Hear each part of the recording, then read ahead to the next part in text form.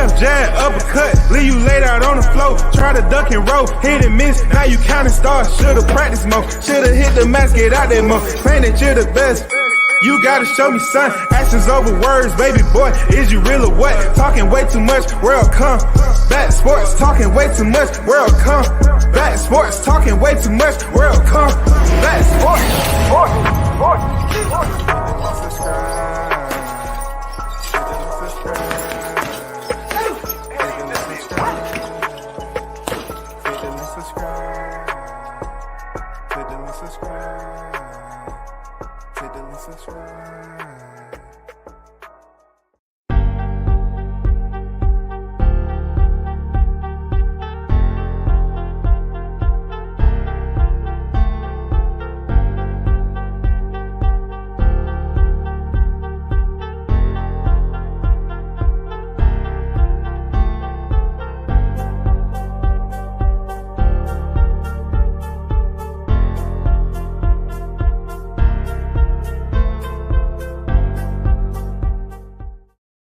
Once again, you tuned in to WCS Back on the Boulevard. Shout out to the supporters as always, man. You already know who's in the building.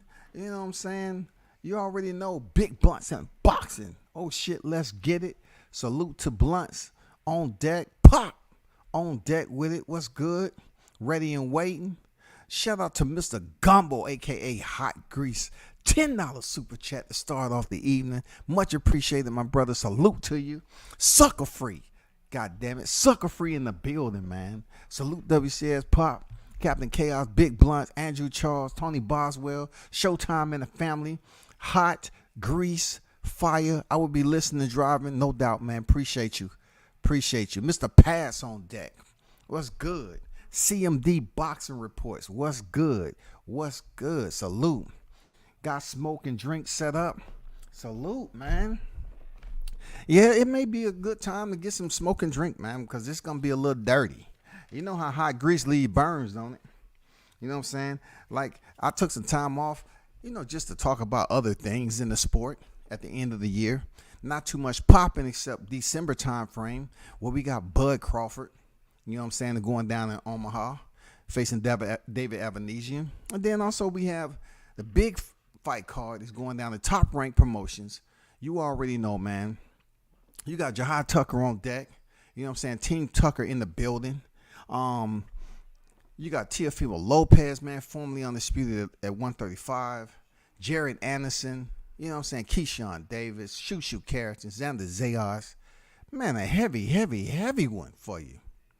But of course, on this Sunday, I always like to do my sending on Sunday. So by the time it hits 12:01 later on, I'm good.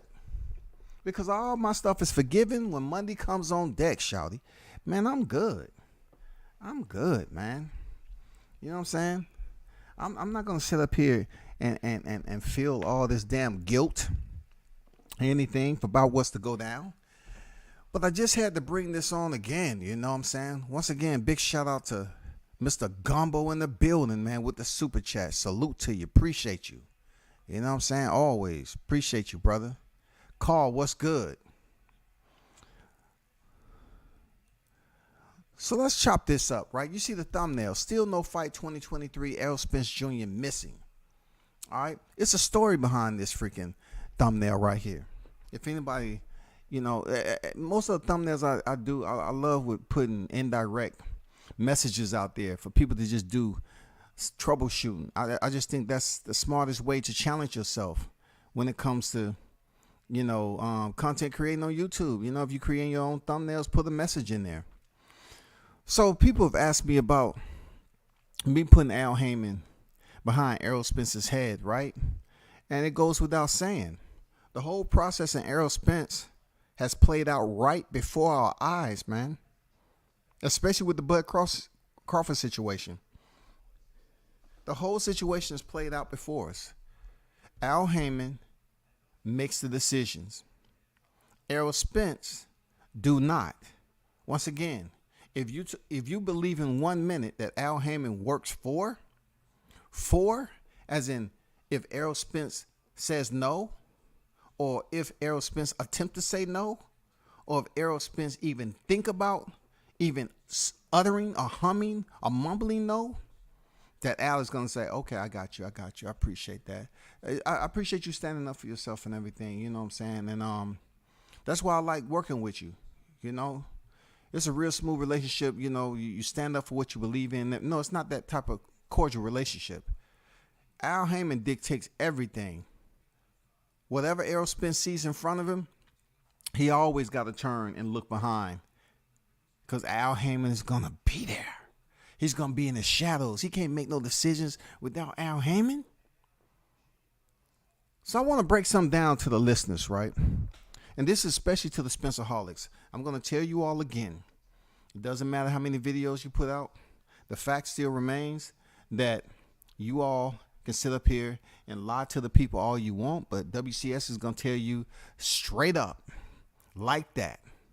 When you hear people talking about all Bud had to do was sign the contract, all Bud had to do was sign the contract. All Bud had to do was sign the contract. You should tell those individuals they don't know shit about boxing, and they don't respect having integrity as a channel on here, because there was no contract, people. That's what I keep trying to tell people. Find a tweet where they saying the contract was submitted. It was no contract. All right? When you hear these big dummies, you know what I'm saying, these don't know shit about boxing channels, they want to always come out and talk about what Bud should have did, just sign the contract. It was never a contract. It was never a contract. I repeat, there was never a contract. There was never a contract. Period. Let's get that out the way, because too many people are continue to say it's a contract, but they can't prove it. Those two words right there, those key components, prove it. Prove that there was a contract, and then they'll come around here and say, why don't you prove that it's not? I can, because there's no documentation that says there was a contract out there. Furthermore, it is tweets out here talking about a draft. What is a draft? It can coincide with a term sheet. All right? It can coincide with a term sheet. There was never any draft when it comes to Bud and Spence. None whatsoever. So it doesn't matter how many people can come on here and say he ducked or this happened, this place. It was never a contract. They never got to the contract. They were still on term sheet etiquette. They was never on no contract.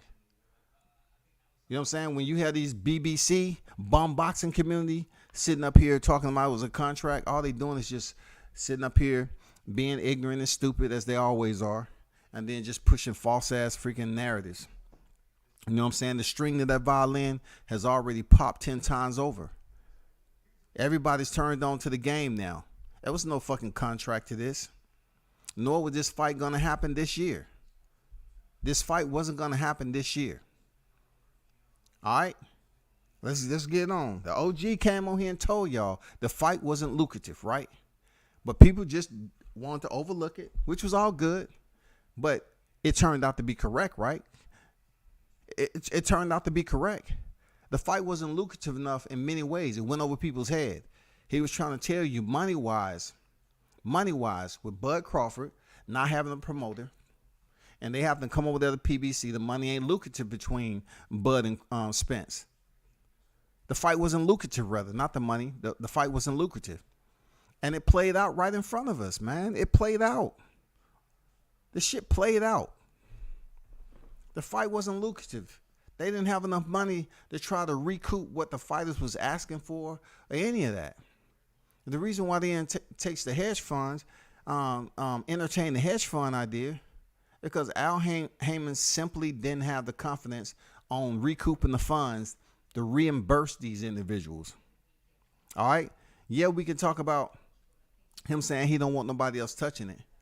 But he know damn well it was no how, no way that he can feel comfortable with being able to reimburse these people that $50 million. You know what I'm saying? Because let's just say, for instance, he takes a hedge fund, right?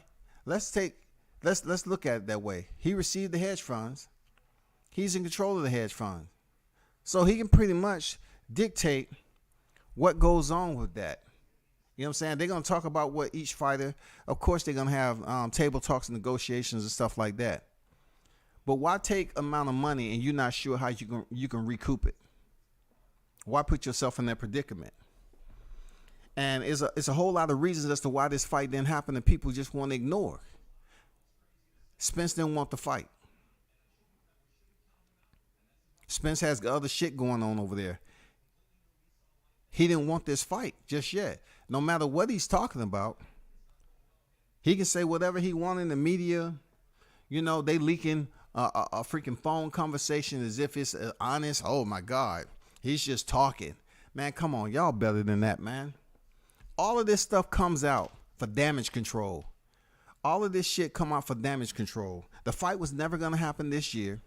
But what they try to do is the same thing I said with what? I've been spot on some of this shit. When I was telling y'all about Tommy Fury being a part of the Jake Paul situation, and I said he's just using Tommy Fury's name, and then Tommy Fury is not going to fight. He didn't fight, and they brought Tyron Woodley back in. Same thing Errol Spence was doing. He just wanted to keep highlight on his name. He just wanted to keep the damn comments, to keep the exposure, and keep everybody talking about him the whole time. The whole time. Now you ask yourself, how in the hell Gervonta Davis? Look, we talking about a fighter that they trying their best not to give no respect to. But these are the same people that was at the Barclays watching him knock out Rolly in the 6th round. The same people that was there, right? How can Gervonta jumpstart the freaking 2023 calendar? How is he jumpstarting the 2023 calendar and we don't have no Errol Spence Jr. Keith Thurman fight? Somebody explain that to me. And I'm going to get to this chat right quick.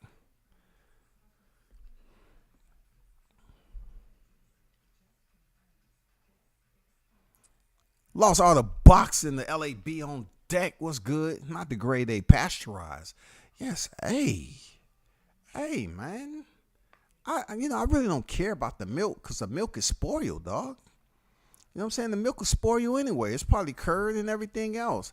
I'm more so just focused on the missing person. Because I remember growing up, they used to put missing kids on milk cartons. You know what I'm saying? The way my parents used to swing the belt, I said, God damn it, one time, it might be a day that I might be on that motherfucker. For real. I might goddamn be gone somewhere and shit. You know? I had to think about that. Carl on deck was good. Hey, big shout out to B.I.G. on deck, man. Salute to your brother with the $5 super chat. Salute, bro. Much appreciated. One love to your brother. Much appreciated. The brother Reggie just cooked the ish out of Trail Wheel. Yeah, I was looking at that before I even tuned into this. Before I even started my live, man. That shit was just brutal, dog. I ain't gonna lie, man. That shit was just brutal. I have no love, for that Willie the Munchkin. None at all, man. So if Reggie choose to chew him up and spit him out and goddamn step on him, pour some gas on and like the motherfucker, hey, whatever. All I tell him is, why won't Spence call Crawford a duck? Hey, I'm on board with that question. Andrew Charles on deck. We're going to get to that, shawty. For real. Bruce Gas, Boxing Jazz, and more in the building. What's good with it? Tony Boswell, much respect at World Combat Sports.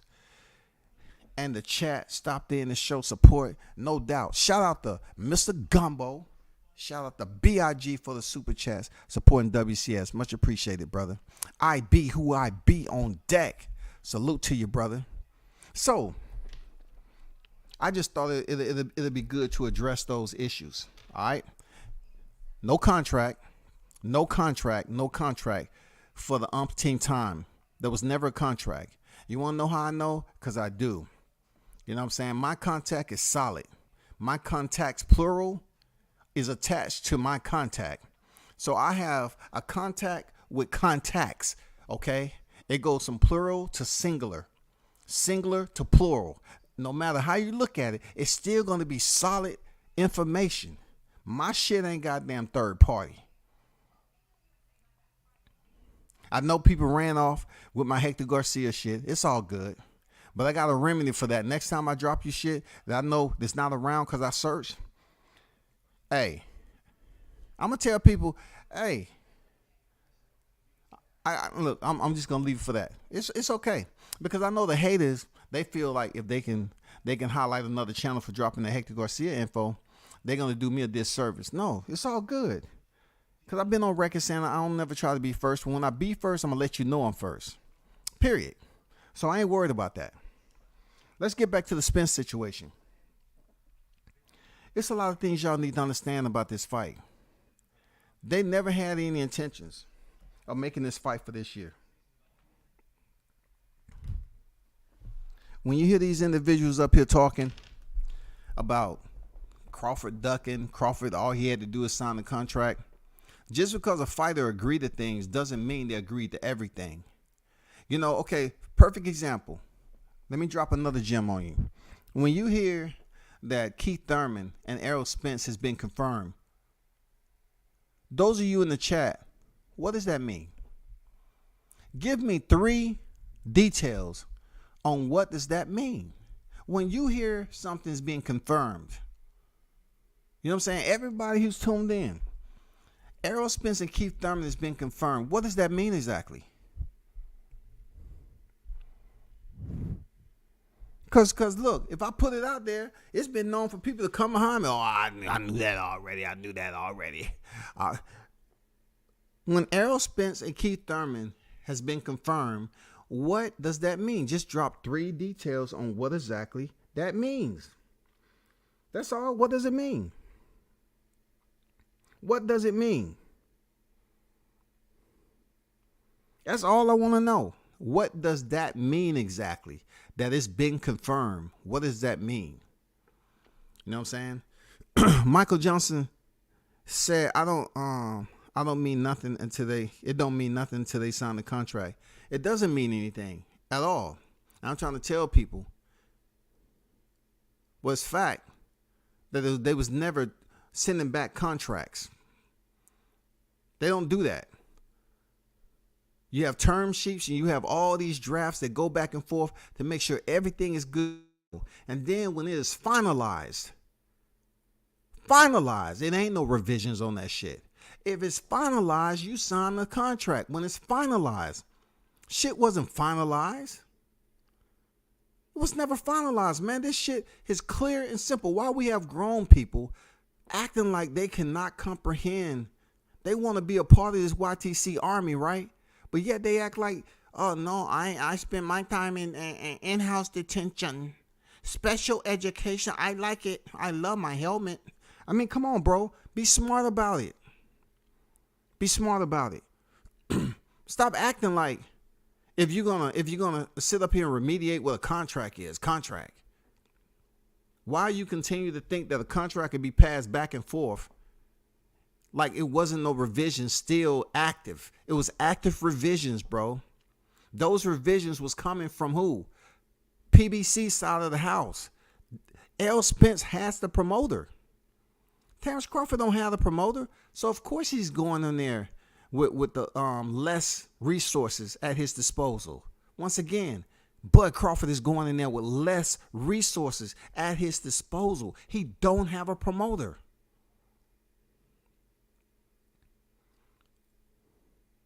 So him making a compromise, it makes all the sense in the world, right? He had to make compromises if he wanted to fight. So that's what he was doing, making compromises. But they wasn't going to have the fight this year. They didn't have the funds to make the fight this year. You can't blame that on Crawford. He ain't hey, haven't you heard out there they say Crawford the B-side? Right? They always say he the B-side, right? Is the B-side funding the fight? Is the B-side coming up with the money? So therefore, if both fighters was taking net and the percentage was different on the back end, what does that have to do with Crawford? He was taking the low end of the bargain. The fact that PBC couldn't come up with the funds, what does that have to do with Crawford?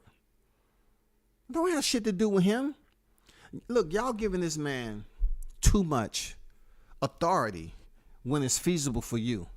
Indirectly, you want to give this man authority as if he was up here making all and dictating all the motherfucking changes. He was holding in the laying up everything. Errol Spence has the promoter. He has the motherfucking advisor. Al Heyman isn't his promoter. Al Heyman is his advisor. Errol Spence knows that Al Heyman gets 33 1/3. He gets money off Spence. Spence ain't telling Al to do shit. You know why? It's simple. Because I want to address what is contract. What is contract and what we've seen play out in public is the fact that these fighters cannot say anything ill about Al Heyman. They have to thank Al Heyman. They have to give him all these excerpts that's freaking written in the contract. Now, is he just a manager? Have you ever heard of any other manager or advisor that has these freaking mandatories in the contract? Right? Crawford doesn't have those mandatories. He's not signed with PBC. He can go out here and speak as he's been speaking.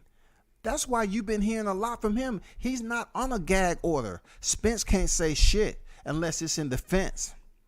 And we all know that he's not even the one that's operating his freaking Twitter, per se, on a 100% basis. He has other people that has control of his Twitter. They're copy and pasting information on his Twitter, not him. You know, it's Spence when he put a 4 or 5 letter word in there, and that's it. But Crawford's been on several interviews. He's did an IG Live explaining this shit. He's been on Twitter. He's been vocal about the shit. So people are like, oh man, well, that's going to mess it up for him when it comes back around. No, it's going to mess it up for Spence. It's going to mess it up for Spence. See, all this shit is being exposed for what it's been. You just let people go ahead and continue to make videos because Bud Crawford is the hottest topic on this motherfucking social media platform. All right? So I'm a platformer. I'm a platform Bud. Bud Crawford is the hottest topic, and that's why they continue to make videos. All of them. For 9, BF, Blue, 78, Willie the Munchkin.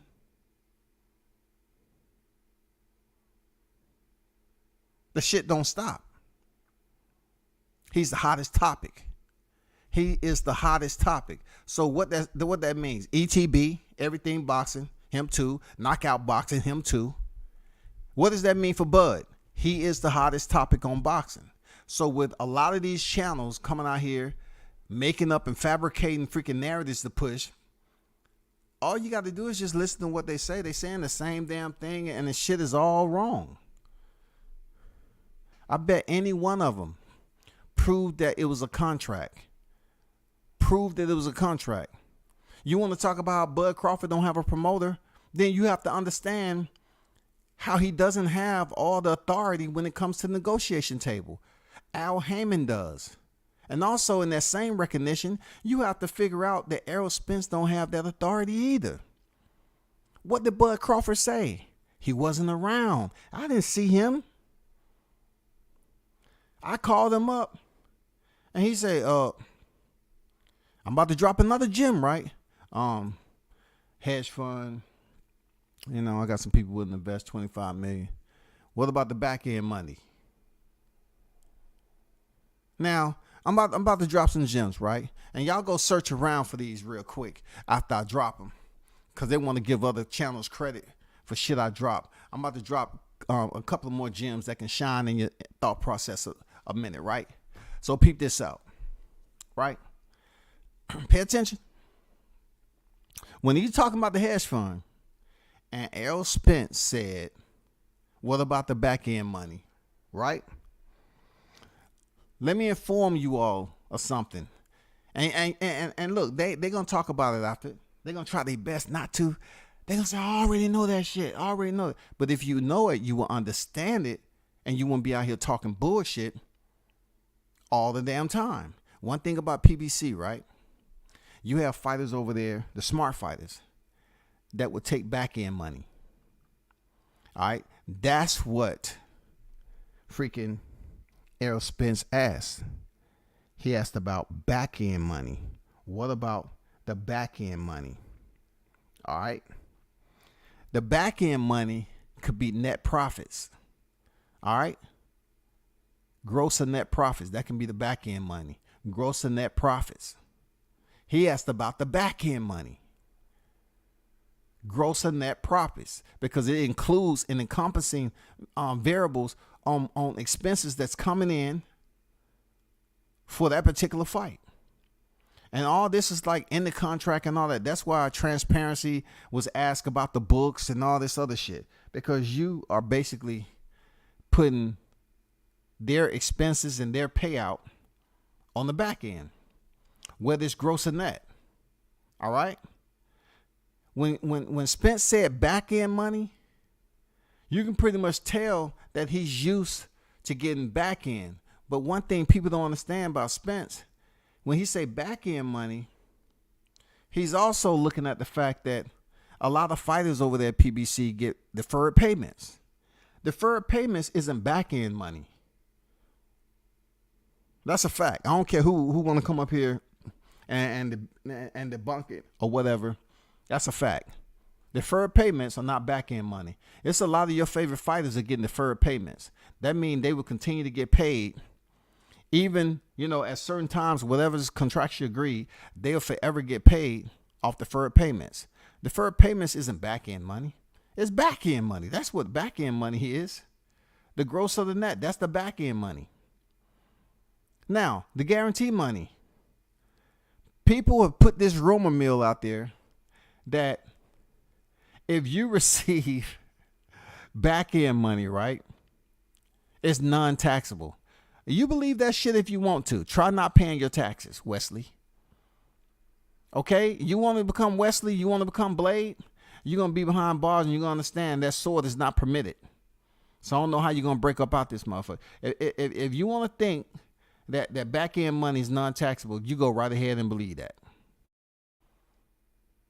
If somebody get 20 million on the back end and you trying to tell somebody it's non-taxable, that's a lie.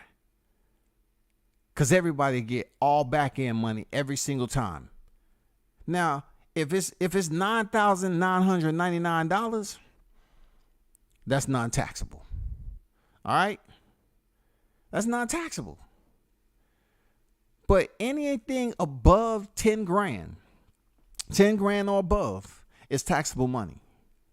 Now you have guarantee money, you have deferred money, and you have back end money.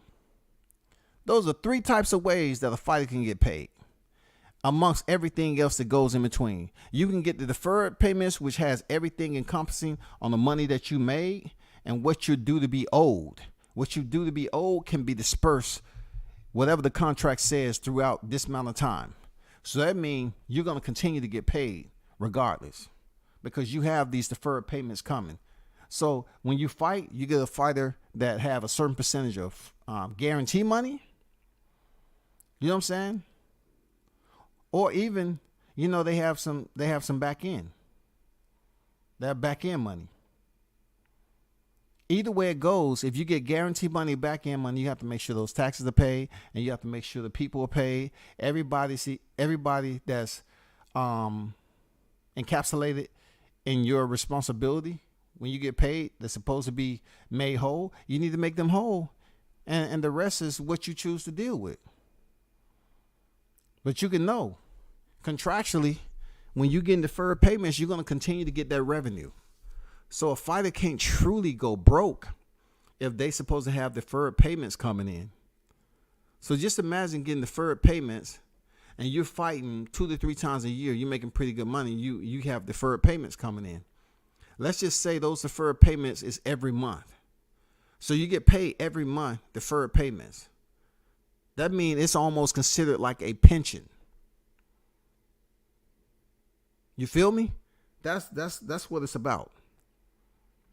Now, I want to ask somebody this. Do anybody know the budget of PBC annually from the networks? Do anyone know what that is? Come on, I want us to work together on this, because we need to, pretty much sanitize this pollution that's going on out here with people just making videos and talking shit they don't know. I promise you, it ain't too many people that got contacts the way I got.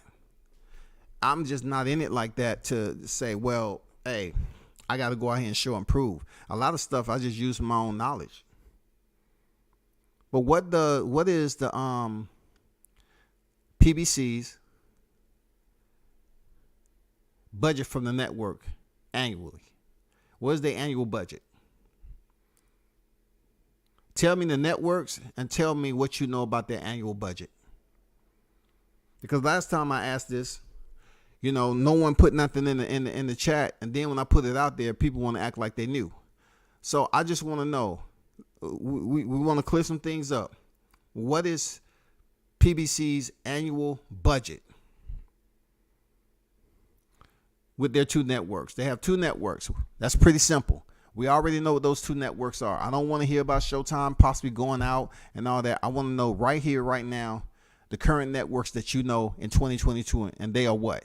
So since you know those two networks, hint, hint, what is PBC's budget annually? Somebody holler at me. SB90, what's good?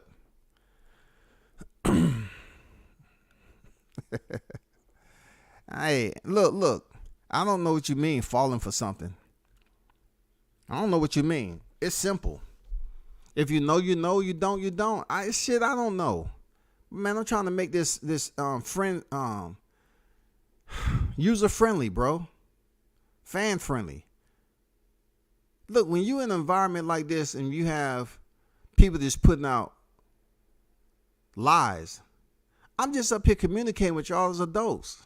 It ain't no trickery to it. I'm not sitting up here and pulling out the hat and say, well, no, you're wrong. I'm trying to help y'all understand how this shit works. If people is tuned in to me and I'm asking them a question, whether they right or wrong, man, it's all an educational period. That's it. Nobody's smarter than the next. All I'm doing is asking the question, what is the budget? I want to know how educated the fans are. The fans of boxing, not WCS, the fans of boxing, to understand why Terrence Crawford didn't duck Errol Spence Jr., why Terrence Crawford came over there, obviously without a promoter, why Terrence Crawford only had so much highway that he can drive all the way to make this fight happen in 2022, only to come to a dead end because they didn't have no plans on making this fight. So anybody know? Okay, so New Media Today said, I have no idea. I respect that, bro. Damn, it ain't no trickery in this shit. Okay, Andrew Charles said 100 mil. Okay, so nobody's putting the networks. Okay, so let me tell you the freaking budget. Fox is 65 million. All right, 65 million. Showtime is 125 million. Once again, Fox is 65 million, the network budget for PBC, and 125 million for Showtime. From Showtime. Okay? That's not everything encompassing on whoever they have left over as far as the investors and the people that put money into that. That's different. But that is the network. That is the network. 125 million for Showtime and 65 million for Fox. 65 million for Fox and 125 million for Showtime. Okay? That's just the networks. That's it. That's just the networks. PBC did not have the budget to make this Errol Spence and Terrence Crawford fight this year. There was no way it was going to happen. It don't matter how many dates that was coming out. None of that. The same person that you say, you know, Mike Coppinger put out his first tweet that I have, it was August, and then October, and then November, and then even Brian Custer said it's looking. You know what I'm saying? I remember shit. It was looking. And then they put out a tweet, it's nearing. All those words wasn't anything to define that the fight was done and over. People got confused and won't admit it that when they said that it's been agreed upon, it doesn't mean contracts were out there. It was only a certain portion of what they have spoken on already. You want to know what that could possibly could have been? They could have agreed on the gloves, the type of gloves, the ring size, the venue. You know what I'm saying? They could have agreed on all that stuff. But what was holding shit up was probably, you know, pretty much being that they agreed on the percentages. They was talking about the back end. Some questions was probably, you know, about the back end. There's a lot of variables that go into the back end money. The gate, you know, all that, concession, all that shit that I don't like talking about. Everything, it goes into the back end money, bro. In this particular case, it was the net. And then they say, oh, well, we gave him everything we wanted. Listen, anybody can say they gave somebody that's been in negotiation for several months everything they wanted, but yet the deal still haven't been done.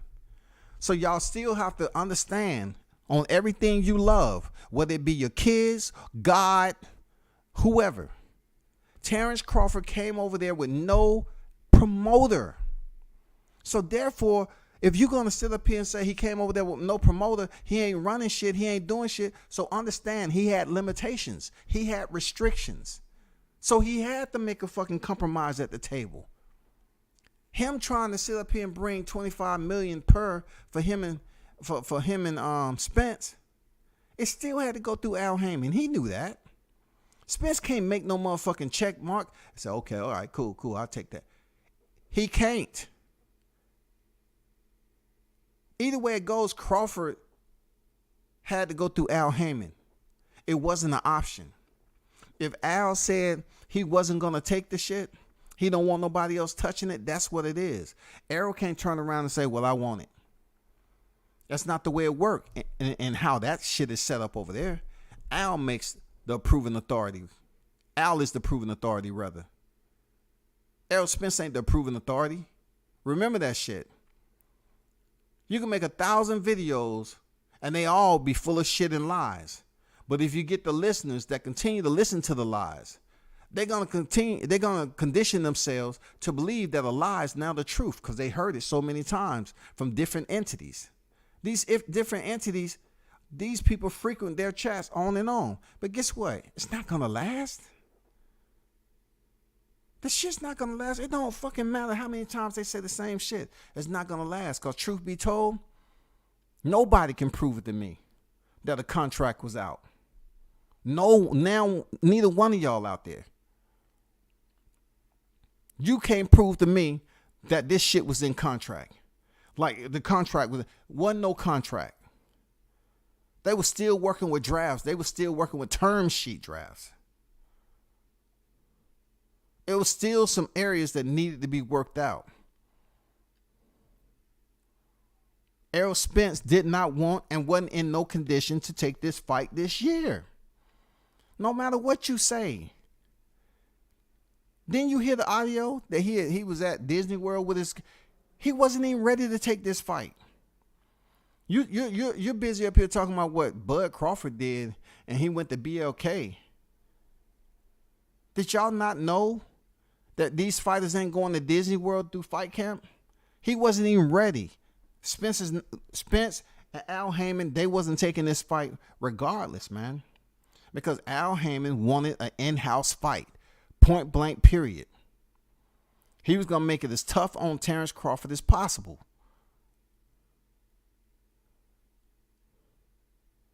He was going to make it as tough as possible so he can make the most revenue off of the fight.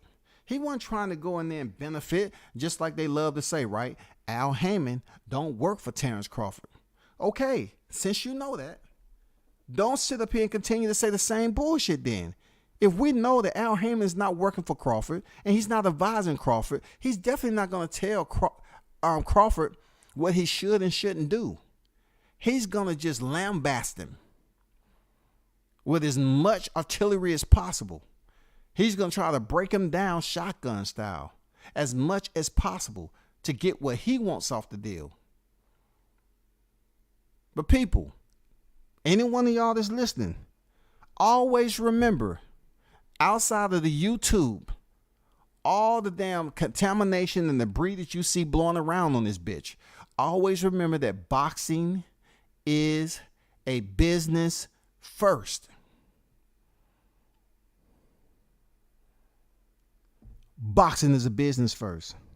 So when it comes to business, a lot of damn animated shit that you see on here, a lot of fun-filled play, theatrical, storylines to be put out.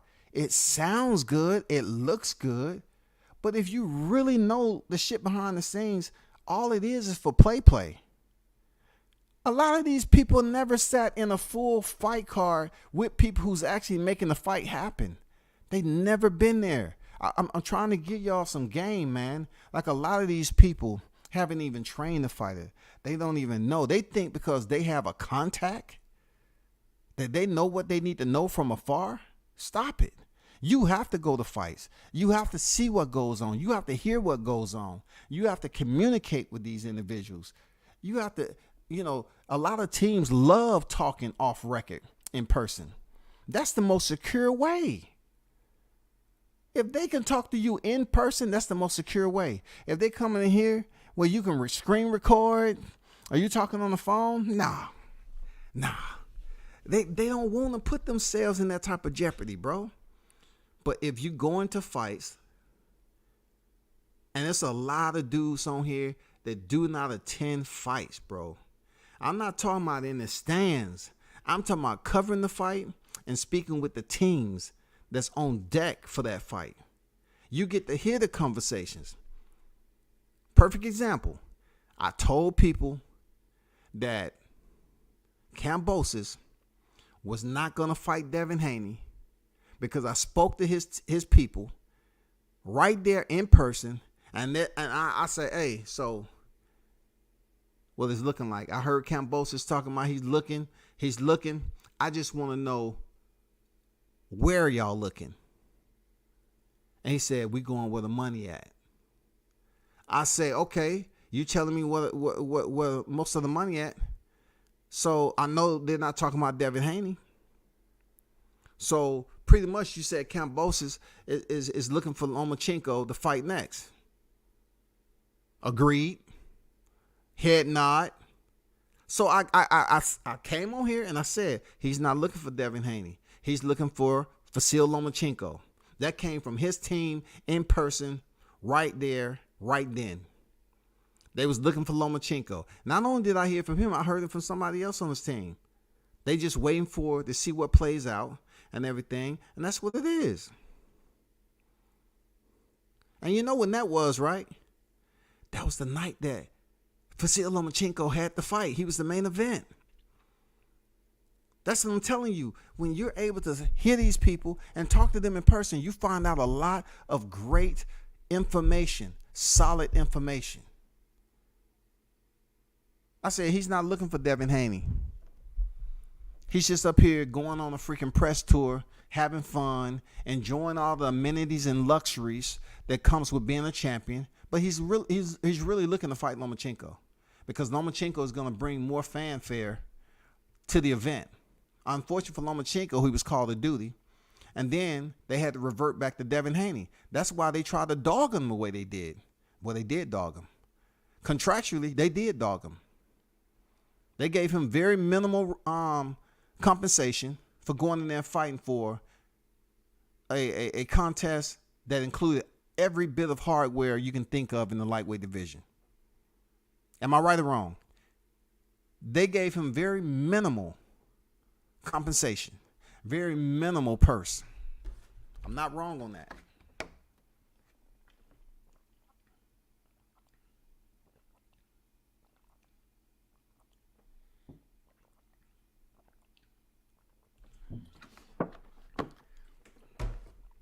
Tyrese on deck.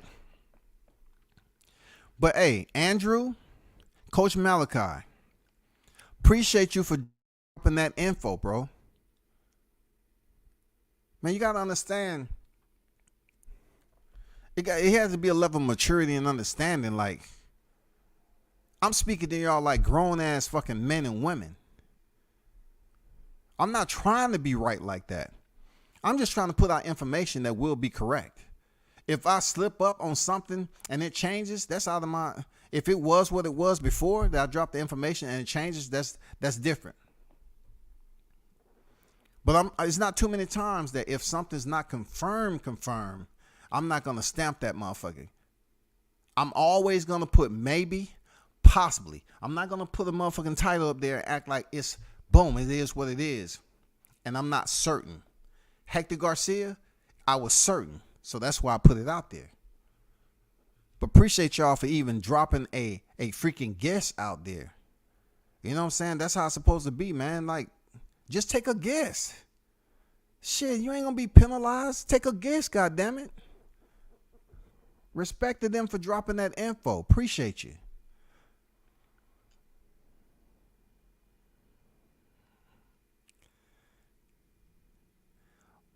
Blunts, why are you telling everybody not to answer? What are you talking about? Andrew said 100 mil. Why wouldn't he think that high? We're talking about a budget. We're talking about fighters who getting paid millions, right? And you have several fighters. Why not get 100 mil? It seems logical, bro. It seems logical to put that number up there. Coach said, I have no idea. If I don't know, I'm gonna say I don't have no fucking idea, man. That don't make you any more less intelligent. So why limit? Look, I'm gonna put my Al Heyman role. Why limit the thought process of others? Just because you had a certain experience there, Blunts, don't mean everybody else is gonna have an experience, bro. We can't be the crab in the bucket, dog. No, you can't do that, man. Come on, bro. Man, shout out to Coach and freaking Andrew for at least dropping a guess, man. Appreciate y'all. It's called participation. That's all that shit is, man. Leave the business to the fighters, advisors, CEOs, and attorneys, not the fans. I agree with that. The one thing we can do there, IB, is we can speak on shit. That's all. We can speak on this shit. It's up to the listeners sometimes in a lot of ways to decipher what's true and what's false.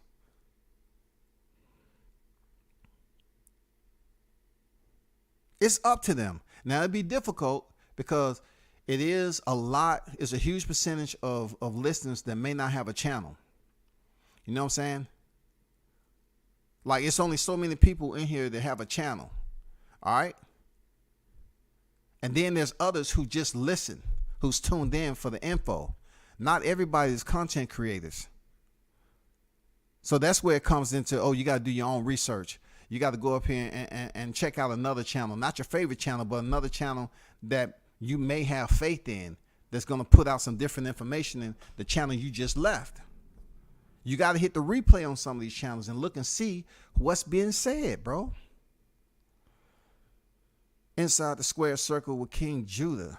What's good with it? Appreciate you pulling up. The Outlaw Pugilist. What up, WCS? What's good with you? Salute to you. Appreciate you being in the building, man.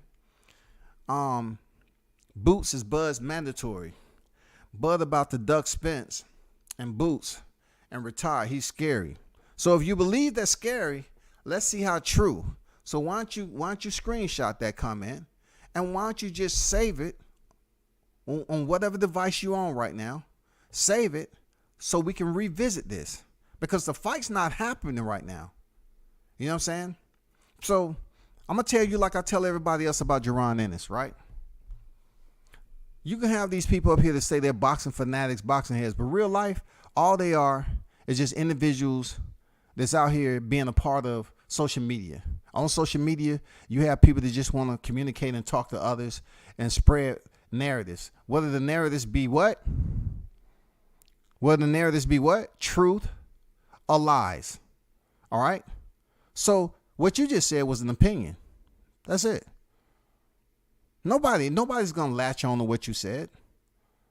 Nobody cares about it. But one thing we can say about Boots, he's unproven. Boots is not proven. He hasn't fought anybody to be proven. It don't matter who you run back and tell. That's fact. You can't just take a 140-pounder and say Boots is ready for Bud. You just have a birthday, your 13th birthday? How long you been following the sport, dog? Come on now. Boots is unproven, bro. You can look aesthetically big all you want, Gilberto Ramirez, and still get your ass beat by the smaller fighter, Dimitri Bivol. Come on, bro. I'm not going to spend too much time educating you on this free consult. Jones Jr., what's good? All the facts are out there, IB. Salute to the chat. I see why you took my wrench after years of support. No. Hold up. I took a lot of people's wrench. I just haven't been back over. I'm not over there right now on my YouTube side of the house. So I didn't take your wrench. And first of all, okay, let me finish reading what you said. I see why you took my wrench after years of support because I got Spence over Bud, but it's all love and respect. And you're absolutely wrong. I cleared all the wrenches out, and I was able to, for whoever was on that first live, after I took the wrenches, I put them back on there. You wasn't over here. So I didn't resupply. I didn't go deep in this, that, and the other. I was on live, so I haven't been able to revisit. But I didn't take your wrench. All right, I took everybody's wrench because there was some people that was blocked that I didn't block. That's what that was right there. Get it straight, IB.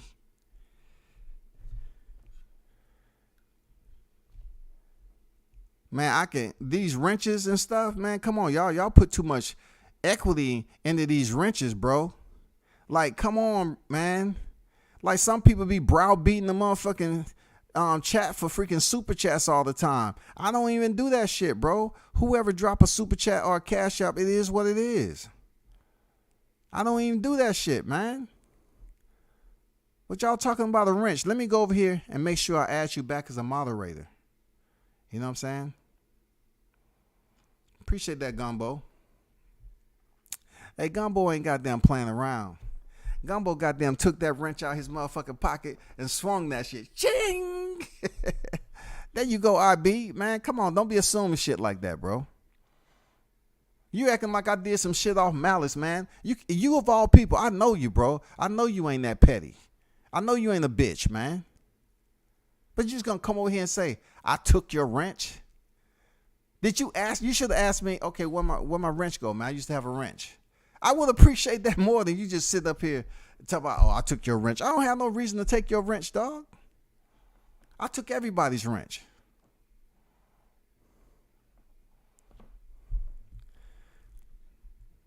I don't mind some people to come over here, but if you starting to just spam the chat and you get timed out, hey, don't sit up here and complain to me. You know what I'm saying? Because ain't nobody hoping anything. Let me get back to what I was doing. NO, what's good? What's good with you? Stickum boy, what's good? Salute WCS, salute to the chat. What it do, people? What's good, fam? How you doing, brother? You know what I'm saying? Boost is not Crawford's mandatory. That, sir, is a lie. Check out WBO rankings. Look, and that's coming from somebody who actually have contact with people. You know what I'm saying? Who actually train fighters. And, you know, that's something look, forgive me if I don't entertain everything. Like, shit like that, they saying Boots, you can run with that. It's not going anywhere. We already been over, look, coach, we already been over there when Crawford is due to face his mandatory. When was that? It's next year. It's around June, right? May or June. He don't have to fight again. So what is Boost? Boost gonna wait around for May or June? See, that's what I don't entertain some of this shit, because people come over here with stuff that they just want to put in as fillers, and they feel like they're saying something important. The news has been put out there when Crawford should have to face his mandatory. And that's not anytime soon. It's not next month. It's not January. It's not February. It's not March. It's not April. So you can say what you want. But we know who Boots Mandatory is. I mean, we know who Boots, who really is a mandatory, who really has Boots as a mandatory. We know that. We really know that, right? We know that. Don't get mad at me because all of a sudden Keith Thurman was massaged into that position to face Errol Spence. And Errol Spence don't want to fight Keith Thurman. Now, this guy said, I'm hoping that Keith Thurman defeats Errol Spence. Why? Why would any sound mind individual go up here and say, well, I just hope Keith for what? Nigga, are you a freaking boxing fan or a boxing stan? Which one are you, bro? It's not making any sense what dudes be hoping. Don't ever confuse WCS with these channels who's hoping. They say they're a Spence supporter, but they always making damn lives on Bud. Who's getting more exposure, Bud Crawford or Spence? Easy question. So when you say somebody want Spence to lose, that's me hating him. I'm not hoping he lose if he face Keith Thurman. I want to see a motherfucking good fight and the winner face Crawford. I can't sit up here and even say, well, to be honest with you, I really want to see Errol Spence and Crawford. Okay, so if Keith Thurman defeats Errol Spence, do you still want to see Errol Spence and Crawford if Keith Thurman defeated him? If Errol Spence defeat Keith Thurman, do we want to see Errol Spence face Crawford? Yes. Because out of the two, the winner is. And then they face Crawford for undisputed if it goes down like that. That's if it goes down like that, bro. But my thought process has never came up to say, well, I hope Errol loses against Keith Thurman. No, I want to see the best fighter. Now, granted, listen, who am I to tell you some bullshit? If Errol Spence go in there and look bad against Keith Thurman, but he still wins, only thing I'm going to come back on here and I'm going to throw hot grease all over this bitch and I'm going to make sure that shit is bubbling. Real talk. Because I'm going to be like, okay, cool. I'm glad Errol Spence is fighting Terrence Crawford after that beating he took against Keith Thurman. I am absolutely glad because I get to see the shit replay out again, dog. I get to see it again. I get to hear them come on here like they ignored Yadina's Ugas, putting them paws on Spence. They just overlooked it and said, oh, look what Spence did to him. He broke his eye socket. He an eye taker. He had the man bleeding for this, that, and the other. Cool. Do it to Crawford.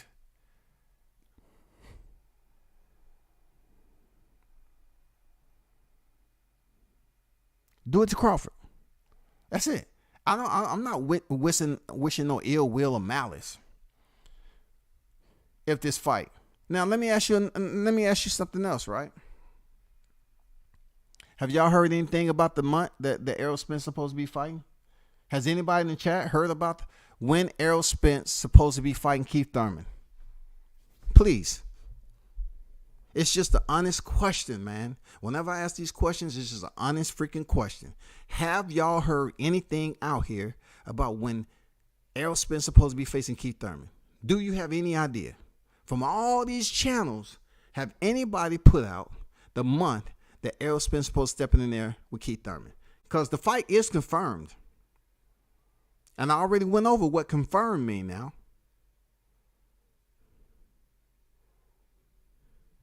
They have agreed on a lot of things. The fight is confirmed. They're going to work out everything else. You know what I'm saying?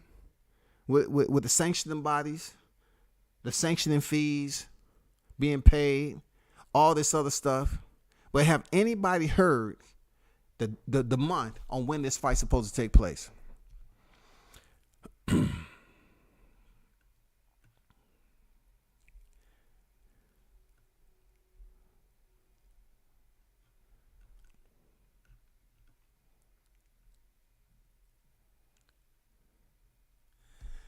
You shouldn't even have to explain anything about a wrench. Why do people even care? Hey, that's all I'm saying, Jameson. Shout out to Jameson O'Deck. I'd never complain about somebody whether they take my wrench or not.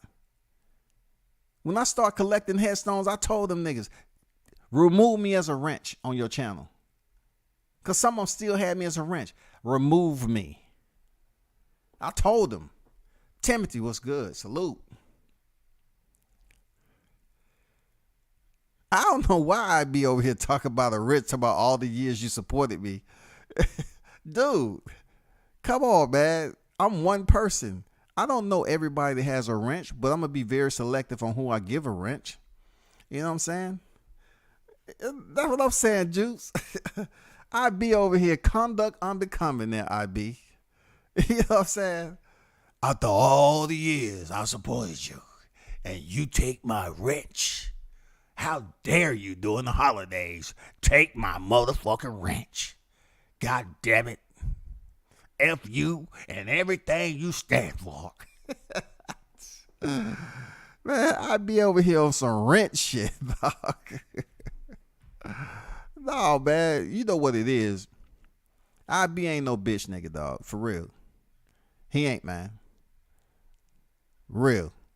That I know, man. That I know. Boots will beat up Earl, unproven or whatever excuses people want to make. He's a monster. Look, Jameson, I say this about Crawford.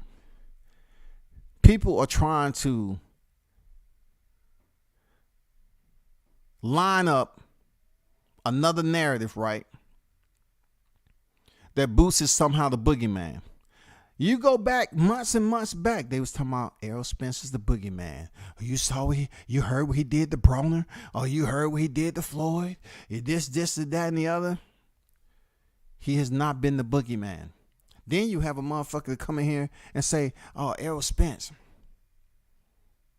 He's been at 147 pounds. They're bragging about him being at 147 pounds and who he's fought at 147 pounds. But they don't never mention how he came in at super welterweight.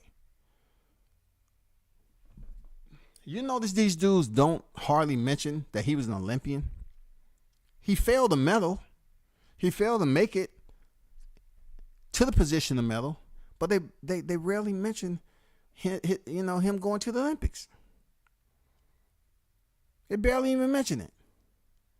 And Spence's excuse for him losing a second time was that when they robbed him, the same fight that they gave him a second chance to say, okay, we understand that was wrong. We're going to give you a second chance. He said he had lost his mojo. How? That told me a lot about who he is. Like, you get a second chance, you got to go back. Keyshawn Davis. Keyshawn Davis, he didn't lose his mojo when he was kicked out the Olympic Training Center. He came over here and started kicking ass over here on the professional rights. Boom, boom, boom. Get the phone call. Bring. Get back. We good. Come on, man. He went back over there and fought for the gold medal. Now, all of a sudden, the dude that beat him up here talking shit. Oh, I'm coming over there. I'm going to do this. Dude don't have no idea how much better Keyshawn has gotten since being a professional. And that's the shit talking that goes on, bro. But no one mentions about Errol Spence Olympic shit. They don't mention it. Now they want to put Boots up here as the boogeyman, as if we're not talking straight up raw boxing. And when we talk about raw boxing, just like Bill Haney got mad at me for speaking on Devin Haney's record at the time, I told you it was bullshit, like a lot of other people did. But also I'll be a man about it and say that's in the past. Now, how people feel about him is how they feel about him. But guess what? Jaron Ennis' record is mediocre. People thinking he's going to go in there and wash Bud. I even been on record to say, man, he ain't going to go in there and goddamn just wash Spence. That's going to be a tough fight. But I know for a fact he ain't going in there and doing anything of a sort to Bud Crawford. Y'all can talk all you want, this, that. Jaron Ennis has not ever fallen on that championship level. He don't have the experience that Bud Crawford has. He has not the credentials. He hasn't been in the position to get those credentials. I'm saying, as young as he is minimal, in my opinion, a 4-weight world champion. Minimal. Minimal 4-weight world champion before he retires. Minimal. But we ain't talking about what he is in the future. You know what I'm saying? As far as how many divisions, we talking about all the name drops and talking about, oh, let's put boots on Bud again. You ain't sicking no nigga on Bud. He embellishes that shit. Look, this dude comes to other people's towns and spar the young dudes. He allows them to have the moment. Unlike Errol Spence, where you can't find him in anybody else's city sparring. World class, world class. Marvelous, hey, he's that sparring partner. Oh, marvelous, hey. That's the one. He got Marvelous Jarvis. Just beat it, beat it, beat it. Beat it, beat it. That's Marvelous. TikTok Grandmaster himself. That's the one who takes the beating. You see Crawford going to people's city all the time and goddamn getting in the ring with them young cats and goddamn getting that work in. You don't see Spence going around allowing other cats. I mean, it's been rumor mill that Brian Norman Jr., he went over there at one point in time in Texas. He wasn't able to get that work with Spence. He ain't on no Al Heyman gag order. I'm just saying. He wasn't able to get that work with Spence, but he got that work with Crawford.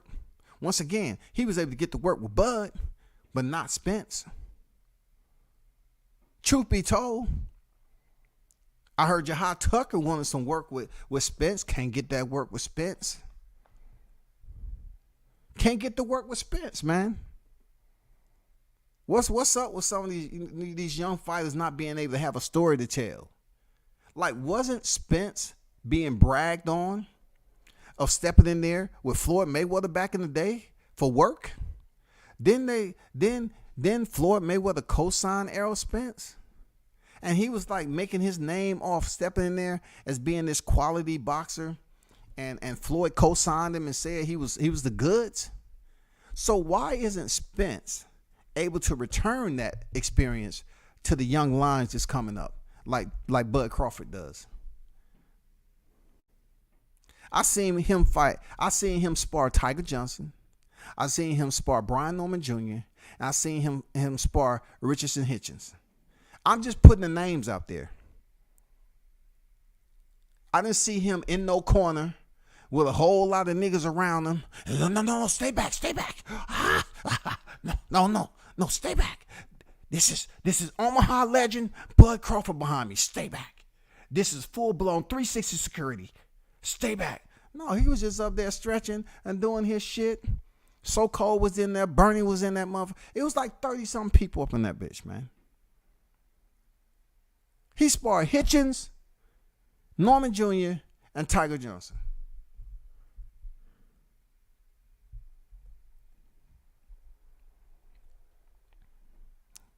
Where's Errol Spence at with all the braggery? You know what I'm saying? That's not even a word, but it sounds good to me. Where's Errol Spence with all the braggery? We need the braggery to come to fruition, for real. We're not able to see this shit. I'm straight, fam. Can't complain. Man, y'all high on Jaron Ennis, man. Jaron Ennis is young in the game for sure. He's a lion, man. He's the future in this. But he has not had the experience that Errol Spence and Terrence Crawford has had. Not even Keith Thurman. Not even Sean Porter. Not even Danny Garcia. You feel me? He has not fought Danny Garcia. He's not fought Errol Spence, Bud Crawford, Keith Thurman. When did he fight Sean Porter? Has he even fought a Kell Brook? Has he fought Amir Khan? The list goes on and on. So why are y'all keep continuing to say, boots? I get it, bro. Dude is on the doorstep. I get it. He's coming up. But why do y'all think every freaking fighter in the welterweight division that's holding down a position or even a champion, y'all sitting up here talking about, acting like Boots is a knockout artist? He's not a knockout artist, bro. Every fighter that he steps in with that's on that high tier is not Thomas Delorme, bro. These fighters are legitimate welterweights. They're not Sergey Lipinets, bro. They're not Custio Clayton. So why y'all just sitting up here thinking this shit is damn free game? Oh, man, this is going to be easy, man. Boots going to go there. He going to goddamn slaughter that motherfucker. No, he's going to be in for a tough one. That's all I'm saying. People act like they scared to damn say what's real. His resume, even though it may have close to 30 professional fights on there, he is unproven. Period, dog. He has not been a world champion. He is unfucking proven. So how you gonna sit up here and dog Bud's resume out? Ricky Burns wasn't shit, nigga. He wasn't motherfucking thing, man. Richard Burns didn't do shit, dog. Lundy? Oh, man, nobody know who Lundy is, man. Who was Lundy? Did he even have a belt, man? Did he fight for a belt? Who was it, dog? They would criticize everything about his resume. But then they get another brother that say, oh, man, well, he with Showtime. Let's support him. He with Showtime. All right, cool. He with Showtime. Cool. He's cool with us, man. Let's all bond together and we're gonna start supporting Boots heavy. Because Errol Spence on his way out the door, so we're gonna support Boots. So what if Jaron Ennis and Errol Spence fight? Oh, that's a whole nother day. Crawford mandatory is due in May of 2023. Virgil Ortiz is ranked number 1. He would be the Mando whenever he decides to activate it. And I think it's a key word the coach just mentioned. He said whenever he decides to activate it. Because we all know there's fighters out there that refuse to activate their Mando. King Ray refuses to activate their Mando. But shout out the coach for the info. Mandatory is due in May, which was put out there already. So why are we sitting up here talking about Boots is Crawford, this, that, and the other? Why y'all so keen on creating falsicities, man, for people to digest, man? Don't y'all want them to have the truth so they can check you on some shit? Don't you want your listeners to be just as educated as you? Or y'all want to keep them in limbo? You can act like you always shocking them with new information so they can give you super chats. So now you wanna act like, well, this is what we call, I want a semi-cult type of following.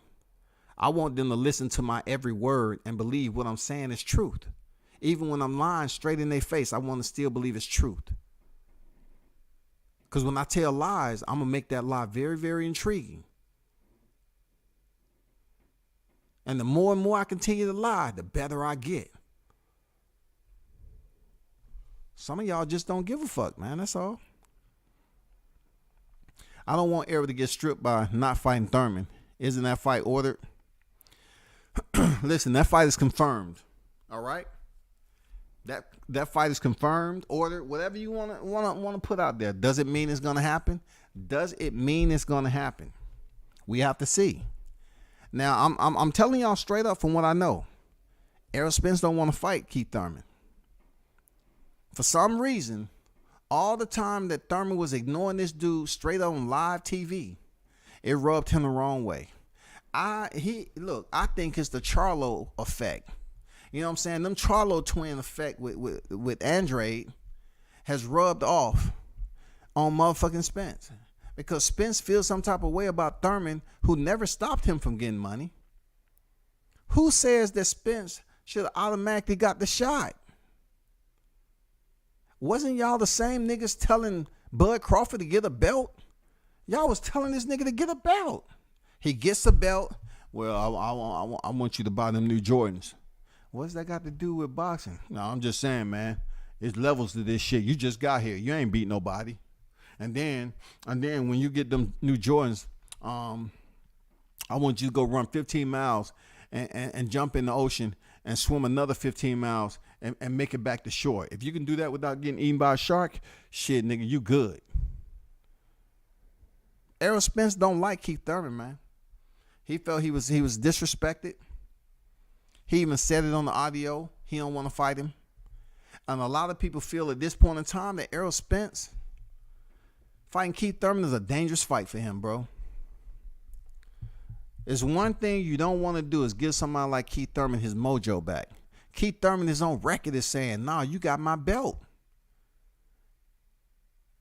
First of all, how did you get the WBC, bro? How did you get it? Did you beat me for that WBC?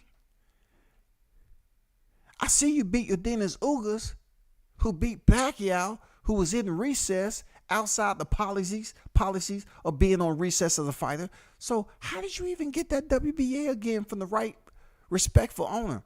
You never beat me for either one of those belts, shawty. So I'm telling you, you did nothing when it comes to Keith Thurman. You never beat me.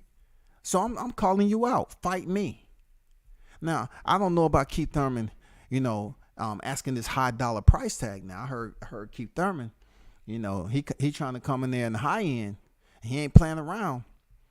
He trying to come in there high dollar. Now, you got to understand, Keith Thurman was a former unified. Does he have a little bit of leverage walking in here? Yeah, of course. Of course, man. Of course.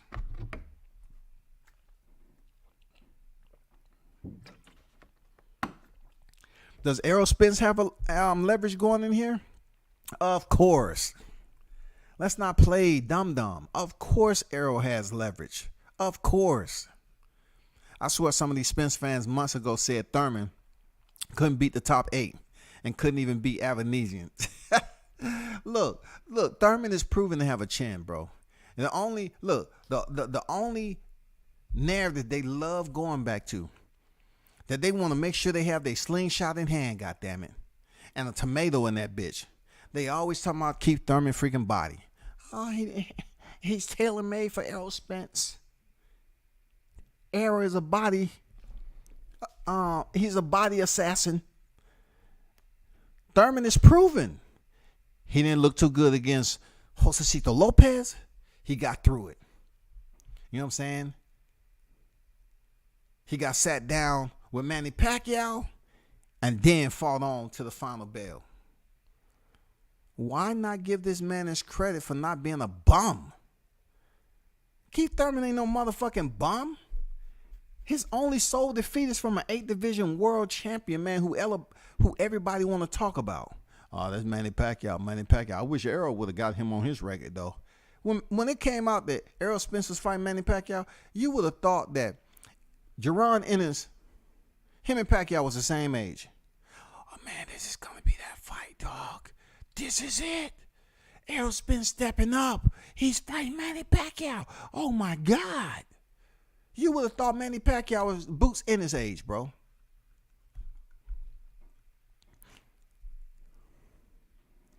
I don't even want to talk about that freaking Munguia shit. I didn't even talk about that shit early. I don't care to see Hummy McGee and Jana back. That's an easy title. Anybody say I'm making excuses, please be specific on what I'm making excuses for. So, Dub, I'm going to assume Dub dropped this damn this info, right? That Errol Spence and Keith Thurman may be fighting February 4th. That ain't happening. All right? I'm just going to tell you can take that off the damn calendar. But I appreciate you for responding, brother. That's not happening. That's not happening. But I appreciate you dropping that info in there.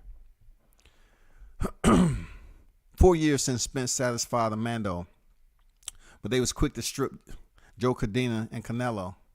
It all depends, man. Boxing is a business, and with business, when it comes to an unregulated sport, Dundada, what is it? Politics, corruption. People don't use the C word, but it's true, bro. It's true. It's corruption, man. How some people get dealt with swiftly, and other people's like, yo, the Marauder, they out there chilling in an oasis in Panama. Them motherfuckers talking about taking a trip to the moon and back. Them motherfuckers ain't thinking about coming to the square. Man, you know what? I'm going to go skydiving. But I really want to do it where I can go as high as I can see the earth and skydive from there, man. I want to do something treacherous because I don't have to defend my belt anytime soon. I think I'm gonna go mountain biking ride on the highest peak on Mount Everest and see can I make it to the bottom. This man wasn't even thinking about it. Had me stepped in the ring. People ain't saying shit. What about how long Keith Thurman was out that motherfucker? What about Pacquiao? Pacquiao was out that bitch for a long time too. And he was in recess outside of the policies of the ABA of a fighter on what a fighter is supposed to be on recess. He didn't meet those qualifications. Thurman ain't Bud. That's all I know. He ain't. Said Boots is good, but he hasn't proven anything. The eye test isn't always correct, and Boots is Arrow's mandatory, not Bud. Say one more again. They try to push people off onto Bud. But you know what that is? Like I try to explain to them. You can push them all you want, mother. Hey, put that work in. Push all you want, man. Drop that load, pick up another one. Drop that load off, pick up another one. Put that labor in. That's what I love. Keep on pushing these false, bogus-ass narratives and keep sweating your ass off, looking stupid. I like it. Please, keep pushing that shit. They love talking about Brian Norman rumors, but never touch on Carlos Adames and Bud sparring sessions. It's a lot of, look, I'm going to tell you like this in these sparring sessions. It's some stories all world. I'm talking about some very quality sparring session, especially when it comes to Gervonta Davis. You know what I'm saying? Even Jahad Tucker. I mean, it's sparring sessions that get talked about behind the scenes a lot. It's certain fighters that's trying to get work with certain fighters and they won't do it. You know what I'm saying? So I hear the sparring. I really don't go off sparring like that because there's some people that's done did very, very well in sparring. But when they step in there and they actually get contractually inked to fight that same person, it's absolutely different, dog. This is not sparring anymore. It is actual competition. You're competing on this evening. You're competing. And this is not sparring, bro. That person had an entire training camp for you. This is not out of the, hey man, you rolling through next week. Okay, we can get that work. It's not necessarily saying that fighter's in tip-top condition. That's all. That's all I'm saying. Paul say he would never spar Jahai. It's a lot of cats that don't want to, spar Jahai. I put it out there. A lot of people believe that Jahad Tucker is like an appetizer because, I call him dance hall, goddammit. You know what I'm saying? That's dance hall Tucker. You think he's in front, he's in back. You think he's in back, he on the side. When you think he's on the side, he's in a whole different area. Hey, people will warm up to him. You know what I'm saying? They think just because he go in there and box, it's boxing at the end of the day. It's a sweet science. Just like Emmanuel Navarrete. He does some shit in the ring that's unteachable in the gym. Just like Emmanuel Augustus. He did some shit that's unteachable in the gym. You know what I'm saying? Hamed. He did some things that's unteachable in the gym, the way he used to move. Roy Jones.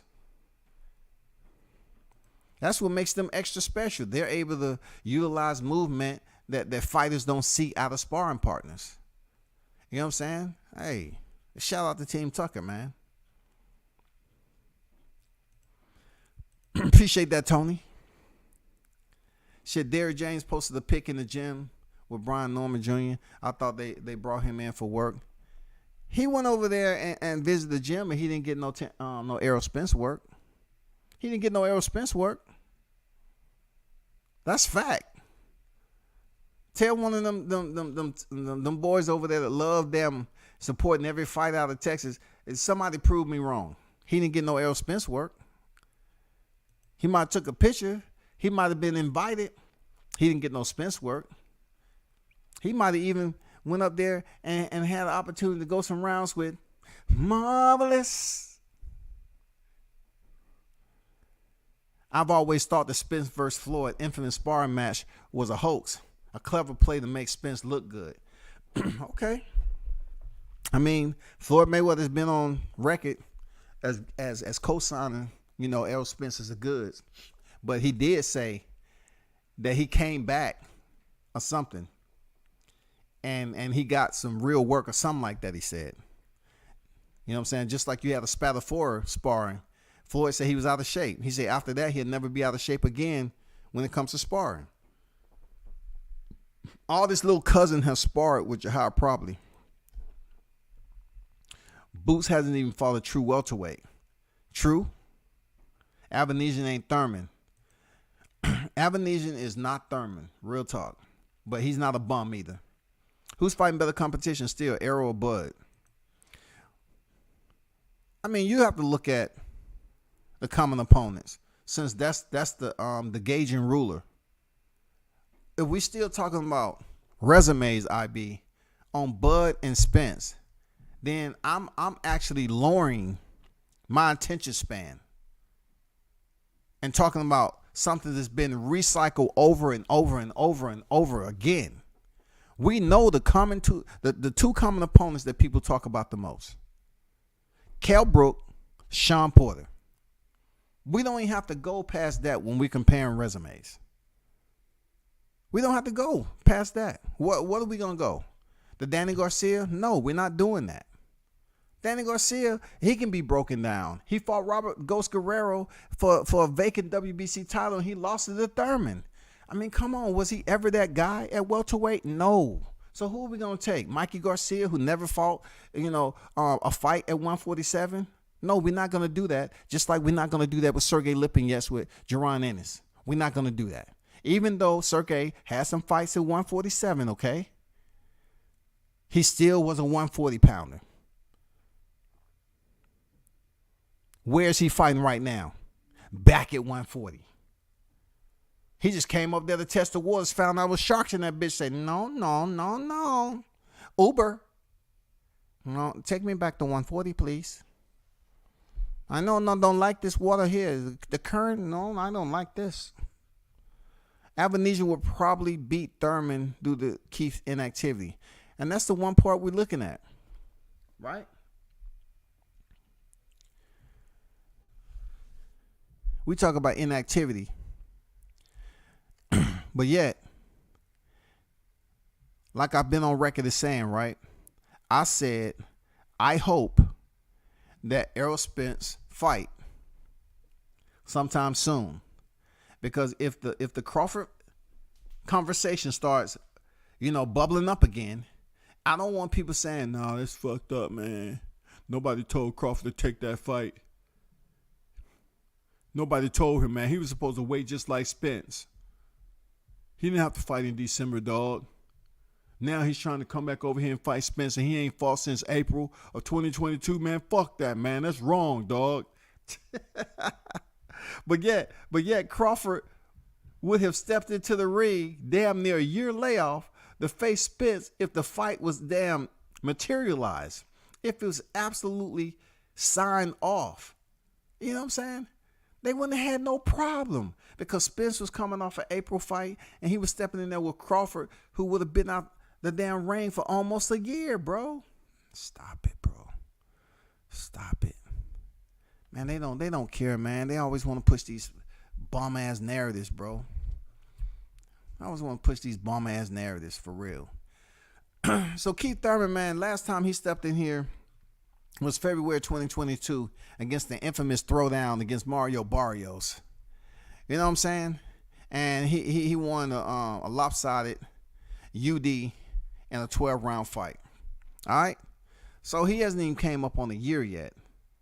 Right? So we know in 2023 he'll be in that position.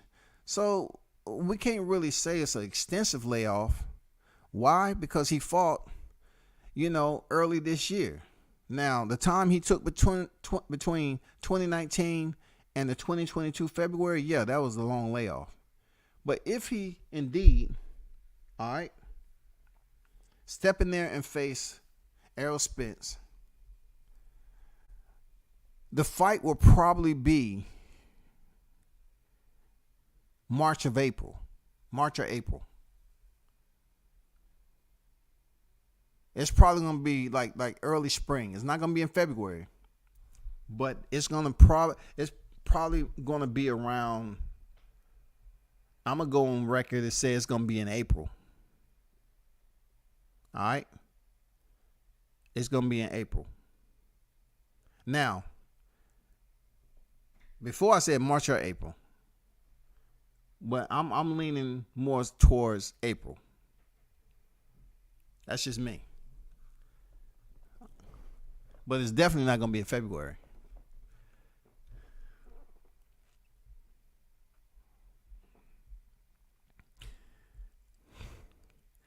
Avanesian will probably beat Thurman. Thurman versus Avanesian is a 50-50. People stuck on the old Thurman. He's not anymore. Hey, man, I like Thurman as a fighter, man. He just has some inactivity from 2019 to 2022. Very inactive. And he has some injuries. Arrow fighter, popular names, that's it, in my opinion. Dundada, I go far enough to say David Avanesian would have stopped Barrios. I don't know. Barrios is tough, man. I was there for that fight when he was taking that damage against Tank. He's tough, man. I mean, he didn't get stopped. He didn't get stopped versus Keith Thurman. But you think Avanesian was stopping? I mean, Mario Barrios ain't no chump, man. You know what I'm saying? I'm just looking at it like this, IB. What good is it at this point in time, right? Even with Crawford facing Avanesian, a lot of people are speculating that Avanesian is a no-name and it's not going to matter. But he's going to be on the record. He's part of the resume. Maybe his name is only going to come up when people up here basically criticizing him for facing Avanesian. But it's not going to be incomparable to resume to resume and saying who's fought the best opponent. I'm past it, bro. I don't know if you are, but I'm past that shit resume comparison shit. Because people always want to bring up like Chris Algieri, Lamont Peterson, and all that. And shout out to the Peterson brother. I mean, cool people. But when you're talking about Kell Brook, okay, all the way up to Yadinas Ugas, there is criteria that opens everything up for debate. You can break that shit down so easy. People sit up here and just exclude just the starting point of when you want to talk about quality opponent. When he went over there across the pond for his first title of Kell Brook. That's not even a part of the conversation today. But we can start with Kell Brook getting his ass beat and then recovery. Look, injured. He had to go through surgery, recovery, and then clearance to get back in the fight camp and come in there under 100%. And y'all want to praise him for that shit? Man, stop, bro. You trying to tell me this the same Thurman that beat Porter? And Danny? Hell, even the same one that fought Pac-Man? Spence Jr. versus Thurman. I knew 2 months before because Thurman said he was going to fight Spence Jr. if Undisputed didn't happen because Al said so. And once again, Al is calling the shots. People cannot deny the fact that Al Heyman is the shot caller. Errol Spence saying, hey, look, Errol Spence can never say he's in a position to tell Al Heyman no. If Al Heyman wants to get a piece of 2 slices of the pie, Al Heyman, Errol Spence and Keith Thurman, Al Heyman get 2 slices of the pie off both fighters. And y'all busy up here talking about Terrence Crawford. Oh, he ducked. All he had to do was that. Bro, he didn't have a promoter. Bob Arum was on record as saying what? He didn't have a promoter. So, of course, it was going to be tough. Man, he put the shit out there for y'all.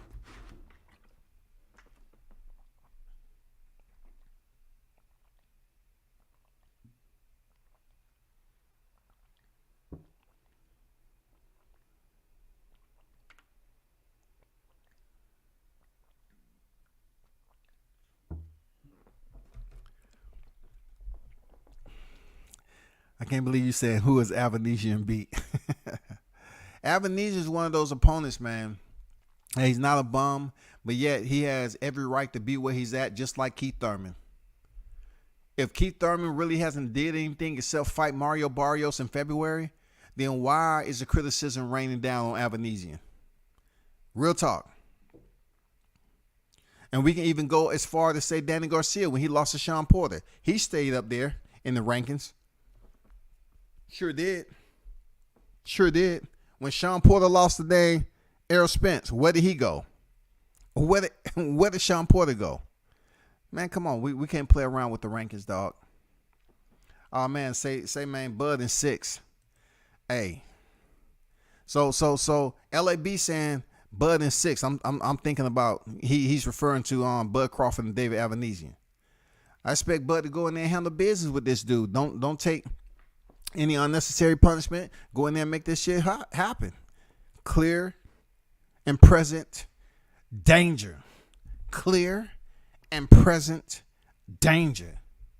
It's not just about the resume or else Canelo would have smoked Bivol. It's about where they are in their careers. Heyman in the back end and IB who I be. Oh, okay. I still got Errol over Thurman. I just think if he's living the life his wife posted on whatever, he ain't got a chance. And see, that's the whole deal. That's the whole deal. They want to overlook. You know what I'm saying? They want to switch up and cover cricket. You know what I'm saying? They want to cover cricket when that video came out and shit. They didn't want to cover boxing no more.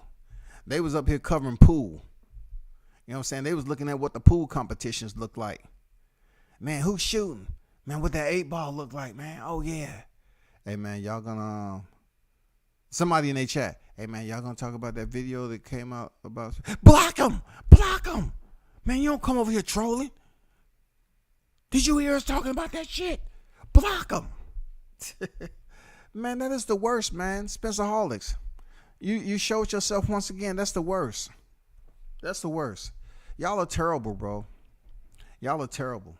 But I congratulate you for just putting in all that work for your unfavorite fighter, man. Y'all want to talk so much shit about Crawford, but you speak of him on a daily.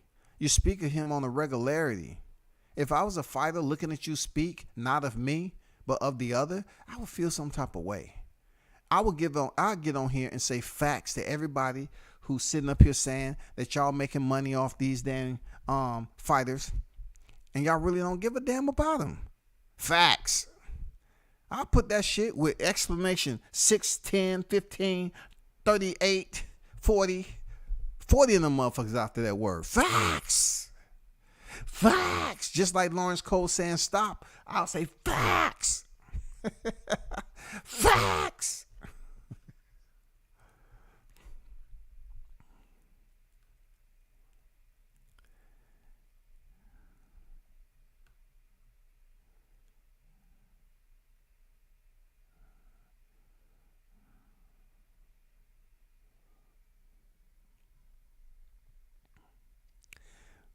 What Don Dollar say? It's not just about the resume, else. Okay.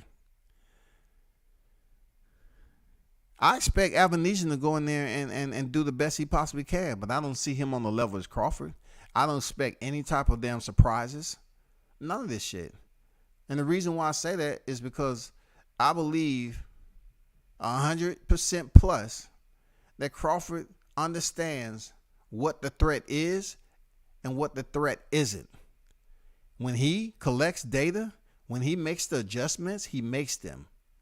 He makes them. It ain't no half stepping. He takes a full step on there and makes the adjustment so he can start seeing what the changes look like. Were they effective or were they not? And majority of the time, his changes that he make, the adjustments, they are effective. They are effective, bro. And we got diehard Avanesian fans only because he's fighting Bud next. Hey, exactly. Exactly. That's what they are. Look, that's just like the Tyson Fury, Deontay Wilder. All these people was going for Tyson Fury because they hated Deontay Wilder. They really didn't fuck with Fury like that. You can see it right here, right now. When he left the sport, ain't nobody talking about Fury. They don't even know what the fuck he got going on. That's all I'm saying.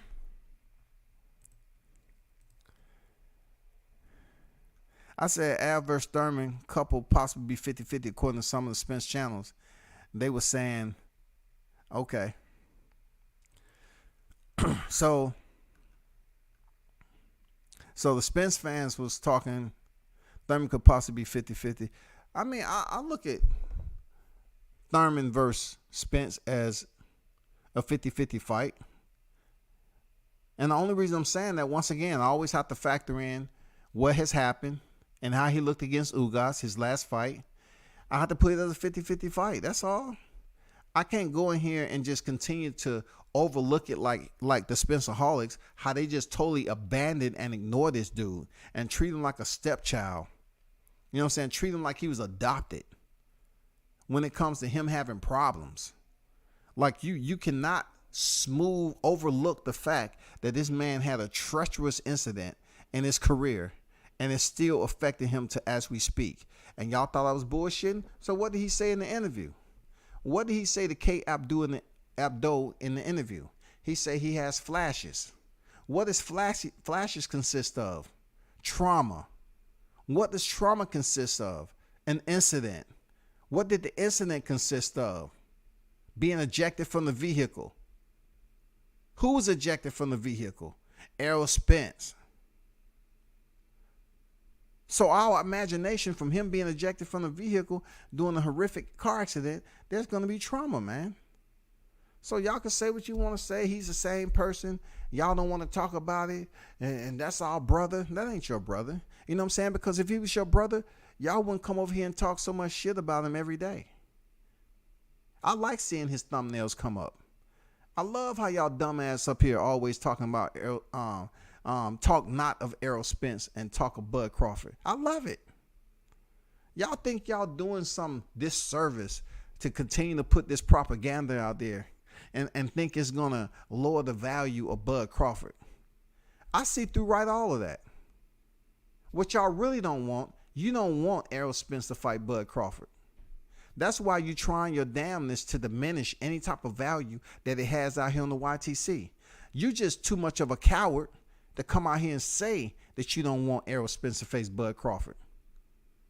But yet y'all will come out here and make all these thumbnails and try your best to demean, excoriate anything Bud Crawford has to do because you don't want the fight to happen. That's real talk, y'all. I just dropped the gem. That's what they're trying to do. They trying to sabotage any hopes of this fight happening so people will be disinterested, so it can be an absolute failure, and it'll never happen because they don't want to see Spence get knocked the fuck out. I'm being honest. They don't want to see this dude get knocked the fuck out. And that's exactly what's going to happen if Bud Crawford ever get a chance to sign the deal and both sides agree. I'm talking about agreeing outside of the term sheet to the point where a contract is passed and they ink the finalization. That's all these guys are doing. They're sabotaging it. Just think about it. They will tell you in one sense that they fuck with Blue, but yet the fighter that they some of these people was trying to praise him for in Terrence Crawford Avanesian, they're dogging the shit out of Terrence Crawford. So that pretty much tells you they don't give a fuck about what Blue got going on with BLK Prime. All they doing is trying to sabotage the fight with Errol Spence and Terrence Crawford because they don't want the fight to happen. That's fact, y'all. Don't say WCS never told you the one thou wow on what they're doing. Just think about that shit. These guys are in bed with the PBC trying their damnness to be good, solid laborers. You know what I'm saying? They want to be good, wholesome, honest, loyal laborers. PBC don't want to fight. So you know why they won't talk about Spence, right? Because that's where the money is coming in at. Not talking about Spence, but talking about Crawford. So they continue to get revenue and algorithm and as much information they can put out negative about Bud is to simply deter people from thinking any type of damn positive energy about this fight. That's set up from behind the scenes. That's why you see all these channels talking about the same thing, running a smear campaign on Bud Crawford. Because they don't want the fight to be any value. Just think about this. If they want the fight to be any sort of value, they'd be bigging up the fight. But why will so many channels go on a smear campaign, a torchlit parade, right? To basically defame Bud's name if they truly want to see Spence get in the ring with him. Now, how are you going to have people come over here to YouTube and see all these videos floating around and you're supporting the fight? You just can't tell people, oh, man, I want to see the fight. No, you don't, because you're up here sabotaging the fight. That's real talk. Say what you like. Shout out to my guy, Shaw News, the Sauce Experience, a.k.a. Showtime. Shaw in the building. Jahai Tucker sauce is different. EJ mad because I told him Jahai will whip his ass.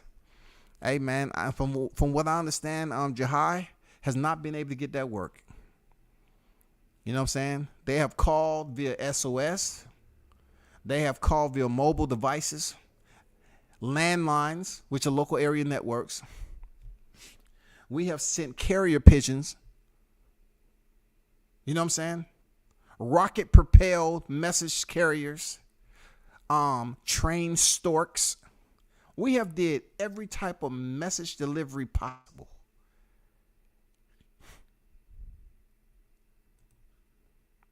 You now understand the Spence channels was saying after Keith fought Barrios, he couldn't beat any top 8 or Avanesian. Okay, I can see that. I can see where they find that Keith Thurman is an easy target. I get what you're saying, though, darling. I get what you're saying. Okay, I see why you say that. But Barrios still free smoke. He'll fight the best, and he came up to fight Thurman. So I see why you say that. I mean, they have to understand Barrios has a single fight at 147, and he chose to fight a former unified world champion. That's coming off a loss at 140 to Gervonta Davis. I mean, give him credit for taking the risk. You know what I'm saying? Give him credit. I don't know why people don't like Barrios. Barrios is a cool dude, man. He's straight to the point. It was cool to cover him, man. His Aztec. I love when they bring all them down traditional, tribal type ring walk down there, man. And that's what I miss about my own people. You know what I'm saying? I just wish we had like a tribal tradition. Because to see the Aztec like tradition and all the dang people walking out with those bright ass colors and shit, man. And you get a different feeling like, damn, dog.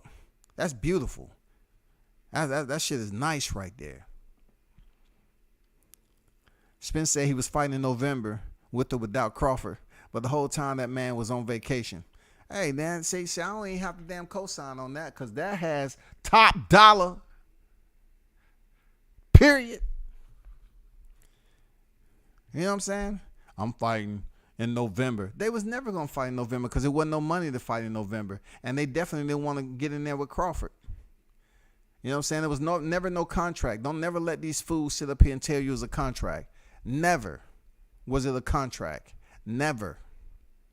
They wasn't even at that point yet of a contract. They was never at that point of no contract. No tweets say it was a contract. Even Spence been on record say, tell them to show you the draft. No, you show us the draft, bro. You think it's just one copy that y'all, oh, man, past that. We just got one single copy. Y'all be careful with that. Stop it, man. That's not how it works. Shaw News say EJ jumped in my DM on Twitter because he sees my nephew shining all over ESPN. He tried to blackball and we still want to beat him up. He knows what's coming. Hey, that's going to be nice. I got to go over there for that sparring. But nope, hold up. It'll probably be no humans allowed besides the fighters and one member of the team. Nobody else will be allowed. Hey, Drew said call Al. For real, call Al, dog. Call Al.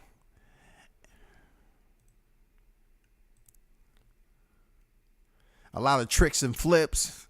It really all depends on Thurman's state of mind. And if he fully prepares himself, could be trouble for anyone. We have to see when he comes back, darling, man. Like, Thurman ain't no bum, man. You got to understand, he was one time, bro. He was one time. And then shit happened. He found love. And, women can do that to a guy sometime. He found love in a different way, it was a short period of time he fell in love and got married, and the rest is what it is. It's not like he married a chicken head. From my understanding, old girl got mad cash, dog. Like, she come from freaking wealth. So, you talking about Keith Thurman on top of the goddamn mountain playing a freaking vuvuzela and shit, a ukulele, a harp. A flute. Shit. Toby on deck. What's good with it? Shout out to the UK on deck in the building.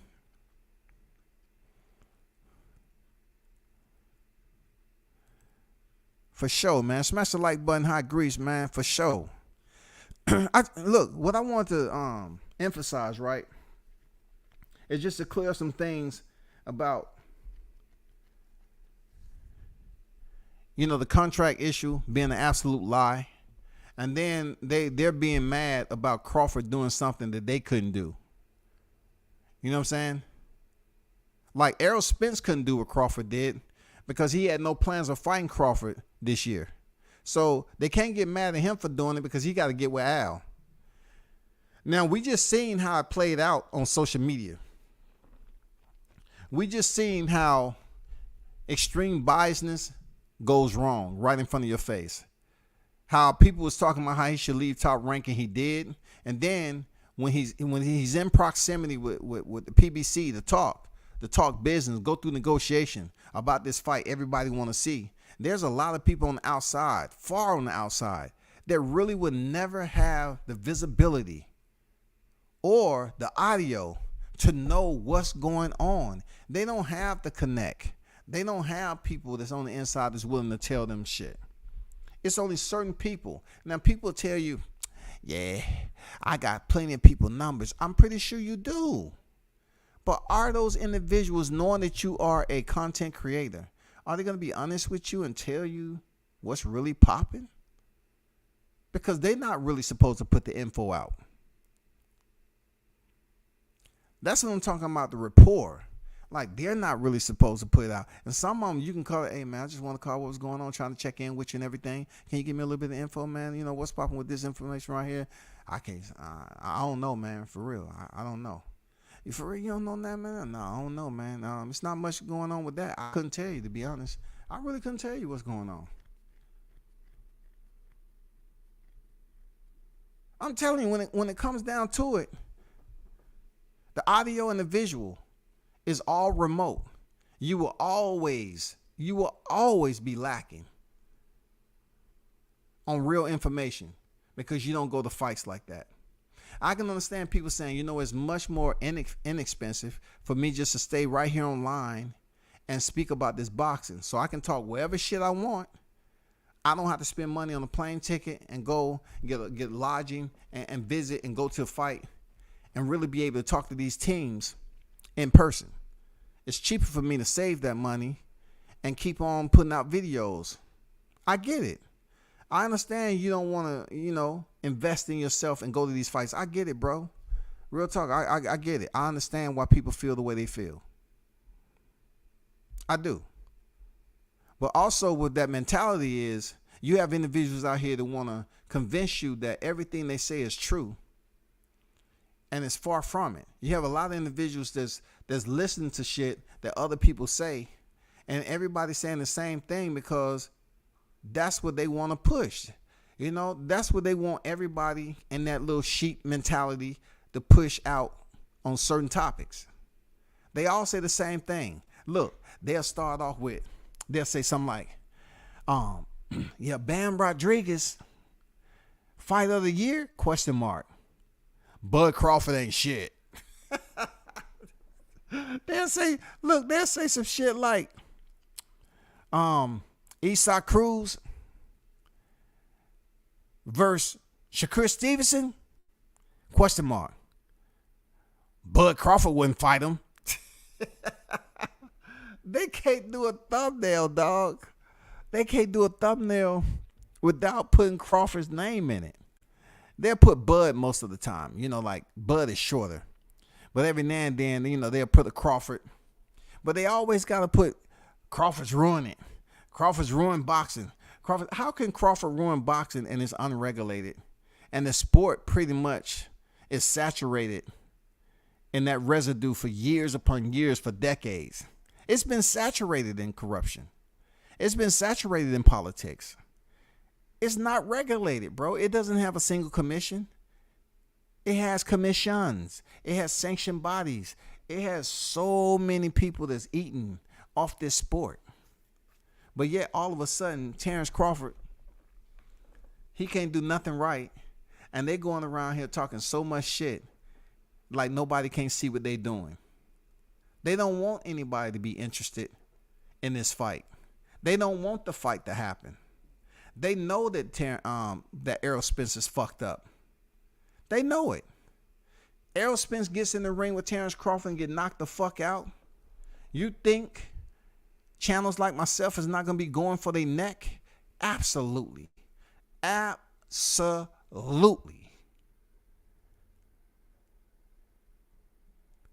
All that shit they was talking, well, it's boxing at the end of the day. Well, we all make mistakes. We really thought, when it comes down to it, man, I didn't want to believe it, but that video, come to find out that video wasn't a TikTok.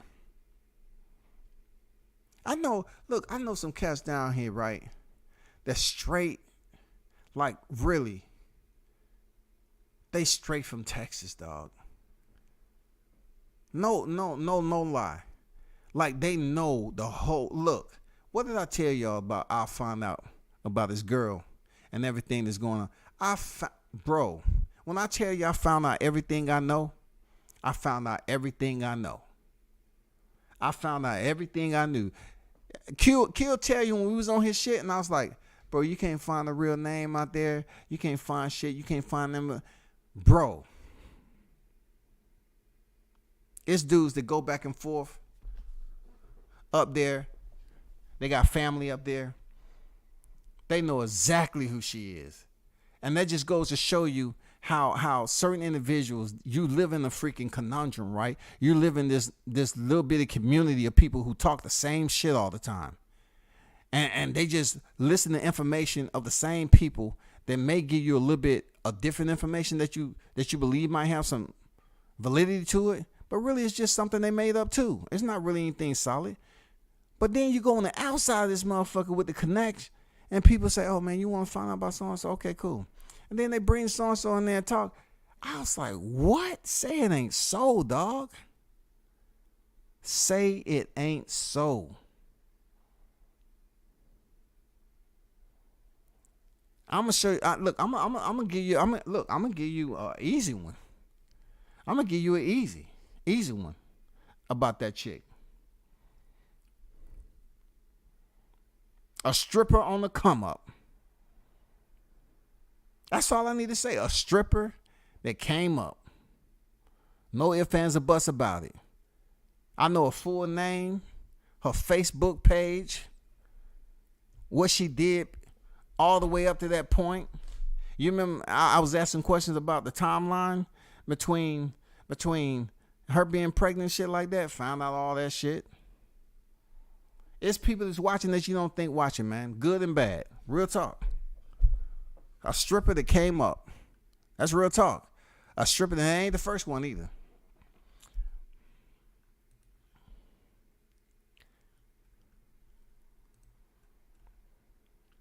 These channels don't realize they're promoting Bud Crawford better and more than Bob Arum ever did. True words. Laugh my ass off. Keep up the great work, guys. You're doing fantastic. Fantastic. Two thumbs up. For real. Double thumbs up, man. Look, they actually believe that what they're doing has a purpose. And all they're doing is just keeping Bud's name in the spotlight. It helps sell the tickets in some way, shape, or form for BLK Prime, with him facing David Avanesian. They don't want him to step in there with with Errol Spence. They don't want him to step in there with Errol Spence. PBC didn't want him to step in there with Terrence Crawford. PBC did not want Spence to step in there with Terrence Crawford this year. For one, they didn't have the budget to do it. And plus, they wasn't confident that he was in good health to do it, to step in there. Because, he didn't want to take risks to lose those belts. And if you didn't look at the video and you didn't hear that he was on vacation, then that could have showed you he wasn't ready for no November fight. It was a bunch of, what they say, it was a bunch of malarkey. He wasn't ready to step in there with no freaking fight this year, bro. They want to keep talking about contracts. Crawford couldn't sign something that wasn't presented. It wasn't available, bro. Y'all need to get that out your damn recall memory. It was a contract. It wasn't. Find one tweet. Come on, Tweety Bird. One tweet from anybody who said the contract was out. Crawford didn't sign the contract. It's bogus. Exactly. PBC didn't do nothing to build a fight. They didn't even have Crawford listed as a champ at 147. The commentators never said his name. How is that won the fight? See? That's what I'm talking about, man. Intelligent boxing heads, bro. Intelligent boxing heads, man. When I ask questions, look, that's all I want. I just want something to be in the chat to educate myself. Because I'm going to soak this shit in, bro. That's what I like. I like to be educated too.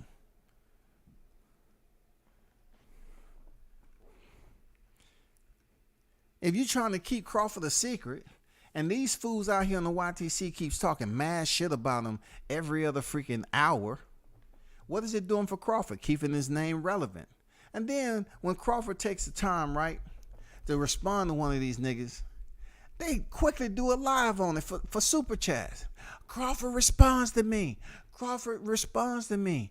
Yeah. That's the clout they looking for, dog. That's it. That's the clout they're looking for. They want to get a reaction from these guys so they can go live and say, oh, he actually recognized me after 3,452 lives. He recognized me. Yeah, show us the draft, bro. Show us the draft. That's all we need. Both of the niggas need to show shit. Drafts, contracts, we want to see it from both, yeah. But both is not going to show you anything outside of the professional ethics. You know what I'm saying? You don't go around throwing term sheets up for view and pleasure. You know what I'm saying? You don't want to do that, especially if you have to revisit. Now, if they're not going to revisit this shit, I'm pretty sure somebody can, leak something. But I'm going to be honest with you. I'm pretty sure some fine lines of ethics or procedure or policy about leaking term sheets. You know what I'm saying? You just don't want to put that out there like that, and you still boxing and shit like that. That's all I'm saying, bro. But see, most of the time when it's out here, they always telling Bud Crawford to prevent the draft. Why don't they tell Spence to do something? Can Spence speak for himself? Can he present a draft? No, because he don't have the paperwork. Tell him to get the paperwork from Al. He's not at negotiations. Terrence Crawford is. He told us he was at the table. So that's why they keep telling, hey, Terrence, present the draft. He present the draft, what they gonna say? Oh, that wasn't even a real draft. That was fake. They wouldn't have did that. That was fake. So how does he win? He cannot win with these dudes. He cannot win. He presents you a draft, you're gonna say it's fake. That ain't it.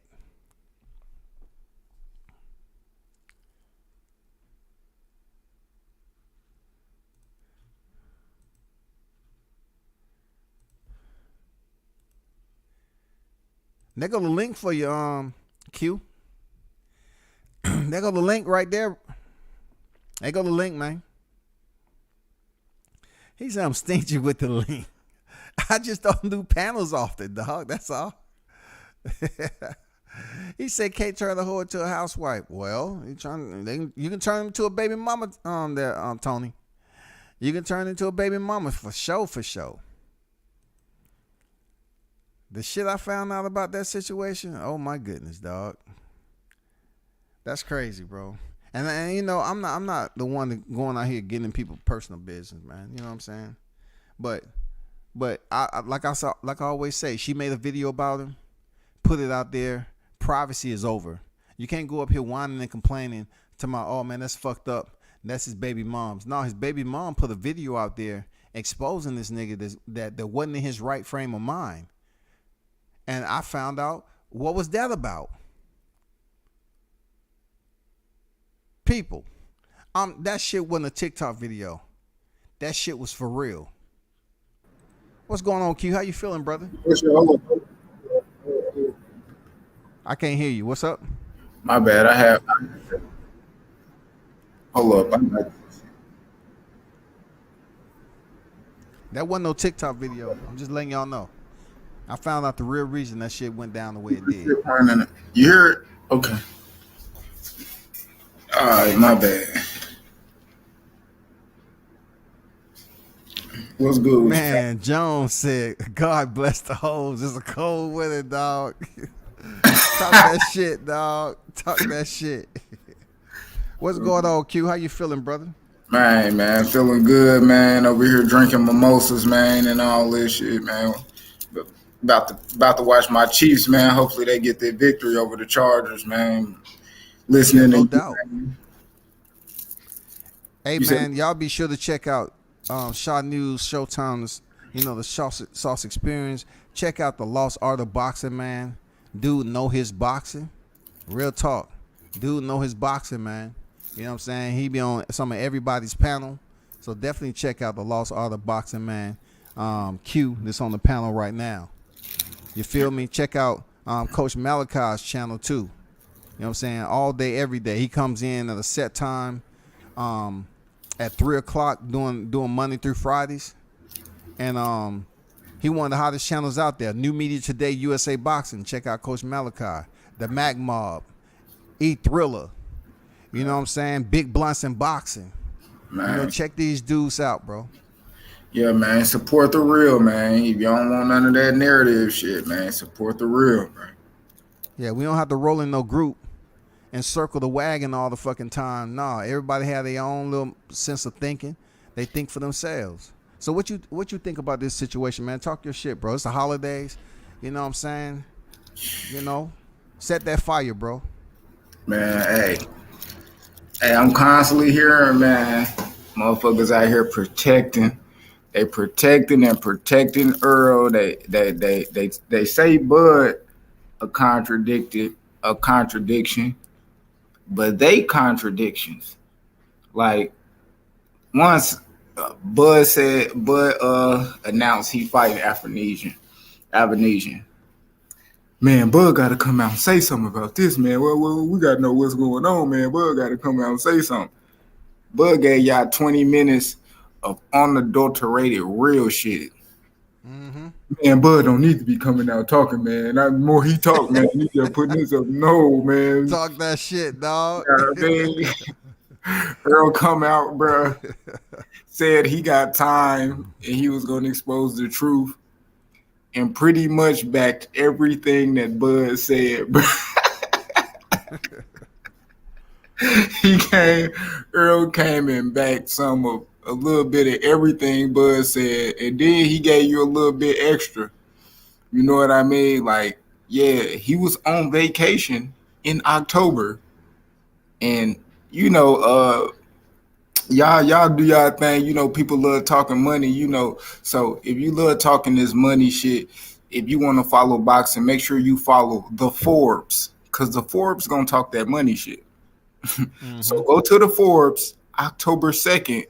You will see them talking about, hey man, this fight looking like it might not happen October 2nd now, because Bud ain't announced he was fighting Avenesian until like October 20, October 22nd. Mm-hmm. So Earl, he gone on vacation. Before October, he was nowhere to be fucking found. Mm-hmm. Which Bud said, okay. Now what y'all gotta say? Man, he this, man. Earl ain't got, but why Earl got to come out and say something? Why Earl got to come out? Bro, because Earl let other people do the talking for him. He got a whole bunch of minions on YouTube right now doing all this bullshit talking for him, man. And to be honest, bro, that shit not working, bro. You need more people. You need more people. You need more content that's believable. You keep on telling motherfuckers the same shit, dog. They develop a taste for it and they don't take it serious no more. Like, you keep on saying the same negative shit all the time, people are gonna become curious about that person. You know what I'm saying? It's gonna have a reverse effect. Like, you hoping people hate Bud straight out. But the more and more you talk, people are gonna say, man, I gotta find out who this guy is. Facts. Motherfuckers love to taste the shit on their tongue. Yeah, man. Like you continue to damn spoon feed your audience that shit, right? And then like they're not gonna get a damn acquired taste and say, let me switch them up. Let me go find out if this dude really like that. So when he went IG live, people was waiting on him to talk because Avanesian went on Blood Channel, and his people went on there. But I was always on record as saying, okay, get Bud on there. If they want to give all this credit to one person on YouTube, get Bud on there. Bud ain't showed up yet, but he have showed up on IG. He did go to Akim Barak. The Good Fight by Kate Abdo, and then he's been on the what was the other channel he went on? He was on Bill Bellamy shit. He was on. Yeah, he was on Bill Bellamy. Man, he was on another one that's on YouTube too. He was on my Fight. He was on my mixtapes. He was like on some my mixtapes type of. Max Kellerman, right? He was on Max Kellerman. Then Max Kellerman. Fuck, he was on. Man, he did some interview talking finances and shit with some people that I don't even know. Like I don't know who they was. Like some white people. You're talking about at least 6 or 7 outlets this dude was on, and you able to hear him talk about different topic, different relatable topics to him and this fight, falling out with him and Spence, and who he's fighting now with BLK. He didn't tell people, "Oh, I'm not gonna talk about that. I'm not gonna talk." He talked about the whole shit, bro.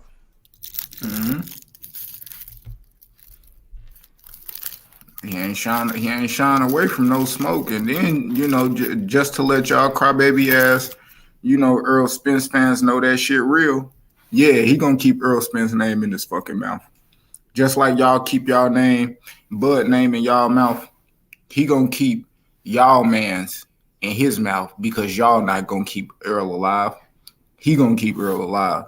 To let y'all know that, cause like I said, man, Earl, he ain't spinning no fucking block. Bud gonna spin the block and drop, and you know what I mean? Cause that nigga can't pass the stop sign. Salute to Earl Spence. But that nigga can't stay out when the street lights come on, and that nigga can't pass the stop sign. You know what I mean? He stay on his block, and now that Bud spinning the block and all that shit, he been nigga knocking and shit. So he said he gonna pull back up. He been nigga knocking on they door, so fuck it. He gonna pull back up and drop Earl ass off, man, because Earl gonna try to sneak off the block. Spence come off as one of those dudes that stop at a stop sign. And he stayed there for a minute too long, and people pull up beside him like, "What you doing?" I'm waiting for that motherfucker to turn green. It's red right now. Nah, I would tell you who Earl is. Y'all remember Menace to Society? When my man came, he was pulling up. He just got his whip, but he was riding on bullshit. Yeah. And he caught that nigga at the Fat Burger and got his ass. Got that food slipping. Yeah, that's Bud. That's Earl right there, nigga. He said, "I said with cheese, nigga. I said with cheese, nigga." We supposed to be brothers. Man. Yeah, for sure, man. That's a classic. Yeah, but I'm looking at it like, I don't know. I don't know why people just look at this shit. It's so easy to say it was contracts out there. Bud ducked. All he had to do is sign a contract. It was no contracts, man. I heard that from my peeps that's attached to this shit. Like I tell people all the time, man, like I'm the only nigga you gonna see out here with a PVC jacket. Like I have a actual PVC jacket. And people take the shit for granted. But you can't buy them online. None of that shit, bro. And I just don't know one person at PBC.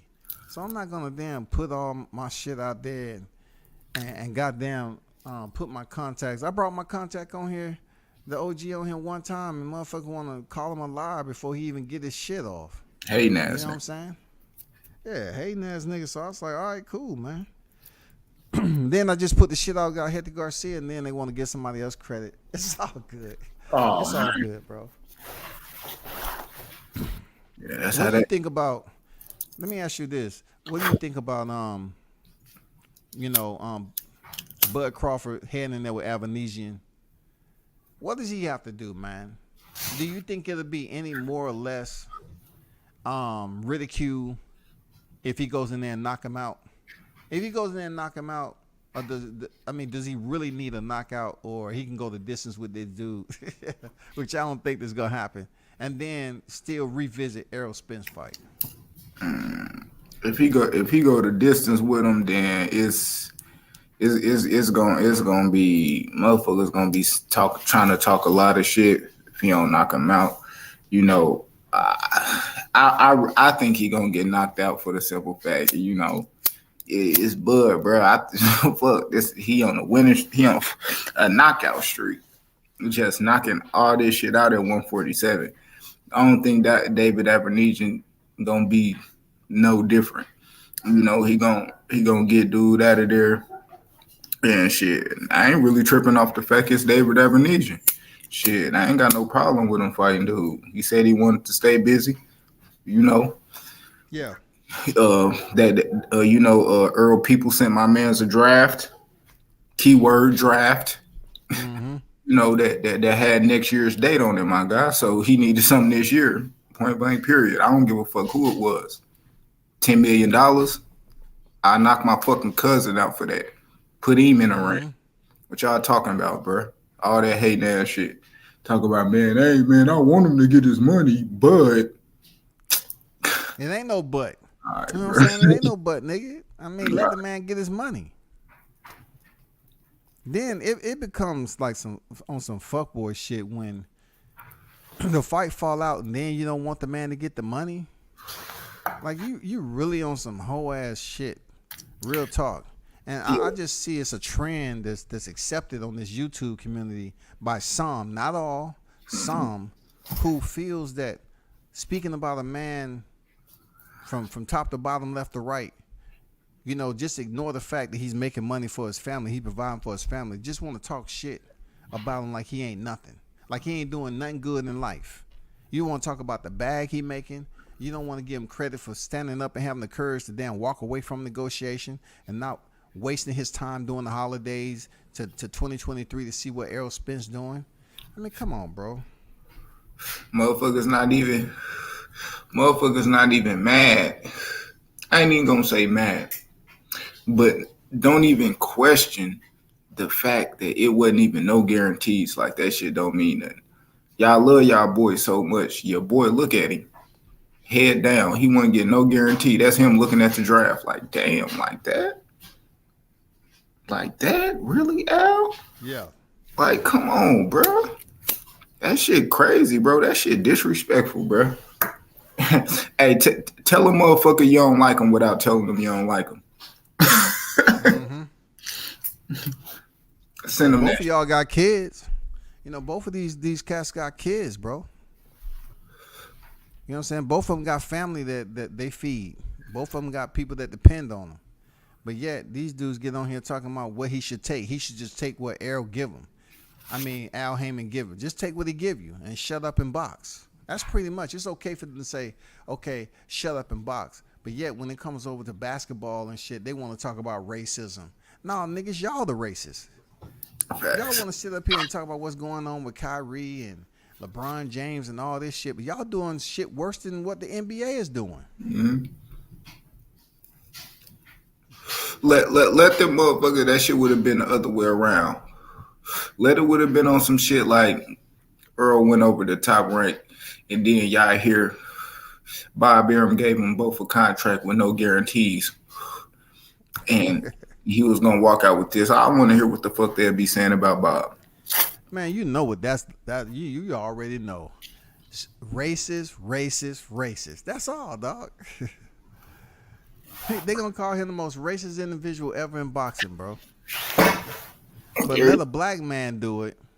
That's top 3% of Harvard. It's okay for him to do it because he has black fighters signed to him. Even though those black fighters are fighting once a year, he has black fighters fighting for him, and he has a very popular one. Well, he used to be the most popular, but it's Gervonta Davis. Gervonta Davis leading 2023 with a fight. You know what I'm saying? So shit, they went and gave him 2 fights because they already know what's about to happen. Yeah, but we don't have one. We don't have one for Mr. Spence.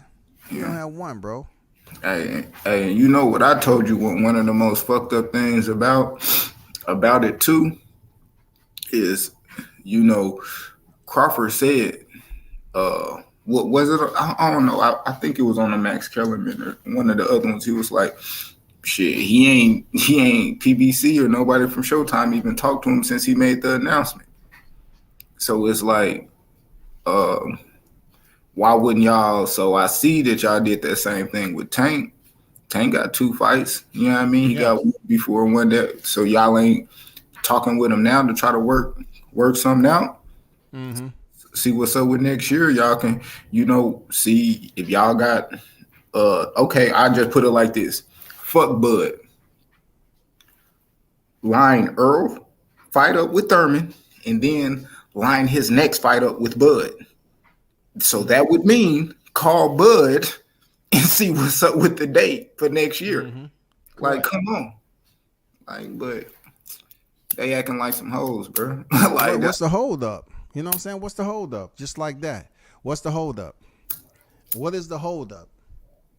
You know, why can't you line 2 fight dates up? People do it all the time. All the time. You know, goddamn, we knew Canelo Alvarez was fighting Gennady Golovkin. You know, not on just one occasion, but on 2 occasions. Shit, Chavez Jr. fight, they already was signed for the Canelo fight with Gennady, the first fight. Mm-hmm. Yeah, cause shit, motherfucker who after Ivy Eardrum, he knew he was the next 2 fights. He knew he was fighting what's his name? Billy Joe after that. And shit, he knew he was gonna get Caleb Plant. Like, come on, man. So they out here bullshitting, man. And then even when they was negotiating with Canelo with Earl, bro, that was 2 fights they was negotiating with Canelo, not just one. He had somebody, David Benavidez, fucking Charlo or Earl. Like, shit. Like, come on, man. They out here bullshit. For 100 mic. That's a lot of fucking money not to come up with, you know, we talking about freaking hedge fund money when you got 100 million on the block. And you sacrificing a welterweight now. You about to sacrifice your welterweight to go up and face Canelo at about 160 catch weight or something like that, because there's no way he's going from 47 all the way up to 68. It would have had to be a catch weight in between 60 and 68. I think it was like 64. You know, that's still 3 weight classes. You know, pretty damn much. You know what I'm saying? Because Canelo, he ain't going to have no rematch clause in that bitch. He going to come in there well over 170. He would have murdered Spence, bro. Easy knockout. Easy knockout. And people can say what they want, but Earl won't make it past 8 with Canelo. I ain't making it past 8, bro. At this point, you know. I mean, that number's a little high for me. I really think Crawford can close him out in 6 rounds, to be honest.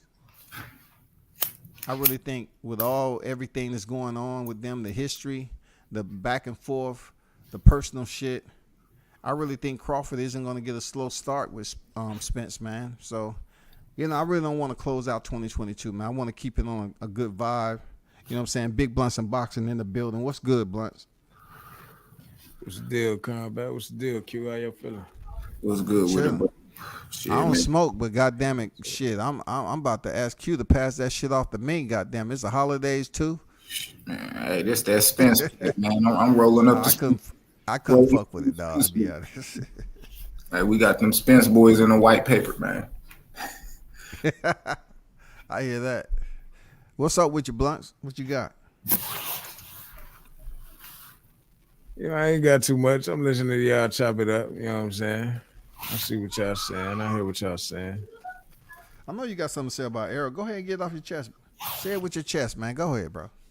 Yeah, man. Talk that shit, man. I know you got one in the air, man. Go on, talk. Get in the groove there, Blunts. You know what I'm saying? Hell nah. You know I ain't got. Get into the holiday you spirit. already know how I feel, man. Hey, get in the layup line, man. Get in the layup line.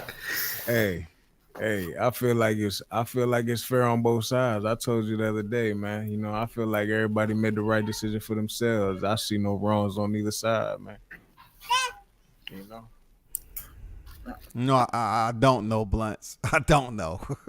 Do I you don't think? know. Well, I told you, man. Explain. I mean, I went over the numbers with you. You know what I'm saying, and the no guarantees, the pay per view model. You know what I mean. If the numbers do what Canelo and Caleb did, I broke down how Bud wanted fairness. You know, coming with the 25 apiece.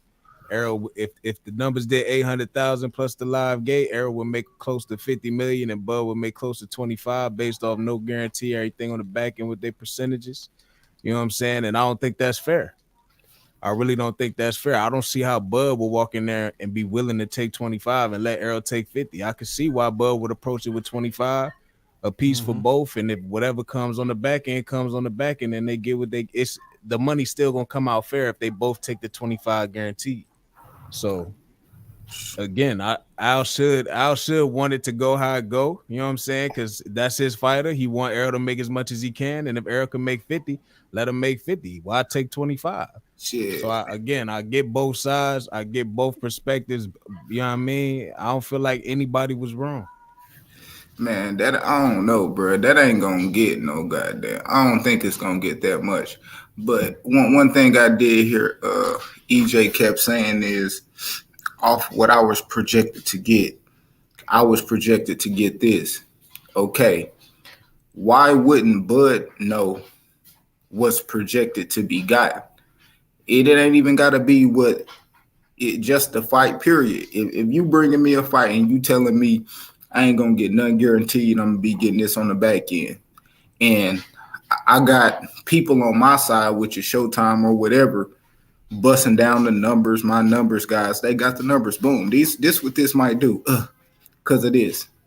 And if that shit anything over 25, why wouldn't I take it? But then again, if you know what's projected, why couldn't you give me something up front? If you know we projected to get 30, 40, 50, why couldn't you give me 25, 35, 50% of that guaranteed and then let me get it on the back end or whatever my ceiling is gonna be?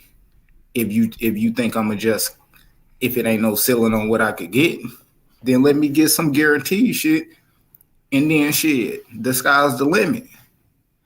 But you trying to put me on the end that I could end up you fucking me over and not getting nothing, even after I whoop your ass. Man, damn near baby spit my mimosa out, man. Them niggas bullshit. On me, they bullshit. I ain't gonna lie. I need an What's your estimate. My bad. I see my boy IB in here. What's good with the IB, man? The Midwest player. Yeah, what's good, IB? What's good, family? How y'all feeling? I'm chilling, man. It's been a minute. What's the Yeah, deal? What's the deal? How your kid doing, man? man, they good, man. They good, That's man. The what's up. baby good. Everybody good, man. Hey, this That's what's shit, up. you want to know what's so crazy? The World Combat Sports Q and my other brother, the quarterback. This is what's so crazy, man. Nobody knew when or the date on a Terrence Crawford Errol Spence fight was gonna happen in the first place. It been straight speculation. There never Mm-hmm. was a factual set date. All these YouTube, creators and this and that was just going with dates they heard from media, this and that. But obviously, nothing was never set in stone. Nothing was never confirmed. So who's to say that the fight's still not gonna happen? As a fan, I'm still like I was 4 years ago, still hoping the fight gonna happen. As a fan, I'm still pushing for the fight. I hope Spence and Terrence Crawford get their shit in 2023 at the end of the day. So I back think when they everybody will. was saying they was gonna fight November, this and that, what about that? Now all of a sudden he's fighting Avanesia, and then we don't know who Spence fighting. He's supposed to fight Thurman, this and that. So what's really going on, bro? Man, I Well, don't know. we know actively. We know definitely. But tickets are being sold, pay-per-views are being purchased. I mean, that fight is locked in for Omaha, Nebraska. Now, what we don't know, IB, is 2023. We got Tank Davis scheduled for a fight, two fights really, but we don't have nothing for Spence. And for what I'm hearing, March or April, that's when possibly him and Thurman will fight. But they don't want that fight. You know what I'm saying? Spence don't want to fight Thurman. And that's what they're not gonna tell you out here. But WCS will put it out. Spence don't want to fight Thurman. I'm not in agreement with that, because at the end of the day, Spence is doing that shit over personal reasons. To be truthfully honest with you, Spence should go in that motherfucker and punish his ass, just for the simple fact Keith Thurman did try to little bro you and blackball you out the fight when you was coming up. So that should give you more reason to fuck his ass up in the ring. Not, oh no, I'm not about to fight this man, possibly get stripped, all because of your pride, because of what Keith Thurman did to you. You should be more worried about fucking him up because of what he did to you when you was a youngster coming up. If you ask me, I never liked it. Spence saying, oh no, I'm not about to fight Thurman. Why not? Why not? Yeah, well, I alluded to the I was just gonna say I alluded to the Espinoza audio a few times, but also in that audio a few weeks ago, he said that people shouldn't rule out the Spence and Thurman fight. And Steven said, I know how much Spence has said he doesn't want to fight Thurman, but he said we could think of multiple situations where fighters said they wasn't gonna fight each other and they ended up fighting. So he basically said early November or whatever that, I mean, October, whatever, late October, that, you know, them fighting was going to be a possibility, and that they were presented to Spence and try to make it work. So, you know what I'm saying? I know Spence don't want to fight him, but, you know, the audio out there with them on record saying they wouldn't put that idea away. Like, they really was they've been thinking about it, and they going to consider it. So, Man, Big Spence said he his own boss, man. He said, forget Thurman. I mean, hey, Spence don't fight Thurman next, not to cut you off, Q. Who Spence gonna fight? Yeah, like he said, he ain't got nowhere to go. He can sit back and wait, but he did allude to that, you know, his fight is gonna be better than Bud opponent, which is a tune-up. So, I mean, if it's Thurman, it's Thurman. At the end of the day, I'm gonna roast him for the simple fact he going against his word, man, and I just want to be petty like that. But man, hey, it is what it is. But what I will say is, man, y'all can give him credit for the Thurman and shit. It's cool. Thurman could end up giving him a good fight because, yeah, I know what Thurman is, but at this point in time, I'll keep it a buck. Thurman is not a better opponent than David Avenesian, bro. And I don't care what nobody say. I'm not talking about what Thurman did. Yeah, he has been a champion and shit like that. But as of next year, anything past February, he would have fought once in 3 years. I don't give a fuck what y'all talking about, nigga. He don't deserve to be in there fighting for no damn title. Other than the fact his name is Keith Thurman. But off what he did in boxing and what he have been doing in boxing, which is bare minimum, come on, man. David Avenesian done, come on, dude. Like, dude done fought 6 times in, 2-3 years? What y'all think about people running around saying David got knocked out by the dude Bud knocked out? Man, shit. And I could say that same thing about Shane getting his ass. What about motherfucking what's my man Al Heyman first fighter? My man's I'm high and shit, so I can't remember, you know. But, you know, that dude, he getting his ass whooped by him. My order kept tearing his ass out the frame. So, I mean, that's triangle theory shit. It's a no-brainer. Bud getting $10 million and fuck up Avenesian. I'm not mad at that. That's man. That's basically it. Free $10 million right there. You know what I'm saying? I'm not mad at it at all. It's fire though. But Avenesian ain't. Come on, man. Let's just be real, man. I'm not mad at him. Yeah. But But Bud know who he's supposed to be fighting, man. I don't think he ain't, yeah, man. That nigga was supposed to negotiate that motherfucker a little bit longer to get that shit done. But if he know it's gonna happen in 2023, and if it does happen in 2023, I don't got nothing to say. You know what I mean? Go ahead, get your little tune up, get your money. That's cool. But just But make sure IB, 2023 come. Yeah, it's time for because after that, I'm done even talking about the fight. After that, man. Once March, April passed 2023, I'm not talking about this fight no more.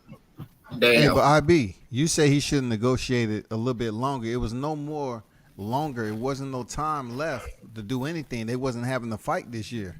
It was already October. The fight wasn't happening. You're not gonna have a fight of this magnitude and say it's going down November 19th, and we're gonna make it official. You can't do that if you expecting to recoup the funds.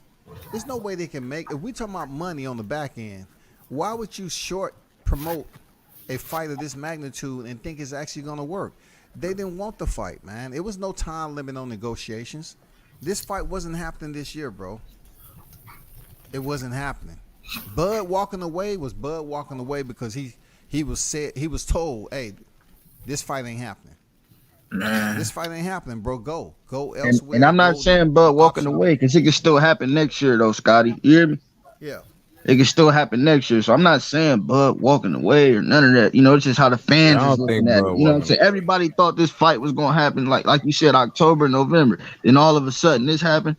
And then they saying Bud been in talks with, BLK Prime on some way earlier shit like that. So he already had a little, backdoor plan going on. You know what I'm saying? Which I'm not mad at because you got to get your money. But at the end of the day, did Bud really want this fight this year? Bro, they gonna make it right, and I ain't gonna, they gotta make that shit right. And when I say that, bro, put some money on top of that shit. Point blank, period, bro. That's how the fight gonna get made. If the fight was that close and the only thing it was, y'all was pushing it till next year, bro. Every time I hear Terrence Crawford talk, he poking Earl Spence and he's saying he gonna beat him up. Like he keeps saying he gonna fight this dude. I know I know they gonna do it. All it is his people gotta keep the negotiations going. Shit. For the simple fact they've been silent ever since he announced this fight, show that they a little mad, but it's business, not personal, bro. He had 10 million reasons to go the other way. You know what I mean? Especially if through that other door was zero. You know what I See, mean? For sure. it's not like it's not like that. People fail to ignore what they don't. I mean, people fail to if they don't hear something, they to like unless they can fabricate it to make it believable, they ain't gonna give it no airtime.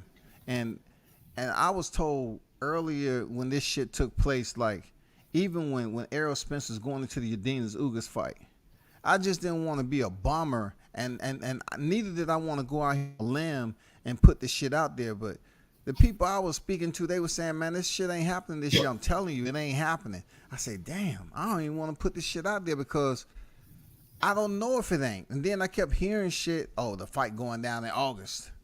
Coppinger put that shit, fight going down in August. And then I'm up here listening to my plug and shit. They say, man, I'm telling you, the fight ain't happening this year, period. And he was telling me the reasons why. So in order for me to put something out like that, it would have had to damn wait until the fight actually dropped out. And then people have to go back and say, okay, what did you mean the fight wasn't happening? Did you see that Bud was going to go to BLK? No, the fight wasn't happening because PBC didn't want the fight. I was told before he even went into the Dennis Ugas fight, the PBC didn't want the fight. They didn't want Errol Spence. They weren't confident Errol Spence going in there for that fight just yet. Al didn't want that fight. He wanted an in-house fight for Errol Spence. You know what I'm saying? He wanted to continue to let this fight marinate with him and Bud because it wasn't lucrative enough. It wasn't money in the fight. And it turned out to be true. It was all about the money, y'all. Yeah. Don't they blame that? But what did Bud say? All they was going back and forth about was the money, and they say Bud the one that can't sell. So if Al looking for money, he know Errol gonna need a lucrative dance partner, and if the dance partner ain't lucrative and it's on record, and they having issues going back and forth about the money, I mean, why would he want the fight? But is it about the money or the belts? Because Spence been on record and say he want to unify. So just like So I who mean, Canelo Alvarez did with Caleb Plant, he wanted the IBF title, right? So if they made that fight, come on, it's not like they don't understand what the manifesto is. The manifesto for Spence is what? Getting the damn WBO world title. Now it's gonna be all about money that derails the fight. It wasn't that way with Canelo. It wasn't all about Caleb Plant selling. Caleb Plant ain't sold a damn thing. He ain't sold shit. Hell no, not a goddamn thing. The motherfucker highest view was 1 million something, and that was only because people knew that he was about to fight Canelo. Right? So, man, hell yeah, bro. Man, he ain't did shit really. Caleb Plant ain't never did no shit with no numbers. Never. So you trying to tell me we can't make a fight between Crawford and Spence all because he come over there with no promoter and they want to make it seem like he ain't had no PPV numbers? Well, shit, Errol Spence, man, come on, bro. He ain't really had no numbers like that either, bro.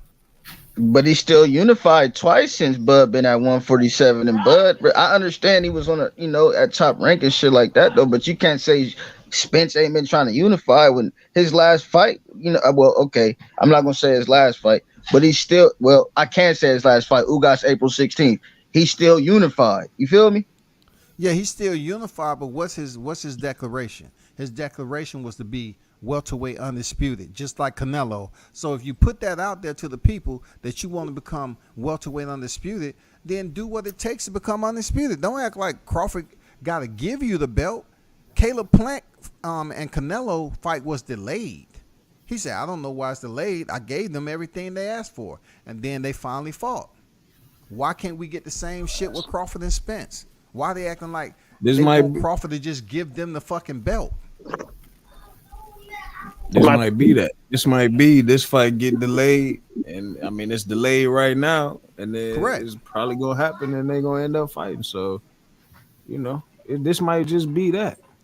But you did say so. Now it's not lucrative enough. You know what I mean? And money is clearly the issue. I mean, the belt's got to mean something too. But if the money ain't right, like Leonard Ellaby say, it got to make sense. You know what I'm saying? If it ain't making sense, then shit, maybe we got to delay it real quick. Let Crawford come back with some records to show his numbers and what he just did on his own, or whatever. Did they do bring that for to Canelo the table, once? and maybe they could. These two different situations, we can compare them in some ways, and we can't compare them in some other ways. Caleb didn't have numbers, just like Crawford didn't have numbers. Man, Crawford. That's two different situations, though. Caleb with Showtime, Crawford with a whole different. You know what I mean? Undisputed. Like it's just two. It's two different. Look, it's still two different things, though. It's just still two different. It's two different fighters. It's two different demographics. It's two different things. You know what I'm saying? Caleb Plant was with PBC. Errol Spence is with PBC. You trying to tell me they can't make fights? Who was Canelo with? Who was Canelo with when he fought Caleb? Look, they just did a fight. They got Ryan on the zone, and they got goddamn Tank on. I mean, who was Canelo with when he fought Caleb Plant, though? Who was Canelo? Nah, he signed a couple fight deal with PBC for that for sure. Okay, so therefore they can't make this shit with Crawford. They signed one fight. He signed one fight with PBC. He didn't sign a multiple fight. Canelo took the money and ran. He bounced. So what we gonna say when if the fight happened? What we gonna say? It's the same freaking situation. I can tell you this. Bro. I can tell you this. It's not gonna be on BLK Prime. I can tell you that. So Bud gonna have to do something. Absolutely. You're gonna have to take the short end of the stick regardless. Not saying you don't deserve an even split, but you're gonna have to take at least a short guarantee and split the back end or something like that. Because numbers say otherwise. Spence do deserve more, and it's on his platform. So you might just have to take the short end of the stick, which might not be much. But come on, man, y'all both about to get paid millions. But see, that's a no-brainer there, IB. Scotty. That shouldn't stop the fight, Scotty. That's a no-brainer, IB. When it comes down to who got more, shit, Crawford already compromised. He said he'll take 35%. That wasn't even the question. The question is all the other stipulations that was placed on there after he had pretty much gave them everything they wanted. And then they changed the whole entire date because they didn't want the fight. They didn't have the money. They just wanted to keep the shit going and going. And then Crawford said, fuck it, I'm out. That's what they wanted to happen. Because look, when it broke on the media, what did they say? Oh, we showing concerns that Crawford's not committed to this fight. We sent him the revision and we haven't heard anything back. That's because the revision had 2023 on it. You know what I'm saying? All I'm saying is it's the same type of dynamic. You know what I'm saying? You have an undisputed dynamic that's going on here. It's one belt remaining. How can they make a fight with Canelo? But people want to make such a big thing about numbers when it comes to Crawford and Spence. Caleb Plant ain't sold shit out. He ain't sold a fruit stand out. But yet Crawford can't get a freaking, a fair shake to go in here and get this fight completed. And he has the last belt. Well, let me say this. What's up? What's up, WCS? What's happening? What's up, good, everybody? What's good? Right. I mean, me personally, that 35% was low, right? That's what I believe. I think they could have offered something better than that. They could at least offer 45 or something like that, or 40%. 35, I think, was extremely low. And the reason why I'm saying that is, but at the same time, is I'm neither one of these boxers. It ain't my money, but I'm just saying this. Just my opinion. When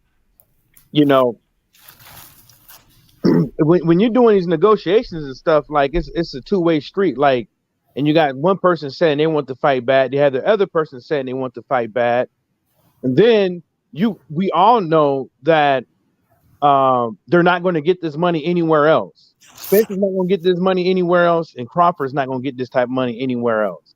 That's cap. Oh, okay. Crawford brought 50s from somewhere else. No. What I'm talking about is them two fighting each other. That's what I'm talking about. Them two. I'm not talking about the platform. I'm not talking about anything like that, or whoever else got the money. What I'm talking about is them two getting in the ring fighting. If they don't get in the ring and fight, they're not getting that money nowhere else. Yeah, for sure. BLK Prime is not a network. You know what I'm saying? Like, we can't say, okay, I know it sounds good jokingly. It's a streaming service. It's a streaming service. Yeah, it's a streaming service, but it ain't no Fox and they can't do the shit by themselves. That or some outside people giving the money or something like that. What I'm saying is them two getting in the ring. Them two getting in the ring that's the only big money they're going to get. Them between them two. Crawford versus Spence. Them two. Now, if they go and fight somebody somewhere else and somebody wants to give them a straight up flat fee like the stuff that Canelo and AJ gets, that's on them. And no manager, no promoter, and no advisor is going to tell their fighter, nah, not to fight David Avanesha for 10 or $20 million or how many it is. Nobody's going to fucking tell that dude that. Who out there is going to tell their fighters, like, don't fight this dude who pretty much is you are shooing to win, then you can still come back over here and fight Spence. Who's going to tell their fighter no? And if you tell your fighter no, you're being selfish, because guess what? You just took money out of your fighter's mouth. Al Heyman. You know what I'm saying? And that whole 20%, I mean, well, and Crawford explained it in the damn video. See, people are selective listeners. He literally said they could take the back end, the split. He literally said it, the split. You know what I'm saying? For the back end. You know what I'm saying? Now he said if them people make their money back. That's if them people make their money back. That's how it always go. But that's how it always go. So what if them niggas don't make their money back? Make his money back. Who's getting that's what we saying. Bro, if people even got an inkling of, man, will they even make 25 million back? Let you know to take the 25 million. Because if you don't make the amount of pay-per-views that take the money, 25 million means you're going to make less. Yeah, y'all gonna be splitting the bullshit back end. No. That's not what it doesn't matter about the back end or not. You're still going to split it. Like I'll put it like this. Yeah, we're going to go on BOK Prime or the Zone or whatever the case may be. They're going to get some bread because they're going to get some back end money. You know what I'm saying? It might not be as much probably as a popular ESPN or popular Showtime or anything like that, but the back end money is just not in the United States. You see what I'm saying? In order for other countries to air the fight, you know, they have to buy the rights to air the fight from the streaming service or whoever it is. That's how we get the AJ. That's how we get matchroom boxing fights up over here. That's how we get the Frank Warrens. That's how we get all them other people around the world. That's how we get their fight. Somebody has to buy the rights to broadcast the fight, or it has to be on some type of app. And even not all apps, you can't use every app in every single country. Correct. How many networks do PBC need to make a fight? Shoot, I don't know how many networks there is around the world. You know, I'm just saying, like, PBC has to connect with the Showtime and Fox, right? Yeah, It don't matter. Fox It don't and matter Showtime. who they're gonna phase out. It doesn't matter. We're talking about they have the foundation and the structure to freaking make this fight. It's just been made a big deal out of because Crawford is showing up with no promoter. That's not the end all to this whole entire situation. The fight can still happen. He agreed to 35%.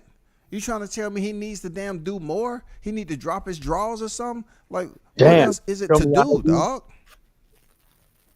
He went 35% on the net profits on the back end, and y'all still blaming him for not making the fight. How much did he want guaranteed though, Scotty? It wasn't gonna be no guarantee, bro. It wasn't gonna be no guarantee. So all Crawford asked for 0%. was 35% on the back end. However what they much you gave paid him. That's all he wanted. He didn't That's ask. what they Tell me gave that's him. all he wanted. It No, don't he matter. wanted more. That's what He wanted more in the beginning, but that's all. To make the fight, he conceded. To make the fight, he conceded. He made a compromise to take the 35% with the net on the back end. So therefore, that's what it was. He's on record saying that. Hey, but they gave him that. Go ahead, bro. I was just gonna say they gave him that because they couldn't come to an agreement on the back end. It's not like they didn't try to work with him on it. They offered him shit, but they wouldn't offer him what he was looking for. So shit. Like I told That's people what they came before, up they to, was but they trying had to to offer make it him fair. more. Right. They was trying to offer him less than 35%. I Bro, put the and- thumbnail out. Crawford was trying to get at least 40. They was trying to offer him some shit like 30%, bro. They was trying to offer him some low percentage shit. He had to negotiate to get to 35%. And the whole thing is suspect, WCS, because they talking about that he wanted 20 or 25 million. That was the same amount that he offered, that the investors offered. You know what I'm saying? Then we find out where that percentage came from. And it was like always something. It was like, oh, the fight is being held up because Crawford and Daniel Kinningham. The fight is being held up because of he want to see the books. Then it was fight is being held up because he want a guarantee of 25 million. Now all of a sudden, it's another thing that because he didn't have no promoter or no advisor or no manager, but he had lawyers. So Bro, he had Correct. representation. was getting held up because Crawford really do business too fucking good. Cause you know, get over him, no shit. Like, I think that's just what it is, bro. No, Like, I said all this to say something else, though. I said all that to basically say that they were always throwing things out there, telling folks that, hey, look at Crawford, he's fucking up. Hey, look at Crawford, he's fucking up. He don't know what he's doing. Blah blah blah. Whoop whoop whoop. And nobody know where this shit is coming from. It's always being secretly put out that he's the problem, and is nothing secretly being put out about Earl Spence. Nothing. Facts. We ain't heard shit Earl Spence wanted or what he said he wanted to get off the fight or nothing. We just heard everything Bud Crawford said he wanted to. Errol Spence just want to fight. We hear, oh man, I need $100 million, man. Bro, I get it, man. I got a cut of fee. We ain't heard shit about what Errol Spence said he wanted. Cause all he wanted is the fight. He like World Combat Sports keep telling you, he ain't the boss. And like I was saying, it's like everything's bad and everything, and then we find out all this shit is false. Then we find that all of his shit was false. I mean, you can't tell me that. I think nobody can tell me that somebody is accepting 35%, no guarantee to make a fight, and you're the problem because you didn't have no promoter, no manager, or nothing like that. But he had representation. Yeah, he had representation, legal representation, to look over the paperwork. It's not impossible for you not to walk up in there with no promoter and still make a deal happen. Come on, man. I mean, yeah, I would have gave him that shit. I would have gave him. If I was Al, I would have gave him that shit. Like, hell yeah, let's go and make it happen. 35%. Yeah, I would have made that happen. Bruh. You think anybody would say this shit about Canelo? Bro, he wanted to do that. Bro, he literally But told Al we could sit down and not get up till this shit done. Correct. Al told his ass that ain't never been done before in the history of boxing, which is pretty much saying I don't do business like that, little nigga.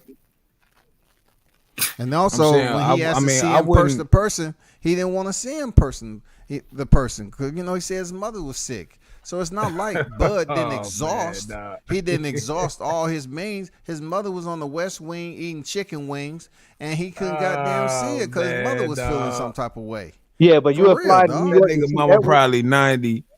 She probably got the, you know what I'm saying? Like I said, man, it's a lot of bugs out here in the air, dog. Old people can't breathe the same air they used to breathe out. It's dangerous out here. As It's soon as you different. walk outside, she was probably sick for real. She was probably really sick. We got to get at. Let's just give him the benefit of the doubt. You know Bro, what I'm saying? yeah, She we probably gave sick. that. And Bud said he doubled back. And I just told everybody what he said the second time he doubled back. I ain't even mentioned what he said about his mama. That's the non-giving. That's the pass. He asked again, and Al told him that. You know what I mean? So at the end of the day, bro, Al greedy and grimy, bro. He ain't doing that shit, man. Dude, I, when I, I this I mean, don't, I look, don't, what I smart just, man I gonna go don't, back to the business table to try to be fair with the? You know what I mean, you in this to do what's best for you and your fighter.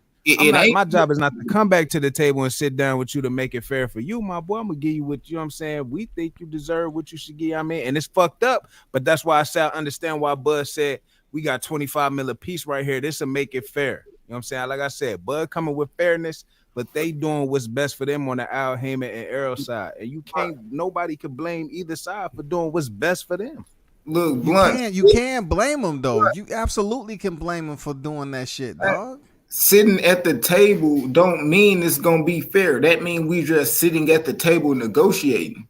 At the end of the day, we sitting down to negotiate. But know that you don't get what you worth. You get what you negotiate. Point blank, period. It don't matter. The motherfucker could have went up and sold a goddamn million. He still was gonna get the shit end of the stick because you ain't no Al Heyman fighter. Not an Al Heyman fighter. But True look, words. That's what it is. but again, You if definitely Al wasn't take getting the no fight, 50-50 for sure. You should know that.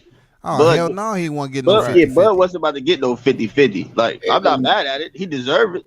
His accomplishments prove but it. look, But he wasn't getting no 50-50 going over to Showtime over Errol Spence. That's just not happening.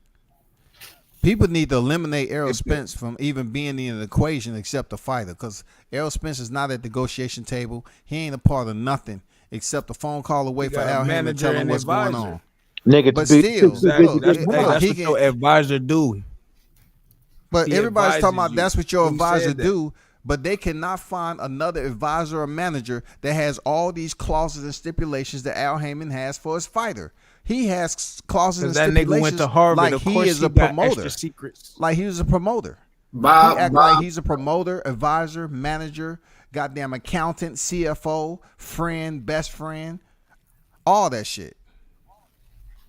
Hell yeah. Stepdad. Hey, he's a smart man. He's Yeah, a I got to smart look out for man. Spence. I Hey, can't look out for Bud over Spence. I got to look out for Spence. That's my And fight. I said that early in the live. He has to look out for Spence. But what I'm saying, you want to make the fight or not? You expect a man to go in here one of the biggest fights in boxing, and you expect him just to go in there and fight for pennies? Harvard don't have anything to do with that shit because Canelo didn't go through that. Just because he signed one fight. Well, guess what? Crawford, when he signs the fight, he's gonna have one fight with PBC, right? So what's the point? It's not pennies though, Scotty. It's millions we talking about here. You know what I mean? You want to fight for millions to boost your legacy, or what you want to do? You want to get We're some money talking about fighting you the can't give him Avenue? $2 million. It's almost like He was couldn't gonna get way $2 more than million that. out He that was gonna get motherfucker. way more than that. yeah, he was gonna got get a way zero more. He was guarantee. he could have Okay. got more than that negotiating on Be it. He fair, could have bro. got And more you than know that what? guaranteed. And you know what? You proved my point. It wasn't about the money.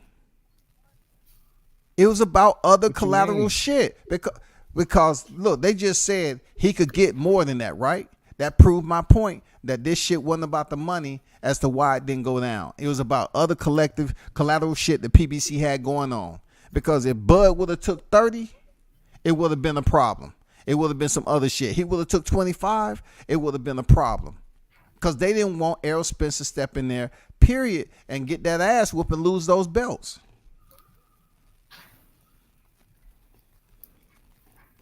I just think that it was just bad timing, and like I was trying to tell this idiot on Twitter that you know, if let's say for instance, Spence and Crawford would have made the fight for November or December, right?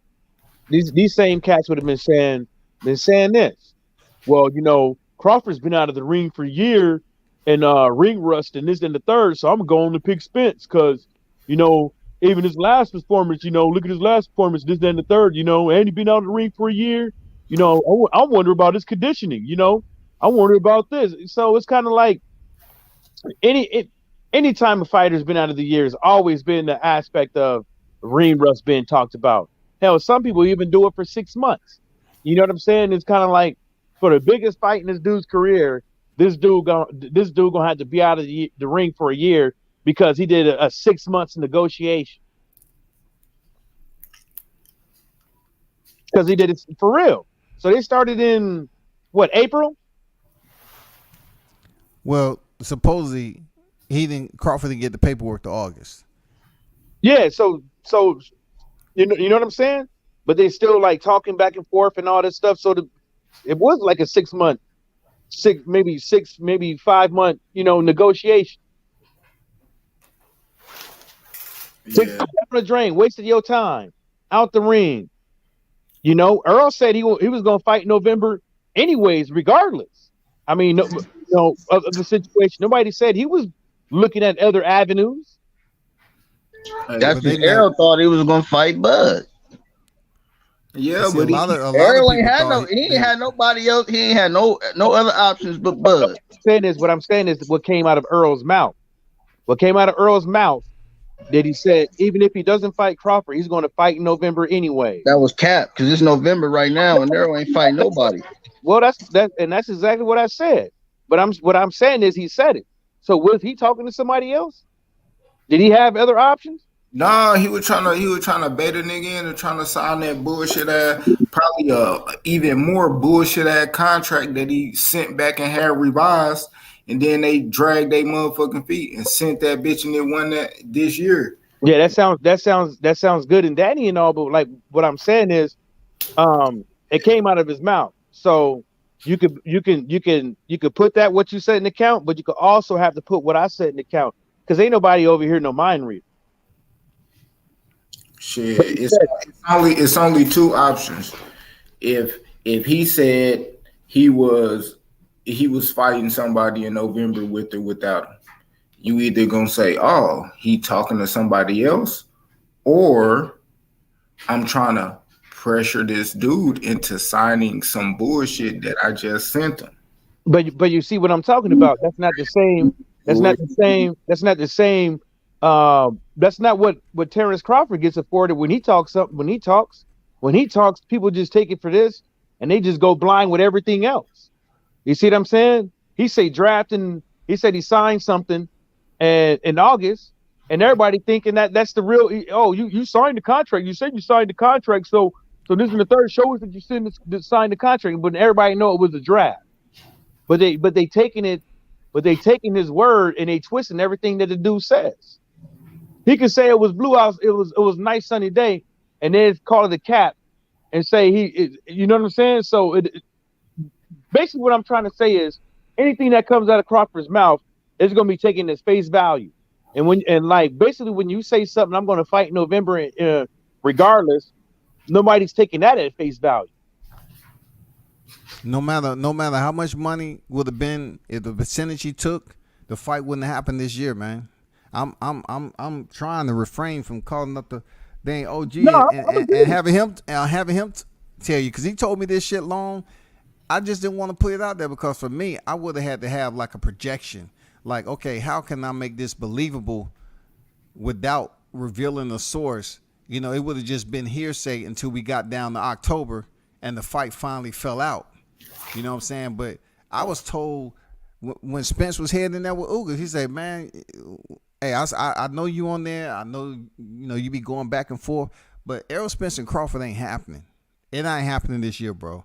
And I think I was looking more so anxious. I was like, man, I want the fight to happen. You know, I hope it's something else happen with it. I want to see the play out. But everything he told me, man, pretty much happened. He said, man, it ain't gonna happen because the fight ain't lucrative enough. Al Heyman and them don't want the fight yet for Errol Spence.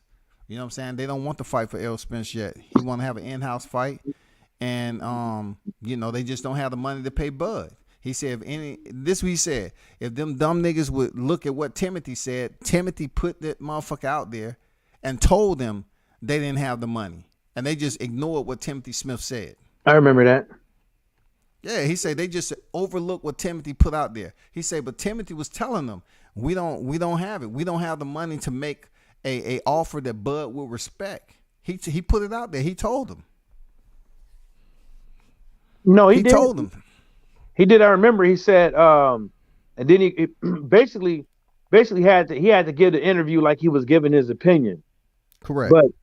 But because he's not in there, but he told everybody. But you know, everybody wanted to throw out the dates. I told everybody just be optimistic, man. If it happens, it happens. If it don't. But people throwing out dates and trying to make bets, and people on Twitter talking about they already brought tickets and hotel rooms. I'm looking at these niggas like, what? You know what I'm talking about? And I'm like looking at these guys like, what? And then when it don't happen, you know, everybody forget about it. But now everybody's upset. You know, I think most of those guys on Twitter, you know, they're following people that put their neck on the line saying November 19th, and now they just got to be mad at the nigga because he made him out to look like a fool. Speaking of Twitter, OG, you never had to address that shit I sent you. I wanted to know what you thought about most of them comments and retweets of that tweet Bud that Bud had let out and shit. You know what I'm saying? There was it seemed like some genuine fans on there that was like thoroughly displeased with him, and you know what I'm saying? A lot of people like genuinely upset, man. It really surprised me that, you know, people felt the way they felt. Like it's people that's real deal fans of him, like that was like signed a sincere fan, man. Like you really like, yo, he really making people feel some kind of way, man. He ain't making me feel no kind of way, you know. I don't judge the nigga at all for doing what he doing. I think he did the right thing, but you know, I never got your thoughts on it. Is all. I'm trying to look for the tweet you actually talking about. Yeah, some of them niggas need hooked on phonics anyways. Yeah, Cause you dropped me a lot of. No, I'm looking at your thread right now. Yeah, but if you I wanted you to pull that tweet up and actually, you know what I'm saying, look at some of the shit that his fans were saying to him. Because the general consensus was the responses he was getting, you know what I mean? Man. Look, I don't, excuse me, Mike. Hey, don't mean to cut you off. But see, I look at it like this, right? From you got casual fans that's going to respond to a situation that you know, a lot of them cats are not even content creators. They don't do no research. They're not going like, you know, what you doing. Like you look over here at this outlet, look at Twitter, look at all the social media platforms and see what information you can retrieve. They're not doing that. All they doing is just off the basis of what they hear and read.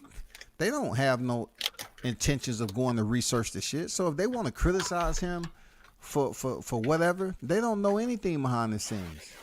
So I have to look at it, but it's just like reading a book, man. A social media freaking cliff note, a thread. People on threads can be, you know, real biased. They can be real genuine.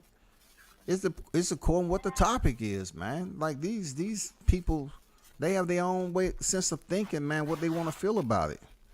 I don't feel no type of way about what they probably said to Bud. I don't. Real talk. So do you? But I am gonna look at it though, because you did send it. Do you think that he's just deserving of some of the shit that's being said to him? You know what I'm saying? Like somebody said, how ironic, you chastising the same people who made you rich. Somebody said nobody is hating, we just won't accept mediocrity at 147 from Bud. Somebody said, I actually think he beat Spence, but there's nothing wrong with questioning this move. Nobody wanted this fight for Bud. Somebody told him raise his standards. You know what I'm saying? You know, people upset that he's calling his fans a hater.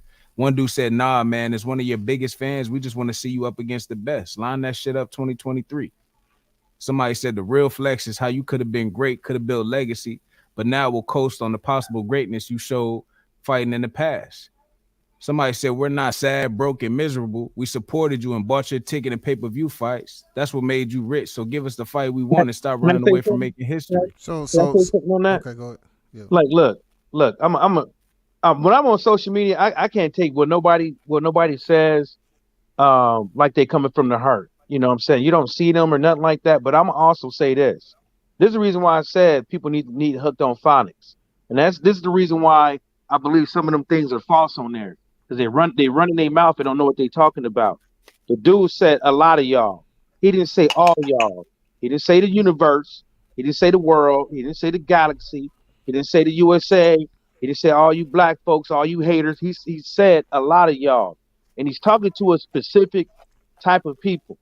When he posts something, the reason why he wrote that, because every time he posts something, the same dudes on Twitter is coming with some negativity, with the same bullshit over and over and over again. He's talking to them.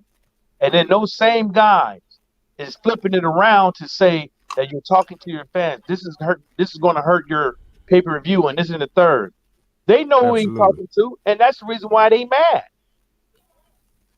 But what about I totally agree. His genuine fans that don't know? What about his genuine fans that don't know? But that's an open-ended response though. That now we talking about. Okay, Mike just said he didn't say all, but when you say what about his genuine fans, that's encompassing everyone who genuinely support him, and so that's an open, broad ass scope to put on that, man. That's broad, bro. Like it's just for instance, I think it's just when the random black guy said what he said, and he said y'all, and Spence said facts. None of these hoe ass niggas up here that was saying that oh he was talking about me, they just let it ride. But yet when Crawford put something out and said y'all in it. He talking to me, so I'm gonna take it that you talking to me. Now, guess what? Erica, all of a sudden, he's talking to y'all. Erica, you know what I'm saying? Erica Fuck definitely that, felt. Erica felt that one for real to the heart. Like he took that as Bud was talking to him specific. He even said it out his mouth. They didn't hop on it. Yeah, exactly. They didn't hop on when the other tweet went out about the random black guy. He said y'all. Spence said facts. None of these niggas talking about, oh, he was talking to me, I'm going to respond. Nah, they was quiet as hell. For at least about 1 or 2 days, they was just quiet. Like I said earlier, it's like every time Bud opened his mouth, folks just going to flip it on him. They're going to flip it on him and make it seem like it's something that's not. And then look who's the main culprits. Look at the main channels on Twitter and shit like that that's saying he's talking about y'all and his fans.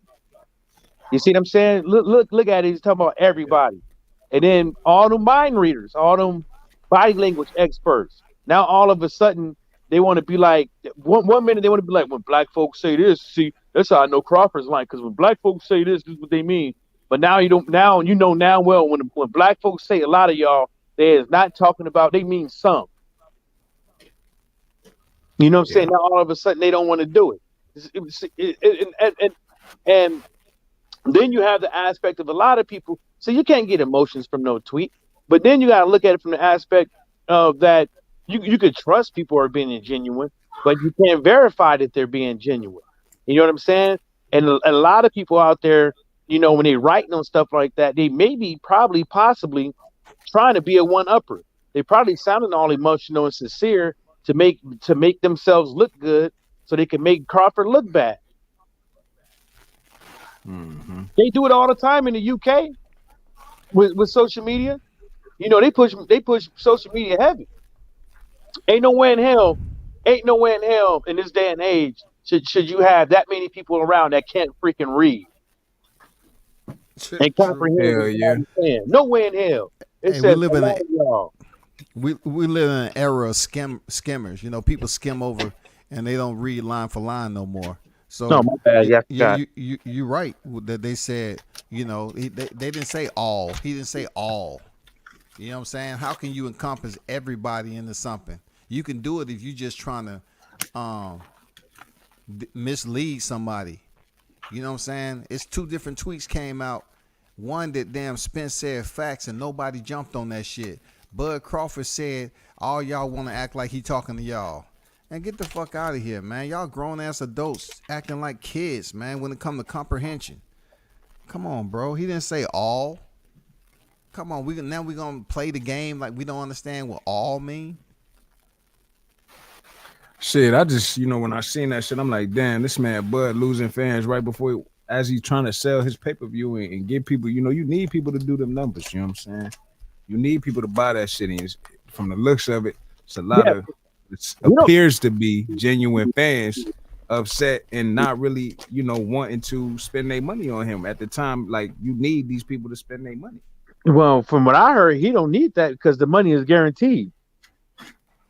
Yeah. Of course, I heard the $5 million with the 2.5 in the escrow for certain is there. He knows it's there. That's why what I'm saying, he putting his energy into it. The money is there. It's real. And if VLK Prime, and these are just people on Twitter too. This is not everybody. Yeah. A lot of people that buy these pay-per-views ain't even on Twitter or social media like that anyway. You know what I'm saying? And if what they should be talking about is when they're gonna do like some pre-fight stuff, man, some build-up stuff for this fight, man, because it's getting kind of short.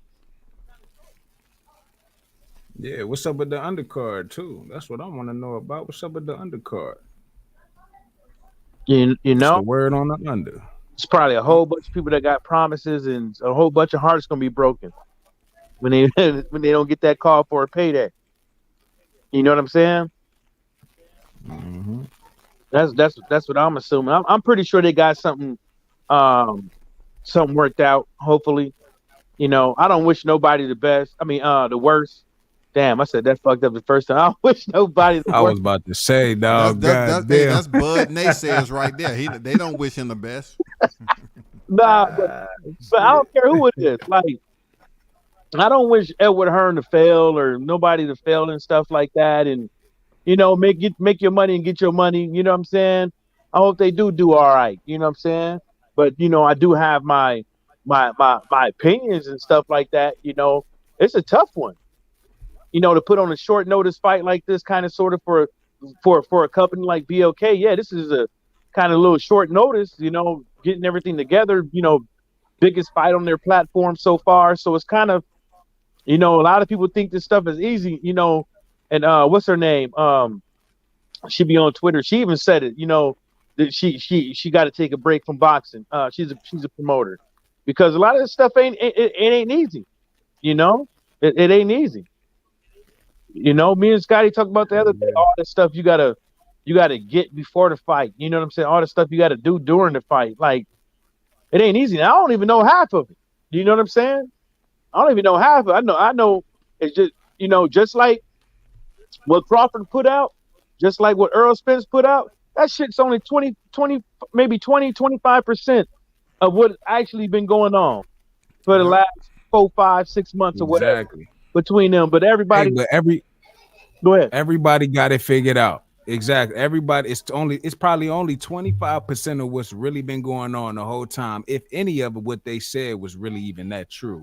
You know what I'm saying? But everybody seems to take what they take from it, and they know what happened. They know whose fault it is. They know what the situation is. They got it figured out, and that shit is what's crazy to me. It's like I can never come to a conclusion when I'm not involved in something. I can hear niggas talk all day long, this side, that side. Look, if I'm not there, I don't know. And I'm not going to get on here and pretend like I know. I'm not going, you know what I'm saying? I don't understand that. It's like the people hear the same pieces of information, but yet take two totally different things from it because they support two totally different sides. And it's like, how could anybody be convinced that they're correct when y'all, like, everybody's taking something different? I don't get that part. That's how they roll, man. It's interesting though, because when you on Twitter, even when you give your 3 cents, to somebody or somebody's tweet or whatever, they might catch an offense. You know what I'm saying? You this is just me.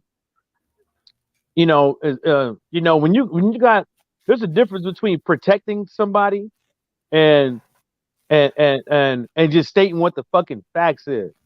If I was protecting Bud, you know what I'm saying?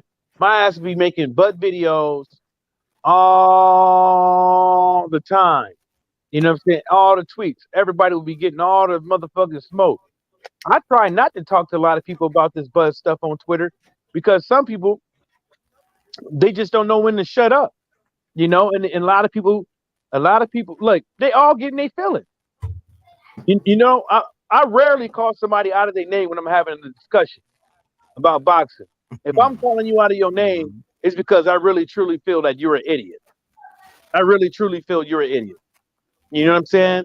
I rarely do it because at the end of the day, there's no need to be catching feelings over who was ducking and who's not ducking and this and then the third. You know what I'm saying? Y'all are so emotional about something. Look, you so emotional about Crawford not doing what you want him to do, but it's Crawford's money, it's Crawford's career. But you want him to do but you ain't even a boxer. You on the sidelines like me looking in. It's not you ain't never been in this dude's shoes before.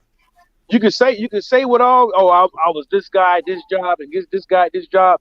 You ain't never been a free agent boxer trying to make a fight with one of the biggest boxing heads in the sport because he's an advisor, right?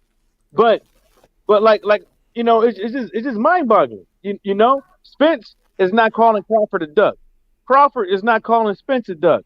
But Spence is not putting in half the effort that his fans is putting in when it comes to protecting Spence, when it comes to protecting Spence's image. Spence ain't putting in half the effort that his fans is putting on, and they all calling Crawford a duck. And he's sitting back over there just laughing. It's like, well, shit, I guess I'm off the hook. Yo, man, you know what I'm saying? Like, I just hear all these people that's asking Crawford questions, but yet, Spence, only time he come out, he want to talk about how hard it's been for him to make weight at 147 all of a sudden and want to give them pressure to move up. And, it's just all these excuses, these subliminal excuses that he was using, to just try to keep the twists and turns going. And if Al Heyman was, is this Harvard grad everybody's supposed to highlight, because I know the entire situation on how he even transitioned from the music over to damn boxing.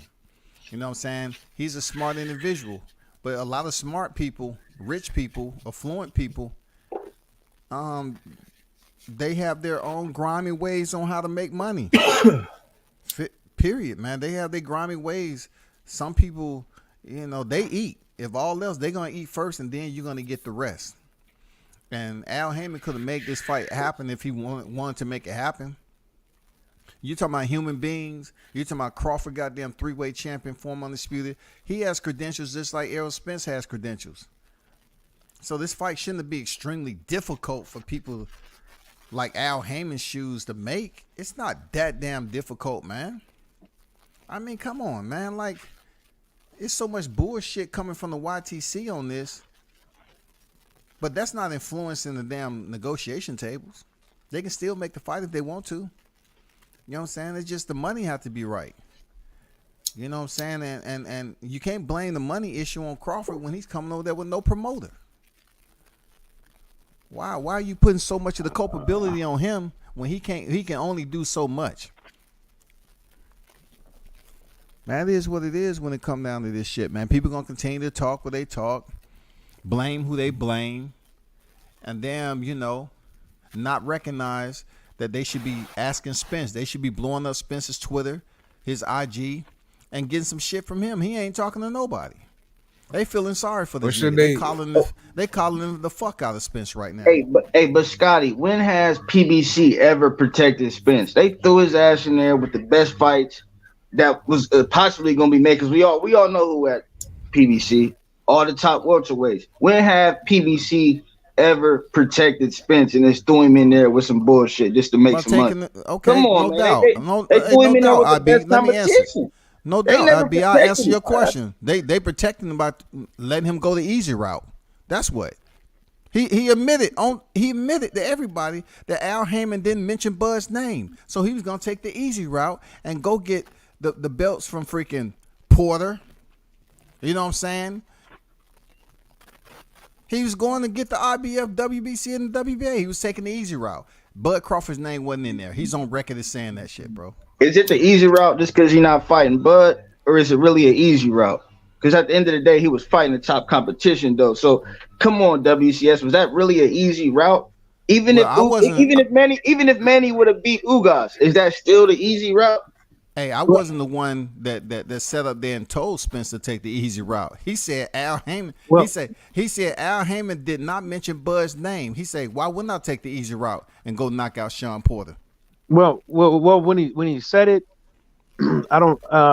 When he said it, I understood what he was saying, and basically like, going over there and getting those belts. You know what I'm saying? Going over there getting the belts, but Crawford wasn't a part of the belt system. Because I don't think He was over at Top Rank. That shit wasn't easy to make. That's what he meant. That fight too hard to make. So let me go ahead and unify with some shit that's way easier on my side of the street. We get it done. I ain't got to worry about this and that, and I'm still unifying. That's all that was. It wasn't like, oh, I'm about to fight it easier. Anything could happen. It's a man against a man in the ring. Anything could happen, bro. He wasn't fighting no clowns now. Come on, man. I'm not talking about all that. So before next, I'm not trying to be rude, but please don't speak for me because I wasn't even gonna bring that up. All right, because I wasn't even going that route. What I'm talking about is that now all these Crawford people on Crawford's head, they're not taking Earl Spence words literal, like they taking Crawford's words. That's what I'm talking about. Also, what I would say if Crawford was out here getting drunk and getting high on videos, and came out and said, well, it's getting hard for me to make 147, then they would say, well, stop getting drunk and stop getting high then. That's probably the fucking problem. You ain't disciplined. You know what I'm saying? So, it's just a bad look, when everything is just on one person and not the other. You know what I'm saying? Everybody forgot everything what Spence said, whether it's the easy route, or I might just give you 30-70 or 80-20. Yeah, 80-20. Everybody forgot about all that shit. Everybody forgot about go get a belt. Everybody forgot about the he over there eating ramen noodles. Everybody forgot about all the other stuff. When they Hey, that's not like niggas talking that shit. When they was in the back, Yeah, Bud Mac said the same thing. Earl living check the check. Bud getting 4 or 5 million guaranteed. Everybody talk that shit, and I wasn't speaking on you saying you said nothing. I was talking to WCS about you remember Earl being protected. I don't think Earl ever was protected, to be truthfully honest with you. You remember when they protecting them now. Go ahead. Y'all remember when all them times Crawford rode up on Spence, you know what I'm saying? And people over there saying, oh yeah, look, Spence scared and all this stuff. Now all of a sudden they forgot about all that. They forgot about all that, so it is what it is. It is what it is. Your boy out there getting drunk still, or getting high. Granted we don't know if he ain't behind. I don't care if he was smoking crack. The nigga undefeated, 3-belt, 147 champion, trying to go undisputed. That ain't got nothing to do. That's a little bit extreme. Hey, boxing thoughts. Turn on your camera, man. Who are you? He unifying. That don't got nothing to do with me. Bud do got more accolades, undisputed for sure. But we talking about 147 right now, man. Hold on for a second, IB. Hold on for a second. Hey, boxing thoughts background. Turn your camera on. I don't know who you are, bro. I ain't never seen you over here before. So, who are you? I don't see you in the chat. I don't see no boxing thoughts or none of that. Who are you? Hey, you don't pop the camera on, I ain't letting you on the panel, bro. That's all I'm saying. I don't know who you are. Go ahead, IB. Hey, IB, it's like, hey, real quick, IB, it's like when Wayne said, he did all them records and shit when people was worried about what he was sipping in his cup. He was like, I got Grammys, I won all the awards, and she was like, don't worry about what's in my cup. You know what I'm saying? But see, Wayne ain't stepping his ass into the ring. He's stepping his ass into a booth. It's much different. We talking Goddamn about it. hey, Arrow same go in that principle, motherfucker though. smoking crack.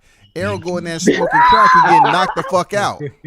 He getting knocked the fuck out. I don't got nothing to do with what Earl Same do, but I just principle. care about what he do in the ring, man. I can't. No, you gotta care, I don't agree with IB. that, though. You I don't gotta agree with that care, drinking shit. I don't IB. agree with it though. But I that's don't not agree Bro, with it. how can y'all niggas be talking like that? You don't care. How I'm can just you saying not though, care, that don't got man? nothing to do. Hey, that don't got nothing to do with me. But I just that's worry not about the who he point. fighting and how he get it done. But that's And if, not the you know point. what I'm saying? That's it. Wow. Who he But that's not fighting? my point. That my point was to say with the drinking and the alcohol was to flip it around, let that be Crawford, and watch all the heat that he gets from fans. That's my point to make is that through all this last 5-6 months, all the heat been on Crawford. Nobody's asked Earl no question. Nobody wants Earl to show no paperwork. Nobody wants Earl to do anything. You know what I'm saying? All the heat is on Crawford. That's the point I'm making. Every time Crawford says something, it's taken literal. They don't take it like he said. A lot of people. Everybody thought he talked about all. Everybody thought he was talking about the universe. You know what I'm saying? So you know that's the point. Whether or not he's smoking crack, weed, heroin, or whatever the case may be, like okay, you go out and get in the ring. You go in and get in the ring and on all that shit, you know, smoking some crack and shit like that, and not give the fans the best quality fight that you can give. Hey, now I ain't vouching for that. Done on everything. I already said that shit was sweet as hell. I'm not vouching. But none of your I don't people love talk Spence about it that though. much. I just got Spence winning the fight. That's it. I don't know that nigga. That nigga don't pay my bills. I never even shook the man's. I don't know that nigga. I just feel he gonna win. I don't care that much about the shit. All I'm saying is I understand the fact that Errol Spence is a Showtime PBC fighter. I know Terrence Crawford was top ranked. Now he's a free agent. You can't just go to somebody else's house and ask to eat let me get the big piece of chicken. Nigga, nah, you can't do that, man. You got to get this little wing real quick. I'm going to get the breast in the, you know what I'm saying? Like, you can't do that. That's just business. Did Wilder You don't have to come in my house and get the big piece of chicken when I invite you over for dinner. That's just not going to happen. Hey, check this out, IB. Did Wilder and Fury fight? They fought 3 times. Okay, so is it not they did 2 co-promotions on the rematch and the trilogy? It was so much money. But it was look, so much money on the floor for both of them. Nobody's about to. What? Wilder Wilder didn't do any numbers. Fight, it was a contractual agreement. Motherfuckers, but it's not impossible fight, though. It's not impossible for them to do a it's not. I never said co-promotion, dog. it was. You was up here talking about, oh, he went the easy route because it was an in-house fight. We know that in-house bullshit. But I'm talking about freaking making something happen, bro. Making the fight happen, man. Isn't that what they say? So you saying it's the money then? Happen. So you saying it's the money then? It's the money. It's not the. What numbers did Wilder have? What numbers did Wilder have? What numbers did Wilder have? Showtime got the money or don't they? We have Showtime never had the money. What numbers did Fury have? What numbers did Fury have? What numbers did Wilder have? Since we going off numbers, what numbers did they have? They went to a draw the first fight. What big numbers did either of these fighters have heading into that rematch? What numbers? But they co-promoted, top rank co-promoted, and they was the lead. Yeah. Showtime took a shotgun effect. They wasn't even the lead promotion. They just sat back. And when you co-promote, both sides of the street got a benefit, right? So it wasn't that was cool because both fighters made crazy amount of money. So you saying Top Rank couldn't have benefited along with Showtime if they made Crawford? Talking about this, not a co-promotional fight we talking about with Earl and No, bro, I'm talking about when he said he was gonna take the easy route, bro. That's what I'm talking about. Nah, he wasn't said it was an in-house saying fight. The easy route. He was just saying the easiest fights to make, but he still was unifying. It wasn't necessarily saying I'm gonna take the. Well, don't get me wrong, Bud is better than all those guys that Errol Spence unified with. So okay, I can see why you're saying it's the easy route, but it wasn't the easy route because he still fought the top competition at 147. Am I right or am I wrong? Who else was over at top rank besides Bud? Nobody. So what route was he supposed to take, Scotty? But not the top competition. You said who? But not the top competition. Yeah, Bud is he's number 2. He didn't fight the next best guy because he was over there doing whatever. I don't know. But the other guy, or every other guy, is that PBC? Am I right or am I wrong? But what he's trying to say is, it's not the first time. It's not the first time that somebody has made a co-promotional fight. It's not the Bud first got no time. promoter. So it's Nah, not we the same. talking about when he was signed with Top Rank. He talking about when he was signed with Top Bob couldn't Rank. get the Errol Spence fight. Bud said out his mouth, Bob couldn't get me the Errol Spence Bro, fight. they wasn't trying to make the Why? fight Why because couldn't Al Bob Heyman wanted him to fight the other fighters, bro. They don't put it on Bud again. I'm not putting it Don't put it on on Bud Bud again. said What it he was said Bob's in his fault that last he couldn't fight. get the fight. In Bud his said it was last fucking Bob's fight. fault. His last fight, though. Bud didn't blame Al, Bud blamed Bob. Dog, I'm talking about making the fight that was contractually agreed. Yeah, I can understand that, but it was up to Bob to try to get with Al Heyman, who probably came up with some other bullshit. That's now I already told him. I want to take the easy route. I want to collect these belts, the in-house fights, so I can get paid 33 and a third from both fighters. I want the in-house fights. So yeah, Bob didn't make the fight happen. It was probably a percentage of that, and a lot to be pointed in the direction of PBC. That's what I think. And I'll have to add the thing of that, you know, a lot of fights was getting taken away from Crawford too. You know, that's leverage. Straight up, it's leverage. If you think about it. Hey, hold on.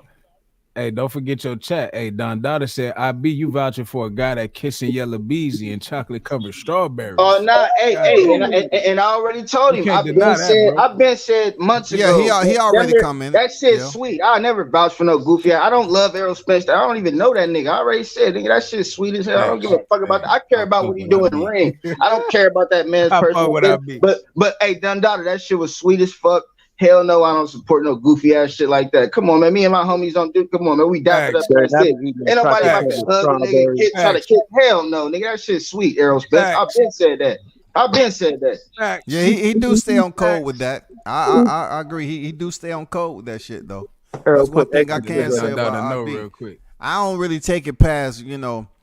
I don't look at IB as supporting or, you know, Errol Spence. He ain't never been that dude, man. He ain't never been a bitch ass nigga. I just got him winning. That's it. I don't care about these fights. They don't give a fuck about me. They don't pay my bills. I don't care about them that much. Like I don't, you know what I'm saying? But we talking about like all my brothers to keep boxing and getting money. That's all I care about, man. But y'all already rich. They already rich. So why can't y'all just fight for these bills? Like, come on, y'all already rich. How much money do y'all need? How much money do y'all need, bro? How much money do y'all need? And y'all already rich. Dog. No, they need enough, man. They need enough to continue to support their generational wealth, bro. Generational wealth, bro. That's what they need. They need to get paid just like Canelo. Man, they letting a couple $million. They letting sit up here and make all this money. The fight, man. They letting Kibbles and Bitch stop the fight, man. I'm Kibbles and Bitch. Tell Al Heyman to goddamn talk about the Kibbles and Bitch. Man, that's some little money they letting stop the fight, bro. I don't think I said. Hey, hold on. Go ahead, bro. Like I said, just real quick, man. Like I said, man. WCS just said he want them niggas to make Canelo money. And I said, based off the numbers, 0 guarantee, 65-35. If it does 800,000 like Canelo and Caleb, Spence make almost 50 million and Crawford would make almost 25 million. And I don't think that's fair, but I want both of them to make at least 50 million. You know what I'm saying? I don't think it should be Spence just get 45, damn near 50. And Bud get 24 point something, damn near 25. So I see why Bud came with the 25-25, because nigga, this is fair. And we can make it happen. And if you know what I'm saying, if we make the money back, we get what we get. It's fair all the way around. You know what I'm saying? So what is 25-25 blunts? What is 25-25 when it comes to percentages? 25-25 is what? 25? It wasn't percentage. It was about 25 million guaranteed. I know. What is that when it comes to the percentage of both fighters, right? They both That's the same as 50-50. That's the same as 50-50. It's the same as 50-50. Exactly. It's just another way to put it. But they don't want the 50-50. Exactly. Al don't want nothing dealing with They no don't. 50-50, dog. And that's to me, that's fucked up, because I want to see them both get the same. I think if Spence is worth 45, Bud worth 45 too. That shouldn't stop the fight. That shouldn't stop the fight at all. I get it. I get it. 50-50 should not stop the fight, bro, at all. Yeah, For real. Absolutely. When you got I feel like Al Heyman, that's what's gonna happen. Hey, but people is like, Bud, you still making 25 million. You know what I'm saying? Like, that's a lot of money, 25 million. But Bud, like, listen, I got these people right here can put up 25 million. You know what I'm saying? But you gonna get it too. You're not gonna make 45 million, and then I'm walking. You know what I'm saying? That's bogus, especially if I beat you. Like, come on, bro. You know what I'm saying? So I get it, bro. I get why Al would want to make 45 million and not 25. And then why would you want to? Why would you want to take the biggest fight that you have, right now, right, and only do a month and a half of PR on it? Correct. That's what was going to happen. Exactly. That's exactly what was going to happen. I agree with that for sure. I understand. And there's no way. There's no way they can maximize their promotional benefits in that short window. It's no way in hell, dog. Yeah. If you're talking about maximizing the back end revenue, it's no way in that short period of time. Right. So if you're not guaranteeing no money, it's in your best interest, and hoping that you rake in a lot of money, that you promote it the right way and don't rush it. So it's best that you go back to Crawford and say, look, we got to fight in 2023 if we want to get this kind of money. You know what I'm saying? If y'all want to maximize y'all percentages, we need to promote this thing correctly. So listen, Crawford, we got to run this in 2023, man. And Crawford like, okay, that's cool. I've been talking to somebody. I'm going to go ahead and do this. And then we're going to see each other in 2023.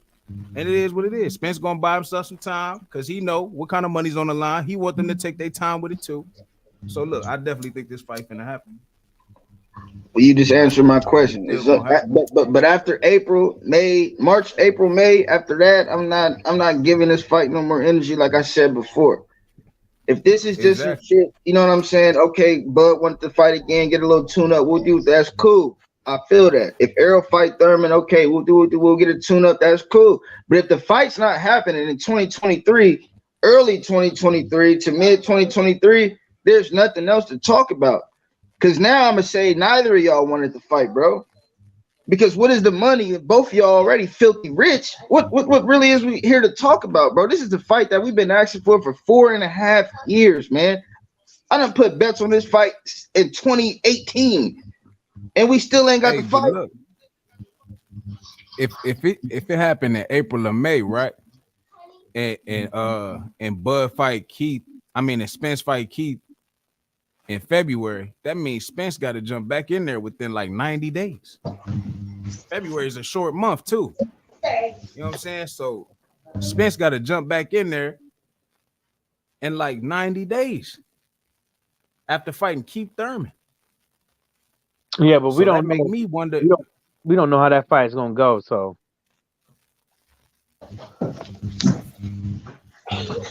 and I do feel like if Bud felt like the fight really wasn't gonna happen, okay, the 10 million against Avanesian would be a reason to stay at 147. But I felt like if Bud really felt like the fight wasn't gonna happen, he would have just moved up because he's still boxing. He planned on retiring a couple years ago, so I feel like he would have just moved up. But I feel like he do want the fight. That's why he's sticking around, regardless of the money or not. But at the end of the day, bro, Errol Spence fighting Keith Thurman and Cuz get through with Avanesian, that's cool. They have to make the fight is where I'm getting at. They got to make this fight in 2023 they got to. Why is the reason the plans fell through? I don't know. I'm not in the business. Like I said, I leave that up to the advisors, the lawyers, and shit like that. I don't got nothing to do with that. I'm not pocket watching or nothing. I feel like they should fight 50-50. I've been said that on numerous platforms. 50-50 should not stop this fight. But at the end of the day, why hasn't the fight really been made factually? Can anybody give you factual reasons on why this fight didn't happen or why it fell through? If the fight with Avanesian is in December 10th, what makes you think that he hasn't been talking to people from BLK Prime about getting this fight months ago? He already had them in the back pocket. I can tell you why. Come on, man. Don't be that oblivious. They've been talking to Avanesian and Terrence Crawford months ago, probably. That wasn't his focus, though, bro. That wasn't his focus, man. They hit him up. But he didn't hit them up. Talking to him, though, Scotty. He wasn't talking to him, bro. He was just they reached out to him. Money out of nowhere and found them Avanesian out of nowhere. No, check this out. They knew the negotiation was going on with PBC, and BLK was trying their best to, put on a fight this year. And they pretty much reached out to Crawford, and Crawford told him he was focused on Spence. That's on record. That's what he said. Just because he had him in his back pocket don't mean he was entertaining him.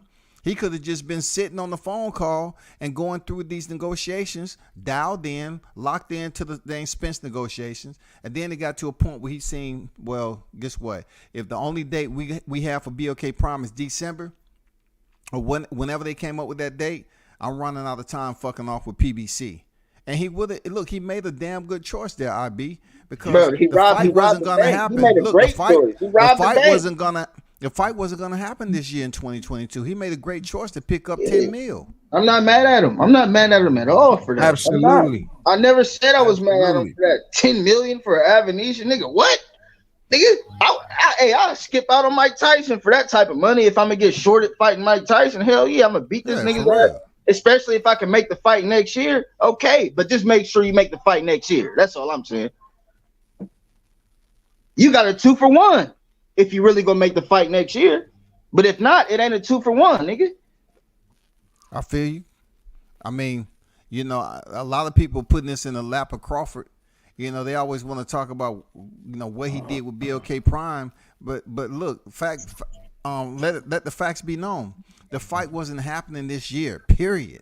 So I think as a businessman, his instinct, just like I say with his boxing IQ, he always thinking, man. And for him to redirect his attention to BOK Prime and take that fight with Avenesia for that amount of money because, you know, Errol Spence was at Disney World, good shit.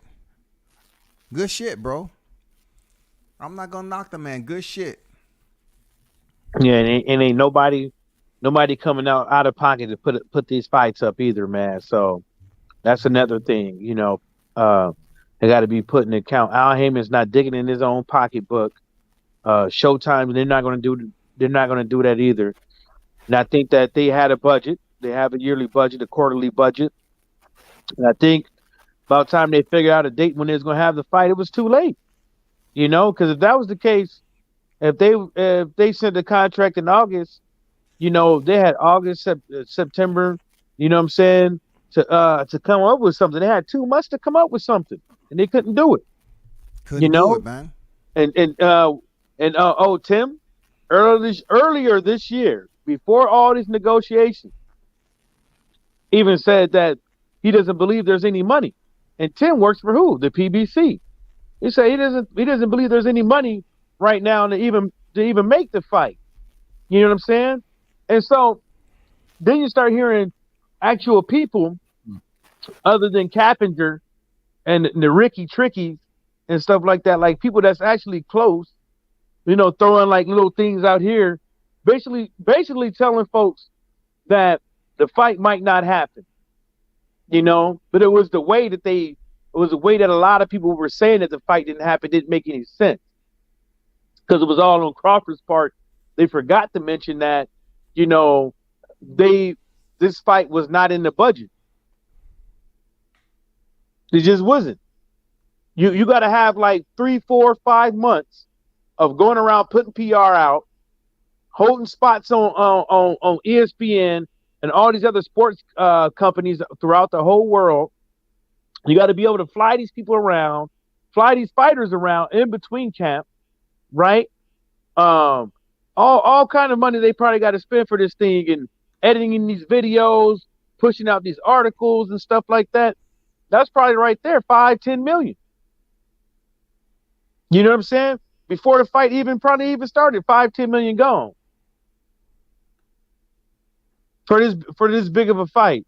Then you got the undercard. You know what I'm saying? Because it can't just be them. It's their biggest fight, and it'll be the biggest fight of the year. You know, I don't think that would have happened. I think they was going. That's a lot of money for this fight. Off rip that they probably got to pay. Nobody can hear you. You on mute. You on mute, IB. IB, you on mute. Dishes. Oh no, I'm talking to somebody. Oh, yeah, my fault. Dishes. My fault. Yeah, Okay. that's right. Do them dishes, man. I'm messing with you. My bad. I'm not doing it. Hey, they crazy. They look like you. I'm gonna get on them dishes right now. I'm gonna get on them dishes. Don't worry about it. I'm gonna get on it. I'm not doing no dishes, man. I'm not doing no dishes. Hey, you heard what I said. I'm talking to you. Man, you better, man. Oh shit. Yo, crazy, man. Yo, but listen though, the bottom line is though, hey, World Combat Sports. Don't get me. I'm not mad at if they gonna fight in 2023. I'm not mad at it. I'm not mad at it at all. And you know, we done been shooting this shit for years, man. I'm not mad at Terrence Crawford. Man, listen, what he accomplished in the sport of boxing, can't nobody knock that, bro. The facts is the facts.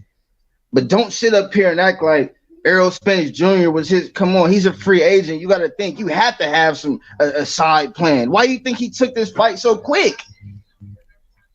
This motherfucker came out of nowhere. We just found out this was happening like a month ago. Blue Blood. He took it in October. Come on, bro. He took it in October, bro. He took it in October. Like I said, a month ago. Come on, man. It's November right now. That's a month ago. But it wasn't quick because if you think about it, it was not. They've been talking since like June. Exactly. Yeah, so it wasn't quick, dog. The signing of the fight took 36 hours, like they said, but he was focused on Errol Spence, bro. He said it. I was focused on Errol Spence. Okay, if you're going to go off what Blue said, he called him this, that, and the other, listen, either he knew or didn't know, but the fact still remains, Terrence Crawford put it out there that they contacted him back in June, and he told him that he was focused on Errol Spence Jr.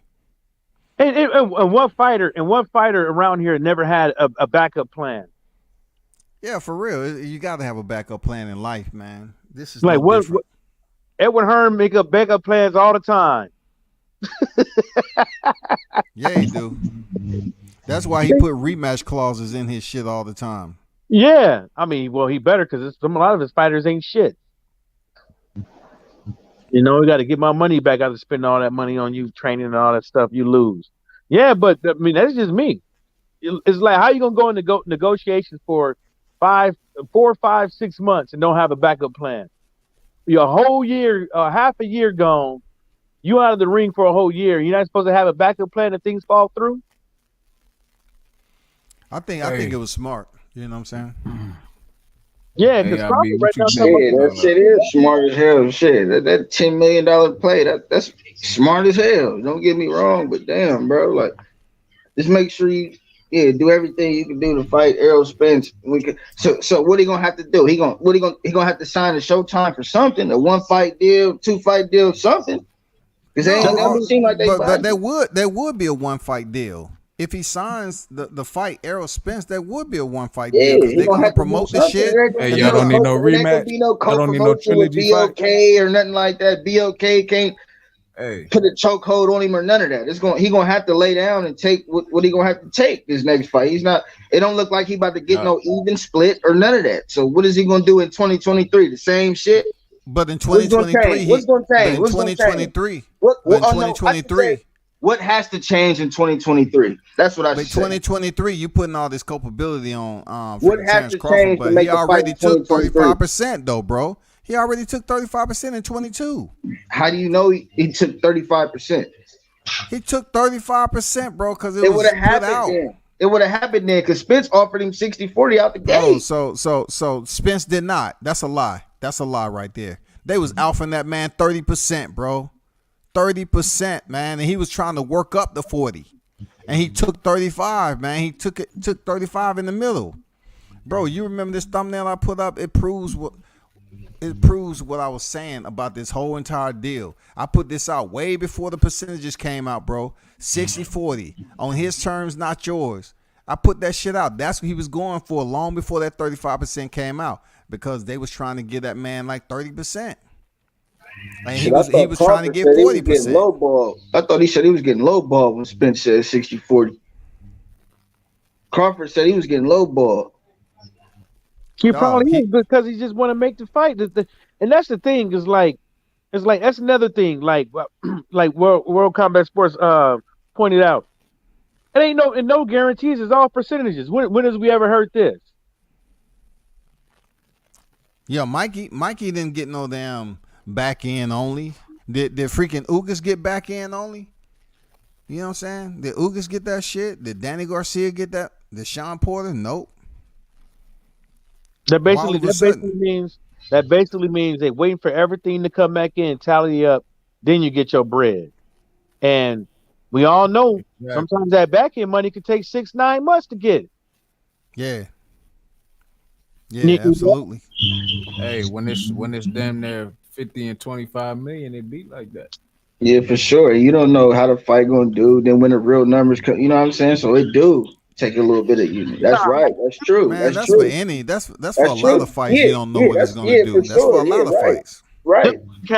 Them cats, they get them numbers within them US numbers within a week. The problem is getting all that international stuff. Those are all the problems. You see what I'm saying? Because you you gotta wait for it. They probably don't have the technology that we have. They probably got their own stimulations that they probably got to go through. You know what I'm saying? That's probably the reason why it takes 6 to 9 months to move. 5 million here, 10 million here from this country. You know what I'm saying? It didn't put it all in the one spot. This country probably can't. Got to put it in a different bank account, move it over to this one, and move it all into one spot for these fighters. But like World Combat said, when have you ever heard of just straight up percentages? Everybody knew what Wilder and Fury was guaranteed. Everybody knew that. But now all of a sudden we only hear about percentages. And then you look at it in that perspective, it don't make any sense because if supposedly Crawford and Spence, Crawford ain't selling or whatever the case may be, I don't like this is people who's been in the business for quite some time, man. Like this is not their first fight they about to put on. So they put on several other fights. Did they scrutinize the numbers like that? Before in all these other big fights, did you scrutinize the numbers? I mean, like, it don't make any sense, man. He ain't selling no freaking tickets. But yet you want to give him shit on the back end like you're going to make it back. Like, I mean, what's the plan, man? What's the plan? Do you believe in the fighters or not? Errol Spence ain't did no grand numbers after Mikey Garcia. Shit, but hey, that Mikey Garcia fight did more numbers than every pay-per-view Bud done been in. And Errol Spence done been that on was because of Mikey Garcia. You know what I'm saying, though? Like, you know what I mean, though? Like, let's you break know the that numbers was down. Let's Mikey make Garcia, it make sense, man. though. Hello. Let's make it make sense, though. Who sell more? Let's make it make sense. Man, look. Everybody can't get a Mikey Garcia four-way champion. What's a four-way champion in the welterweight division right now? What's a four-way champion? You got Thurman, Sean Porter, and Errol Spence. They all been campaigning in the welterweight division. Then you got Crawford, who's a multi-division champion, but he gets no love. Like his credentials don't far exceed them three. They the ones been campaigning at the same division forever and a day. That's all I'm saying. They've been campaigning at the same division forever and a day, bro. Mikey Garcia come out here four-way champion, and he brings all the Mexican fan base to the fight, and that's the biggest numbers Errol Spence do. What is the real numbers? Take away Mikey Garcia and put another fight in there. What's the real numbers? We said four-way champion, Mikey Garcia. I thought it was three-way champion. That nigga ain't four-way champion. Four weights. I believe Mikey Garcia is a four-way champion, bro. And then and then what's funny with all this percentage madness, right? Like these people, I believe these people behind the scenes know that each day there's another red hot motherfucking fire stick out there being plugged and ready to use for pay-per-view fights. I know they know this. I know they know every time they do a pay-per-view number. I know they know the numbers are going down. I know they know. And so you mean to tell me that if I know that only thing a person got to do is spend $25 and download this free ass app or go to the internet on their Fire Stick, and they can get all the fights, all the movies, everything, live live and in color, and I'm only supposed to get a percentage? I'm only supposed to get a percentage? What if it only do 250,000? What if I only do 150,000? And I'm only supposed to get a percentage? Right. I feel you. Right. I feel you, man. Right. Too much risk on this nigga. And he's still and the only reason why they did the percentage, I think, is because what World Combat Sports said. They didn't have the money to put it up. Even if Nah, they shit, did you have the can't. money, is it smart to put that up? Even if Hey, you look, did it's have the making money, it is clear. It's a it lot smart, of is it smart to risk. take that risk?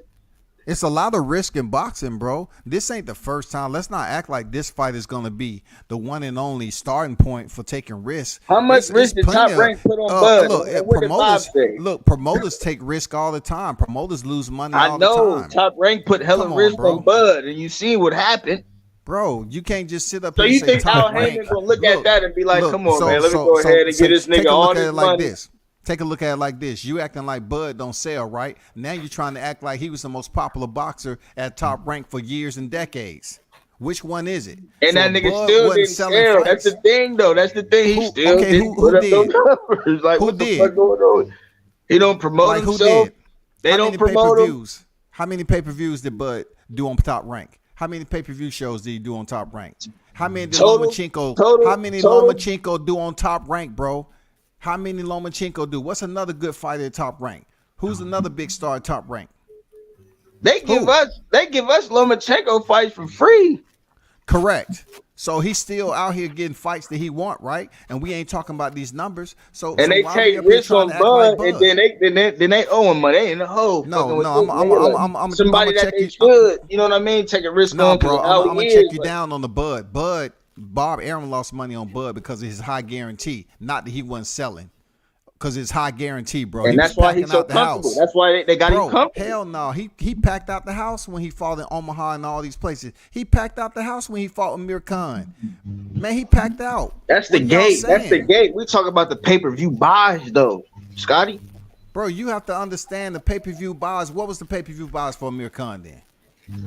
Okay, it can't be said, right? So, nah, it wasn't no low shit, IB. Come on, bro. You can't just say some low shit. Hold on. I think it was kind of low though. I think Keith Idec said it don't freaking matter because he wasn't. Look, Terrence Crawford wasn't fighting all his fights on pay-per-view. First of all, he had some big fights in Omaha where he packed out the house and you know he got the gate and everything. He wasn't no pay-per-view star like that. He wasn't, but the reason Bob Aaron was talking about he lost enough money to buy a house in Beverly Hills because of the high guarantee that Crawford got, bro. Pay-per-view, Sean Porter and who? Jeff Horn. That was it, I think. Look, exactly. Or he wasn't a pay-per-view star. That's three fights. Kell Brook, Amir Khan, and Porter. 3 fights. He just fought Kell Brook not too long ago, and then he fought Porter after Kell Brook, and then Amir Khan before both of them. So he wasn't all on them pay-per-view together like did that. under like 300,000. So what are you saying though? Does that extract the fact, bro? Just Mikey and Errol Spence. Just Mikey and Errol Spence did that. Mikey did that. He bought the most majority of the fight fans come in on, man. They fought in Texas. So now, I'm not gonna put it all on Spence. They both did that. So now you're gonna ignore the fact that Texas population is more blacks in Texas than they Mexican, right? That's you gonna say? Nah. I'm not saying that. I didn't say that. So once again, when we have a black fighter fighting a Mexican fighter, we don't always say they bring in a country with them and all this. Like the Filipinos, they bring in a country. So for Errol Spence, it don't matter, right? He bring in the black country, the African Americans, and Mikey Garcia bringing the Mexican fan base. Man, I don't care if you're Albanian. A buy is a buy. I'm not worried about the raise. I'm just saying a buy. The numbers is the numbers. Scotty, you know what's going on with these numbers, man. Errol Spence fan base ain't like that in Texas, bro. Pay-per-view buys is 9 days, Scotty. Bro, Errol Spence fans in Texas ain't like that. They ain't like that, bro. It's got more Mexican boxing fans in Texas than black fight fans, period, bro. But I'm saying a buy is a buy, though. You can't tell me Mexicans bought more than blacks bought. We don't know that. A buy is a buy, Scotty. That's all I'm saying. Bro, we talking about Mikey Garcia was way more established than Errol Spence ever will be. And Mikey is from Oxnard, California.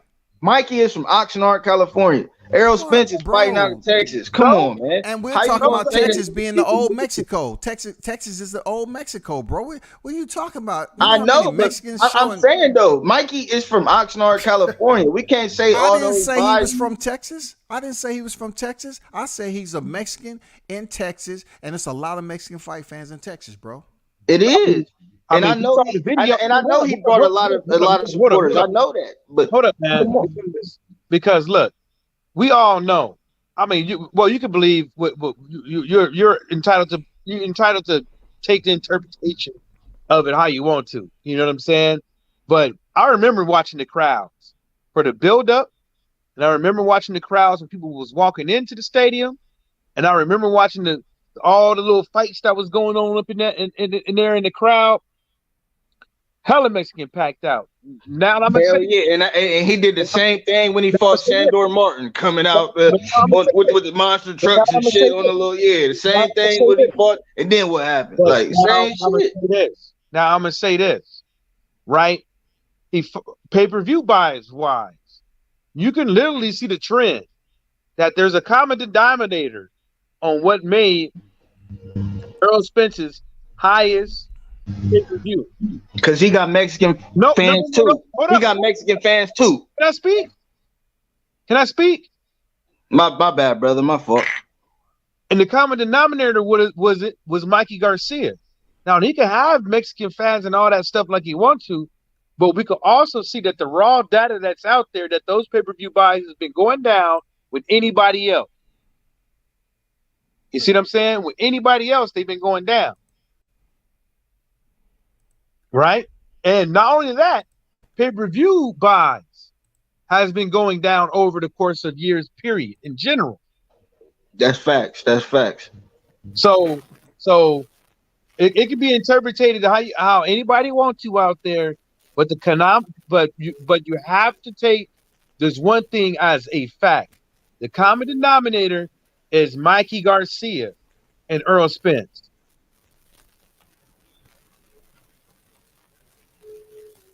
I mean, that's a good point you made. I was just putting it out there, like, let's not act like black fan base Mexican fighters are trying to, fight black boxers because we support our fighters heavy. No, we don't have that damn community like the Mexican fight fans. We don't have that community, bro. That's why you see all these black fighters wearing Mexican colors all the time, sombrero colors, man. I mean, come on, you don't see Mexican fighters wearing whatever African colors. You know what I'm saying? We never see that shit.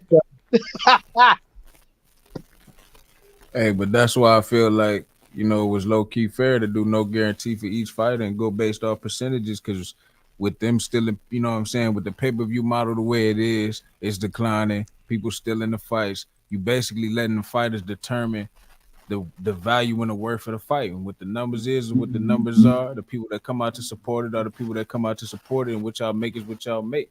You know what I'm saying? So at the end of the day, I feel like they not, that's as fair as it could get. If they couldn't come to a decision, a conclusion to give Crawford what he wanted, then it's like, listen, man, neither one of y'all get anything up front. Since we can't figure it out and make it right, like that up on the top with the guarantees, we don't put up nothing. We let the numbers do what they do, and we promote this fight the best way we can, and whatever happens, happens. That's basically what it is.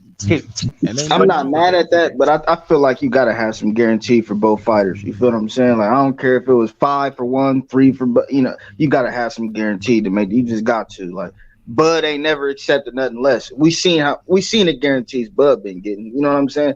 Even Spence, none of them been super high. But I feel like you still had to have some type of guaranteed money, but you still can't do Bud super wrong trying to give him, you know what I mean? Like the crazy short end of the stick, though. You still got to give Bud a reasonable amount of money, but you still got to be realistic. You know what I'm saying? So you had to give these fighters something guaranteed. You feel me?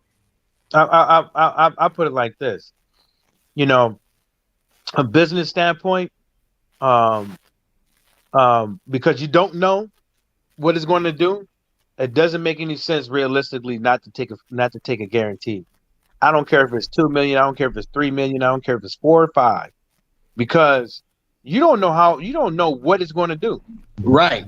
You know what I'm saying? Unless you know for a fact that this fight is going to do 500 or 1 million pay-per-view buys, you better leave there with something. And that's why,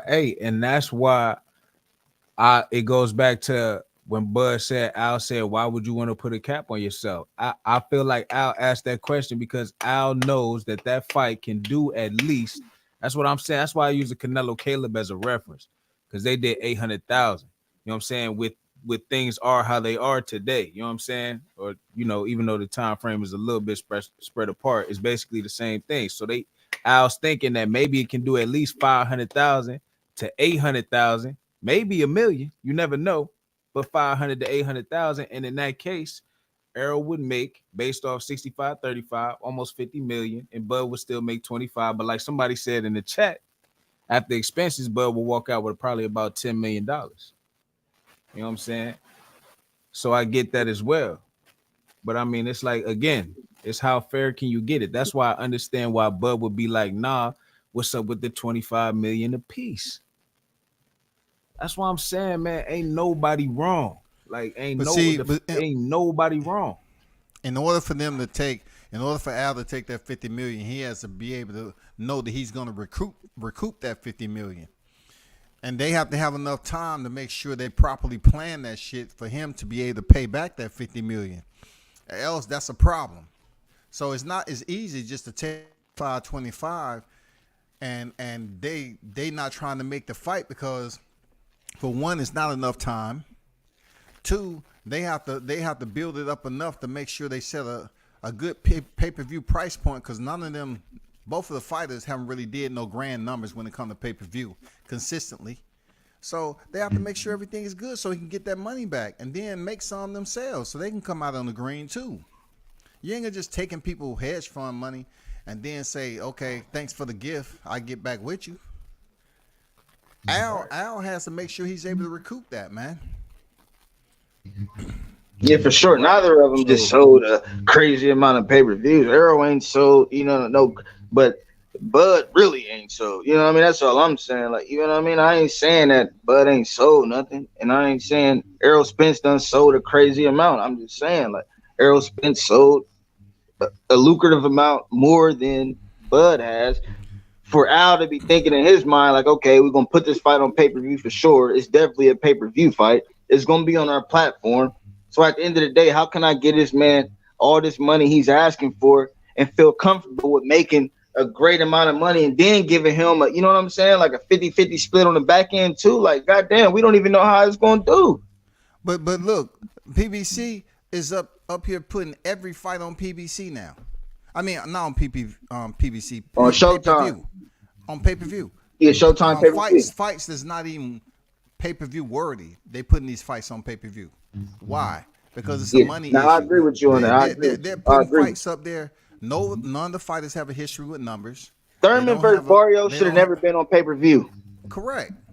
They putting these shits on pay-per-view. You know what I'm saying? Look, Gervonta Davis versus Hector Garcia moving up from 130. It's about to be pay-per-view in January, bro. Where's Garcia's numbers? He just come off a fight with Roger Gutierrez. Come on, bro. And they about to go to the DMV. That's all Tank right there. That's all Tank, bro. They think just because Tank sell out arenas, he gonna do crazy on pay-per-view. That's not the truth. We see now with Isak and Tank. You feel what I'm saying? Like, okay, the fight was good, okay, but every fight don't deserve to go on pay-per-view. You right, Scotty. That's where they falling short and where they losing money and why they don't, because they putting every fight on pay-per-view. You can't do that. But that's Al Heyman. That ain't Errol Spence. But this fight is pay-per-view worthy. This fight right here is pay-per-view fight all day long. Correct. Bro. So we don't even got to talk about that. No doubt. I agree. It is right. So that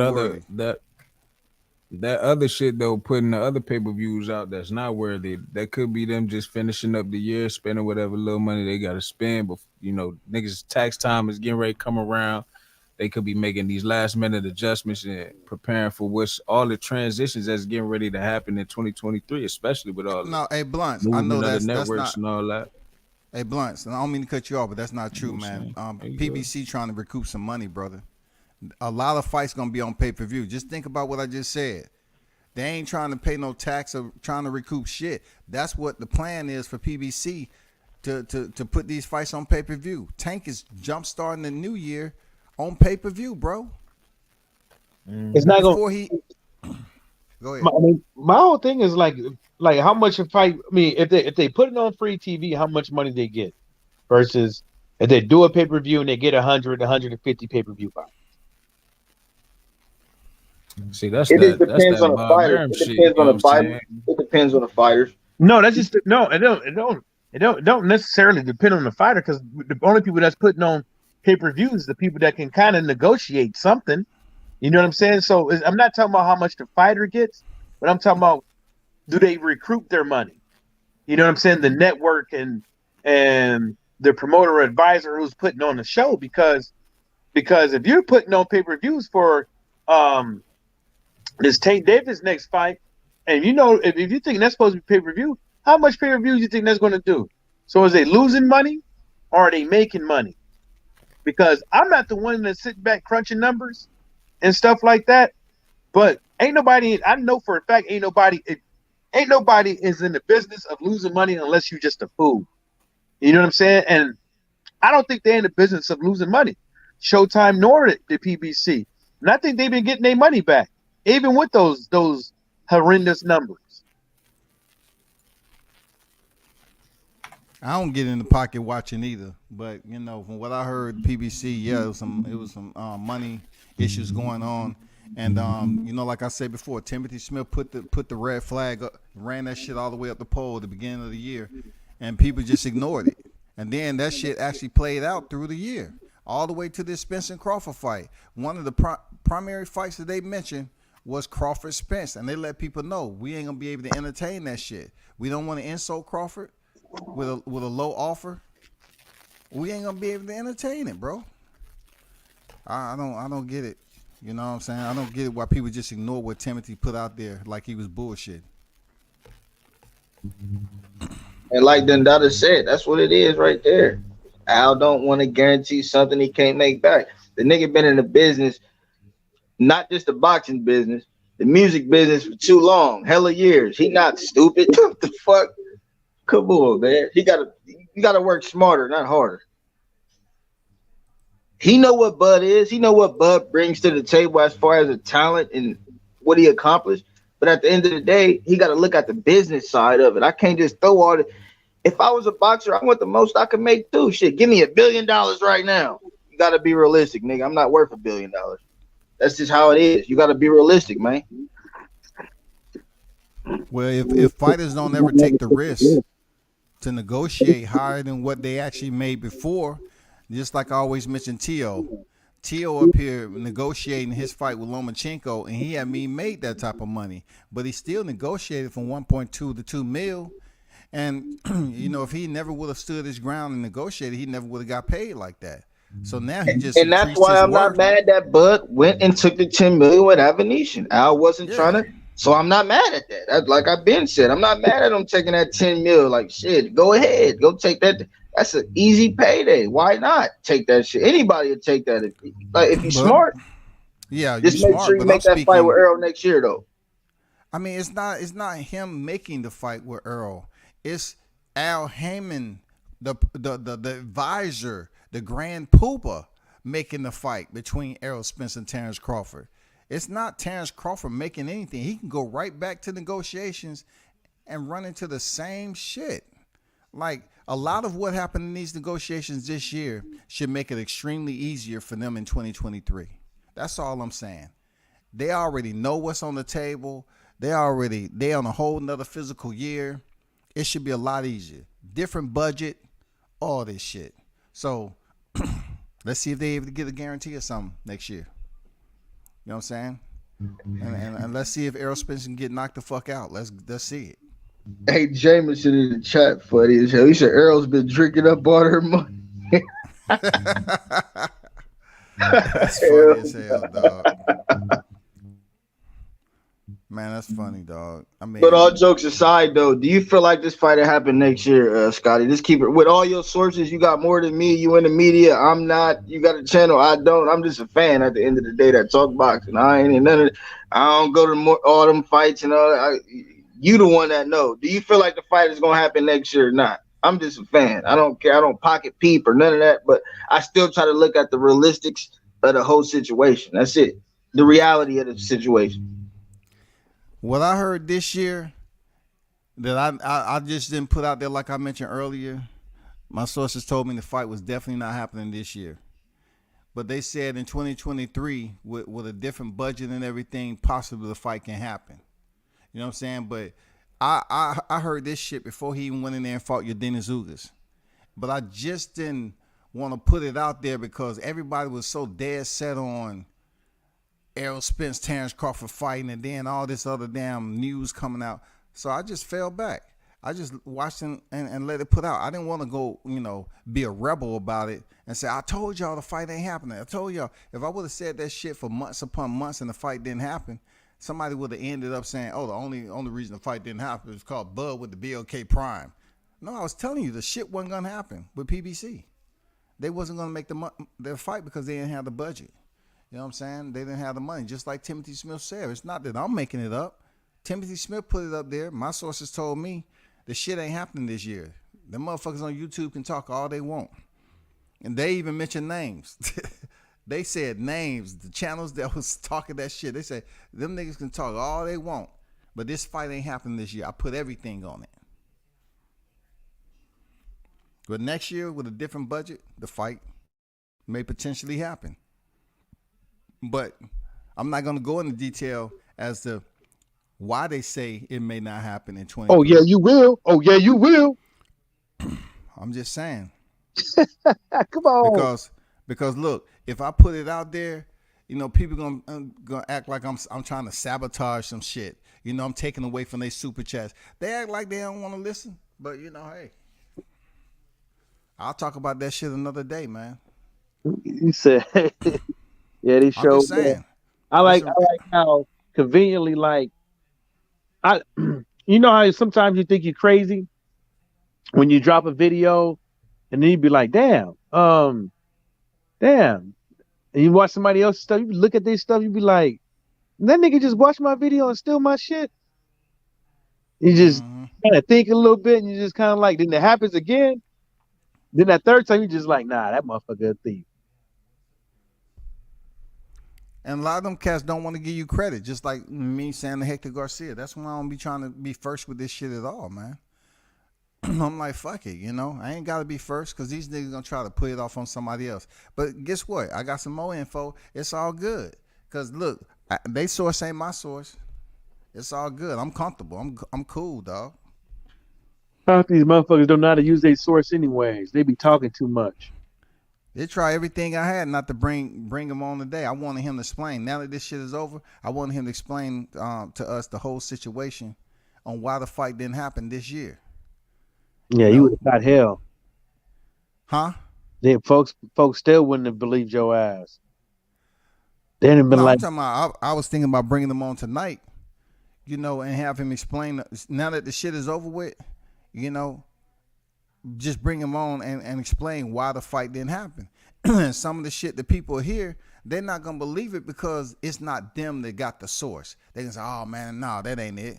But he tell me some real shit that ain't been wrong yet, and he got many connections. This is a dude that's deep with PBC, that has the connections, that communicates with the man himself. That's why I'm very confidential with, just letting him be a part of the stream like that, because, I ain't trying to have nobody trying to damn figure out who he is and then go up there and, try to ask this, that, and the other. But I'm gonna think about it though. I'm gonna ask him what's up. I say, man, just come up here and explain what you think what's gonna happen in 2023, so y'all can hear it from him. Yeah, because they sure will, especially got a social media account. Because a lot of these cats out here, they be putting a bad. It's not the only reason why I would say it's not a good look is because a lot of people don't know how to take that information, and a lot of people don't know how to do interviews, and they really do be pissing these folks off, man. Like when they be adding different people to the panel, and people don't know how to talk to people. You know what I'm saying, and stuff like that. Hey, also, Mike, they be adding a lot of people to the panel that be one way. All them people that jump on the panel is against Crawford. You know what I'm saying? All the people on the panel is against Spence. You know what I'm saying? Like, you rather have a open panel where people have their own fucking opinions and don't be trying to influence them. That's crazy. Well, we all seen it happen before. Yeah, man, it's interesting. The shit I'm hearing as to why the fight, in 2023 might be far fetched, man. I mean, I don't even like putting information out there because people always want to try to criticize you, and then I say, okay, if you want me to start firing off on your ass, I will. I'll take my time to fire off your ass. You know what I'm saying? I'm trying to keep it boxing. I'm trying to keep it on boxing. That's what I'm trying to do. We heard that before. Yeah, I'm trying, dog. I'm trying to keep it on boxing, but they come for me. Hey, it's on and popping, dog. Oh man, have me over here dying. I'm just saying, look, some of the shit you hear from the big dogs, right? They'll tell you shit that's going on behind the scene. Like when Q was on here earlier, I was trying to find out about, Errol Spence girl and all that, and I finally found out the whole situation. I'm not putting that out there, but it's just amazing how that shit's happening the way it is. Somebody got some ringing going in the background, bro. Whoever that is. Yeah, they got a whole bunch of stuff going on back there. Yeah, Pop, I muted you. I ain't put you in the background. I just muted you, bro. You got a lot of background noise. Sir Senior, what's good with it? He said when your PBC, you pay your fighters on the back end, you only have to put up a little upfront money and money for the promotion. Why not make the contracts like that? That's true. That's true. Yeah, they do. I mean, I said that earlier about them getting a lot of PBC fighters get deferred payments and back end money. I mean, that's good shit. As long as you don't think it's tax free. That money ain't tax free, bro. Yeah, Spence and Tank never made a big guarantee. All they money, most of their money was from the back end. Yeah.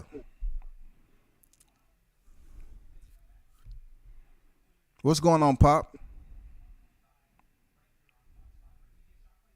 Heyman thinks everyone is Floyd, but these guys only doing 250. Now, I don't think Al Heyman, that ain't true. I don't think everybody, Al Heyman think everybody Floyd, because ain't nobody coming close to breaking those records.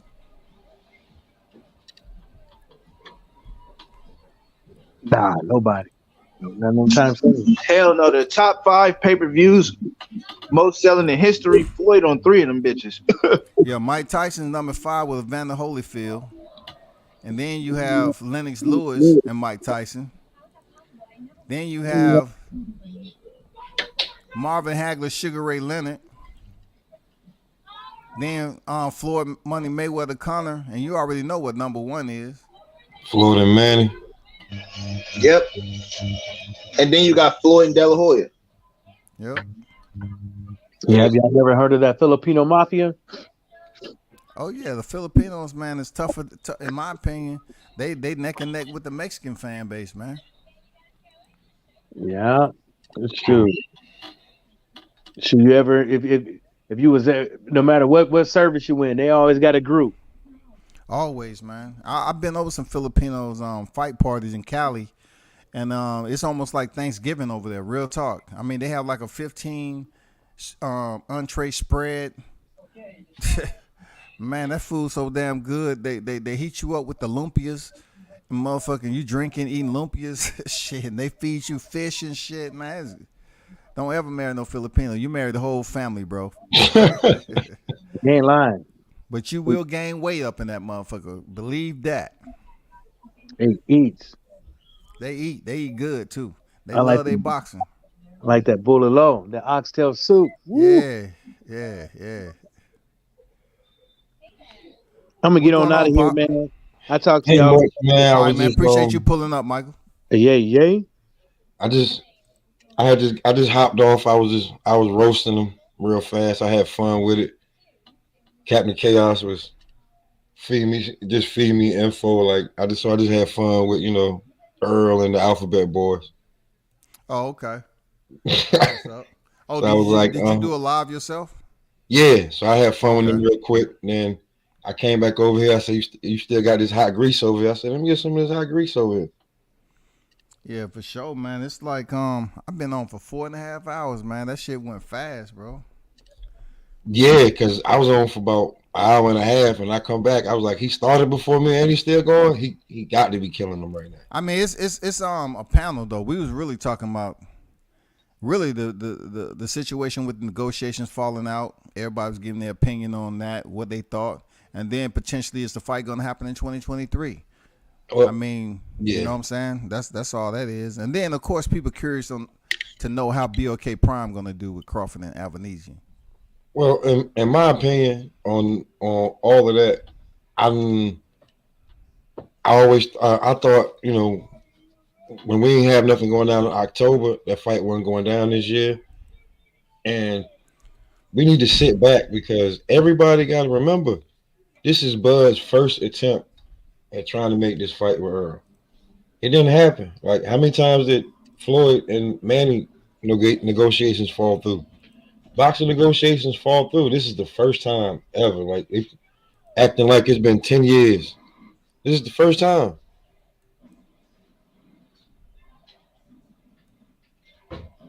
I agree. I mean that's a good point, but people not looking at it as the first time. They just acting like Bud coming over there without a promoter rather, but yet he's driving the motherfucking bus like he's making all the decisions. That's not the case, man.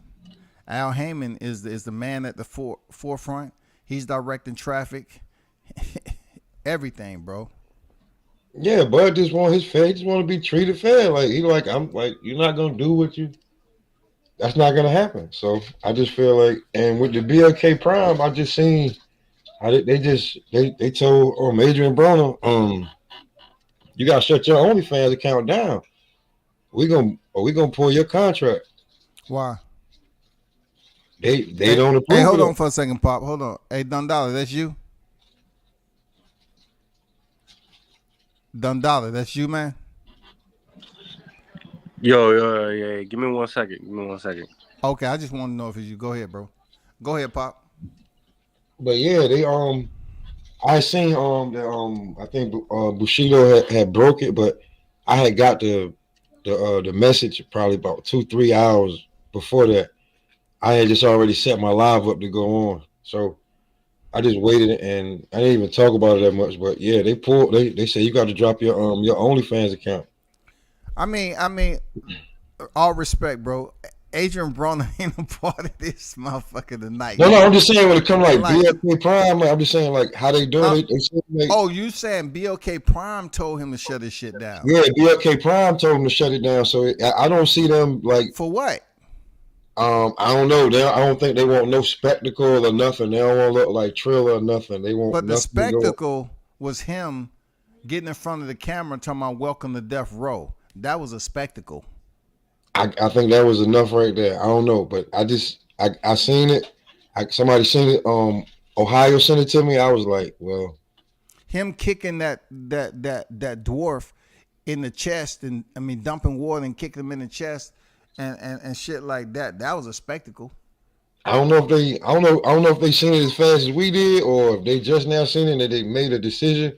But they was like, how can they stop? I don't even know what they did new, but I just got the message. He just sent it to me like earlier today. That makes little sense because Paige Van Zandt, she signed with fight companies, and her OnlyFans, she make more money on her OnlyFans than she do in fighting. Ain't nobody telling her to shut the shit down. I mean, that's the OnlyFans, bro. That's OnlyFans. I don't know if it's respected or not. I don't know. They just said that. So I just see them trying to be as, try to get this first fight go off with the hits because as the far promotion, as BLK, yeah, the promotion. I don't know. I don't know if they want that type of promotion. New Generation was Probellum with Rick Schaefer. He's the one, BLK Prime is not a promotion. They're just a streaming service. And then the entertainment company is Bash Boxing that's attached. So they have like 2 entities outside of BOK. Mm-hmm. BOK has 2 entities outside of them: Bash Boxing and New Generation.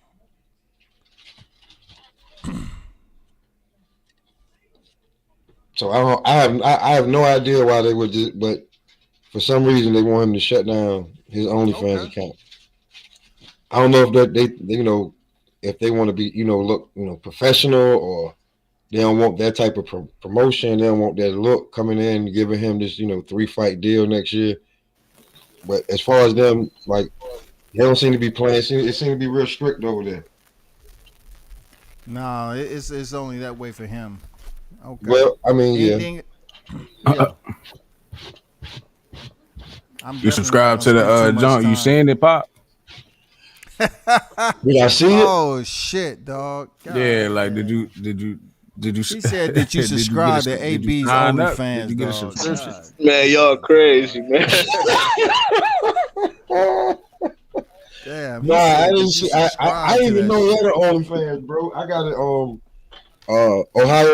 Ohio Run Boxing sent it to me. I didn't know he had an OnlyFans account. Oh man. He asked you, did you sub to it? Yeah. Nah, hell no. That's a That yes. nigga probably That's a on there yes or doing no some question. crazy ass shit right there. Hey, that's some crazy. Hey, I wasn't saying it as like go like that's messed up or like. Nah, I'm just saying like as far as BLK, I don't know. Maybe they just AB, we gonna give you this money. You can't be wilding out. You got to stick. You say you want to box, we're gonna put you in the ring 3 times this year. I still don't know I your don't know. opponent. That don't make any sense, bro. That don't make any sense to me. When does I mean boxing that's a stream of becomes revenue. I would be like, when does boxing yeah, I would. become a sport of ethics and principles? I mean, come on, bro. People get out of prison to come for boxing. I mean, what does the OnlyFans have to do with Now that you anything? just say that Especially, though, huh? it's not as you just said that BLK is they're streaming network, right? Yeah. Yeah, that's okay. So they ain't getting no money off his OnlyFans. That might just be like a little hatred right there. Now that I think about it, So what you think about this Spence and them situation? Because I'm definitely ain't gonna spend too much time no, talking about I'm AB done with it. I OnlyFans, just think dog. that the fight probably happen next year with I the ain't, rest ain't of no them. it ain't no whole niggas on this panel, dog. You know what I'm saying? Shit. Oh man, come on, Conway. I wasn't even. I know. I'm just saying. I'm not gonna speak about Adrian Broner's OnlyFans too long, dog. No, I wasn't even. It's I was just not talking about gonna the happen, BLK. bro. I'm No, just I was just saying, talking about Pop. how BLK was just maybe they were just trying to stick strictly boxing professional. That's it. It ain't no such word, boxing professional, dog. This is a sport where people can come from all walks of life, out of prison, in prison, freaking felons. All that shit that you able to fight. Why the hell they worried about that shit? But anyway, I'm off Yeah, you that. done with it. I just think that fight gonna happen in 2023, along with both Charlos, Tank, Ryan, Deontay versus Ruiz and the Benavidez and the Plant fight, along with Boots finally getting an opponent. Boost opponent is gonna be who again? They switched it up again. Who is gonna be? I stand by what exactly I just said. I don't know who. I just think Boots is gonna get an opponent and he's gonna fight this year. Well, I Okay. mean this upcoming year. I just think having that on the plate to Yeah. come up with the new budget will get them the bigger budget that they were looking for. yeah. Well, they said Boots already got a date, so I mean, he fighting in January. Bozy said they don't want nobody unless it's one of the top 5 guys. But you got Keith and you got Thurman. They just ordered the Virgil and the Stanionis. I mean, really, all I see is, and I said this the other day on Twitter. All I see is either Ugas, it's gonna be either Butayev or Cody Crowley, or one of them dudes. I mean, Bozy want top dudes, but I think it's gonna be probably top 10 instead of the top 5, because really all them is up at the top 5, and they all occupied at the moment. So if Ellis turned down Boots, which is already on record, you know what I'm saying? Ellis turned them down, then it's probably gonna be one of them. I hope it's Ugas at least, but then again, it's like, damn, well, I expect Ugas to lose too, so I don't know. I'd rather see, I don't know, Cody Crowley, I guess. But it ain't gonna be nothing exciting like niggas want it to be, I don't think. But it'll put him one step closer to like his next fight being something important. You know what I'm saying? I think I think if Ugas fights Boots, it's not gonna go the way people think. They think cause Spence went in there and stopped them, it's gonna be automatic for Boots. They also got to factor in how Yordenis Ugas looked against Sean Porter. He looked grand. You know what I'm saying? Look how he looked against Manny Pacquiao. I don't see him getting stopped like that. I, I see him getting outboxed and outclassed and well, I just got to see easily it because broken. Boots hasn't fought. Uh, a, I mean, I would say just a decent welterweight ever. I don't think. I mean, that's what Blunts was talking about, like who he's supposed to be fighting next. So we can give Ugas the credit for beating Manny Pacquiao. He's been in there with Sean Porter. I mean, he has some names on his resume. So now I he's think he beat considered a Sean top guy, Porter. though. I think he beat Sean Porter. Yeah, I mean, he beat Sean Porter, but that whole fight was just for Sean Porter to stay busy, for him to step in there and fight Errol Spence. That's it. That's all it was. Yeah, but I don't think they thought that he was going to give Sean that much of a Sean, problem. you got to look at it. You got to look at it, Pop. Sean Porter was staying safe and wasn't trying to take that much damage. That's why he didn't do too much. That's why it was periods of the fights where Ugas was just putting his hands up in there and like, come on, fight me. But Sean Porter was just trying to go in there and win the fight so he can get in there with Errol Spence. That makes sense. I don't know why they gave him Ugas for that fight. Now I'd definitely took a cherry pick before I fought Earl. I mean, Sean Porter, he more than likely thought that Yadina's Ugas was a cherry pick. I mean, Yeah, hey, and you see, he fought Abel Ramos after Ugas because he already knew what type of time it was. Like that was a good fight. I had Ugas winning 7-5 against Porter. To be truthfully honest with you, who fought after Ugas? Who you talking about? after Sean Porter fought Ugas, his next fight was who was that? Abel Ramos, right? No, it was Errol Spence, man. After he That's fought what, Ugas. that's what I just said. That's why Sean Porter No, didn't I'm talking engage. about Sean Porter. Sean Porter, after he fought Ugas, he fought Errol Spence Jr., brother. Look it up. I'm about to look that up right now. Yeah, look it up, brother. And if I'm right, man, I need some Remy, something. I need some Remy over here, something. Oh, man, all right, okay, all right, I got the cash app. Yeah, this nigga OG. I thought that nigga took a light touch after that Ugas fight. No, he took a light touch after the Errol Spence fight. So that's when he fought that Abel Ramos dude. No, he fought Sebastian Formella. He fought Sebastian Formella. That was a super soft touch. Okay. That was a super soft touch for freaking Sean Porter. Hey, Sebastian was 22-0. That motherfucker was super soft touch. Like they danced around for freaking 12 rounds, dog. One of the most boringest fights you'll watch. Hey, so the question I have is Boots probably gonna be on the undercard of Tank and Ryan? I mean Tank and Hector. I mean, yeah, Boots got a January date. So, but I would have thought I heard some mention of that if it was gonna be a possibility, seeing as how Tank and Hector business is already out for the 7th. But if it's not on the same night, possible. Then you know what I'm saying? Yeah, because they saying it's a January date, but it also would be tricky in my mind to see two different, PBC Showtime fights or whatever happening in January. You know what I'm saying? Rather than putting both them crazy fighters on the same card, I feel like that'd be smart on the money play. Yeah. But and Philly ain't too far, you know what I'm saying? Yeah, Boots can definitely fight on Tank's freaking undercard. Why not? Yeah. That'll blow it up with that DMV. Yeah. I mean, he a Philly dude too. Come on. Yeah. Man. Definitely blow it up.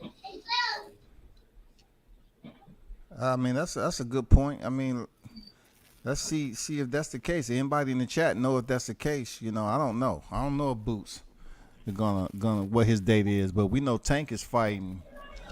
Tank's supposed to fight January 7th, right? Right. January 7th. That's Saturday. That first week. Right? Does nobody want a rematch between Bud and Spence if it happens? Does nobody feel like that's rematch worthy? But see what I've been told, we can't get a trilogy out of that. In the first fight. No, from what I've been told is that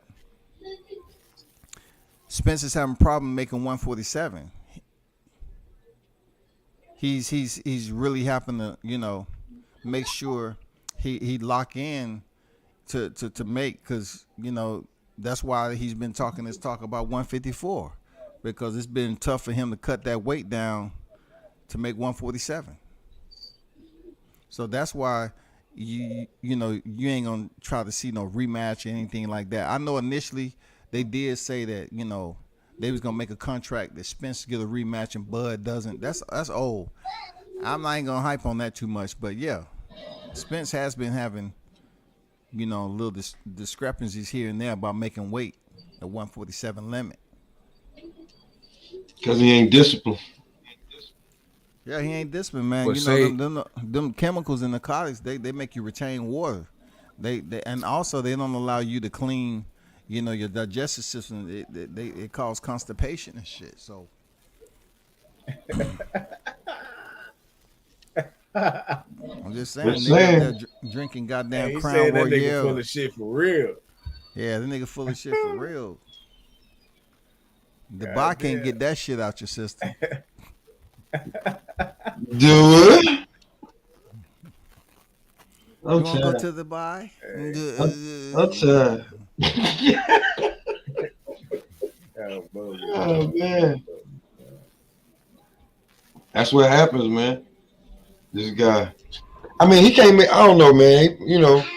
Maybe if he stopped, being upset at people and jumping in their DMs, he can, focus on his fight and make this fight with Bud instead of being mad at somebody you shitted on.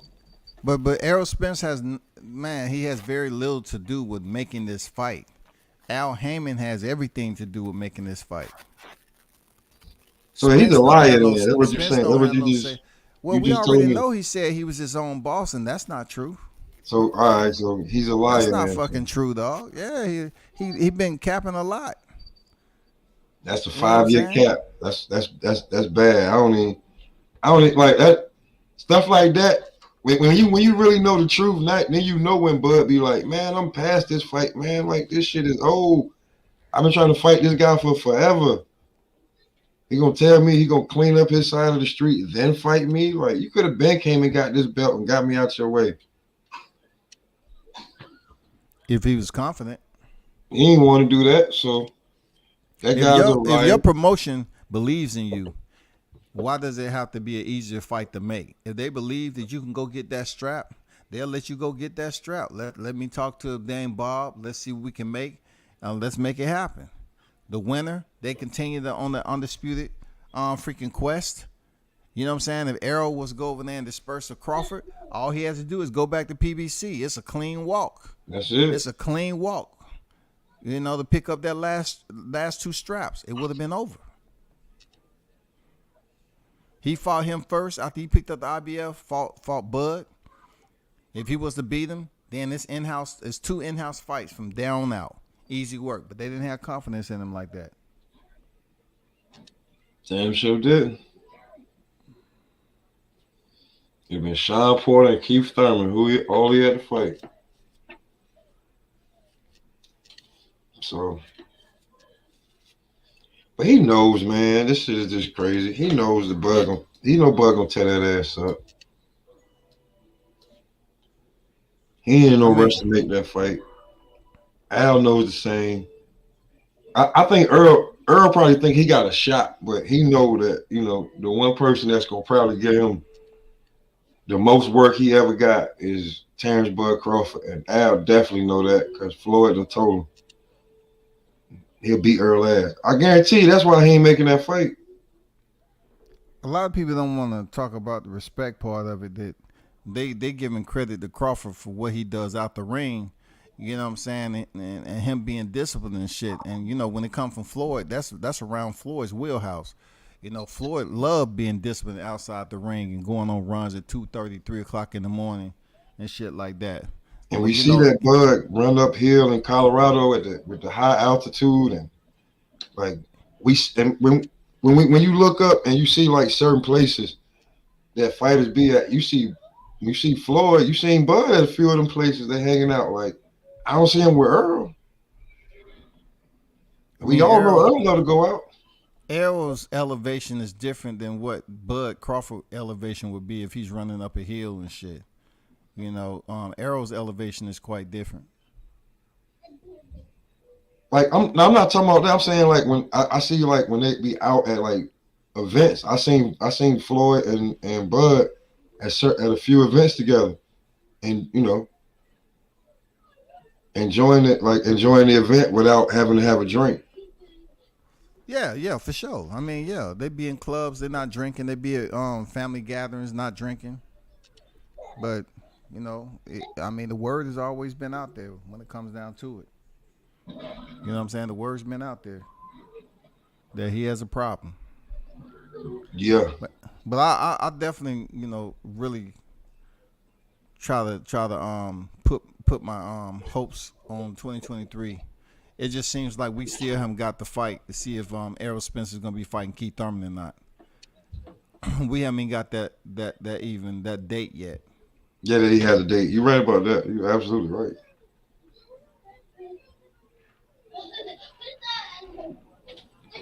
That is true. Back to the topic, he has no date. So that's gonna be interesting. And then I want to see who Boots is gonna fight next.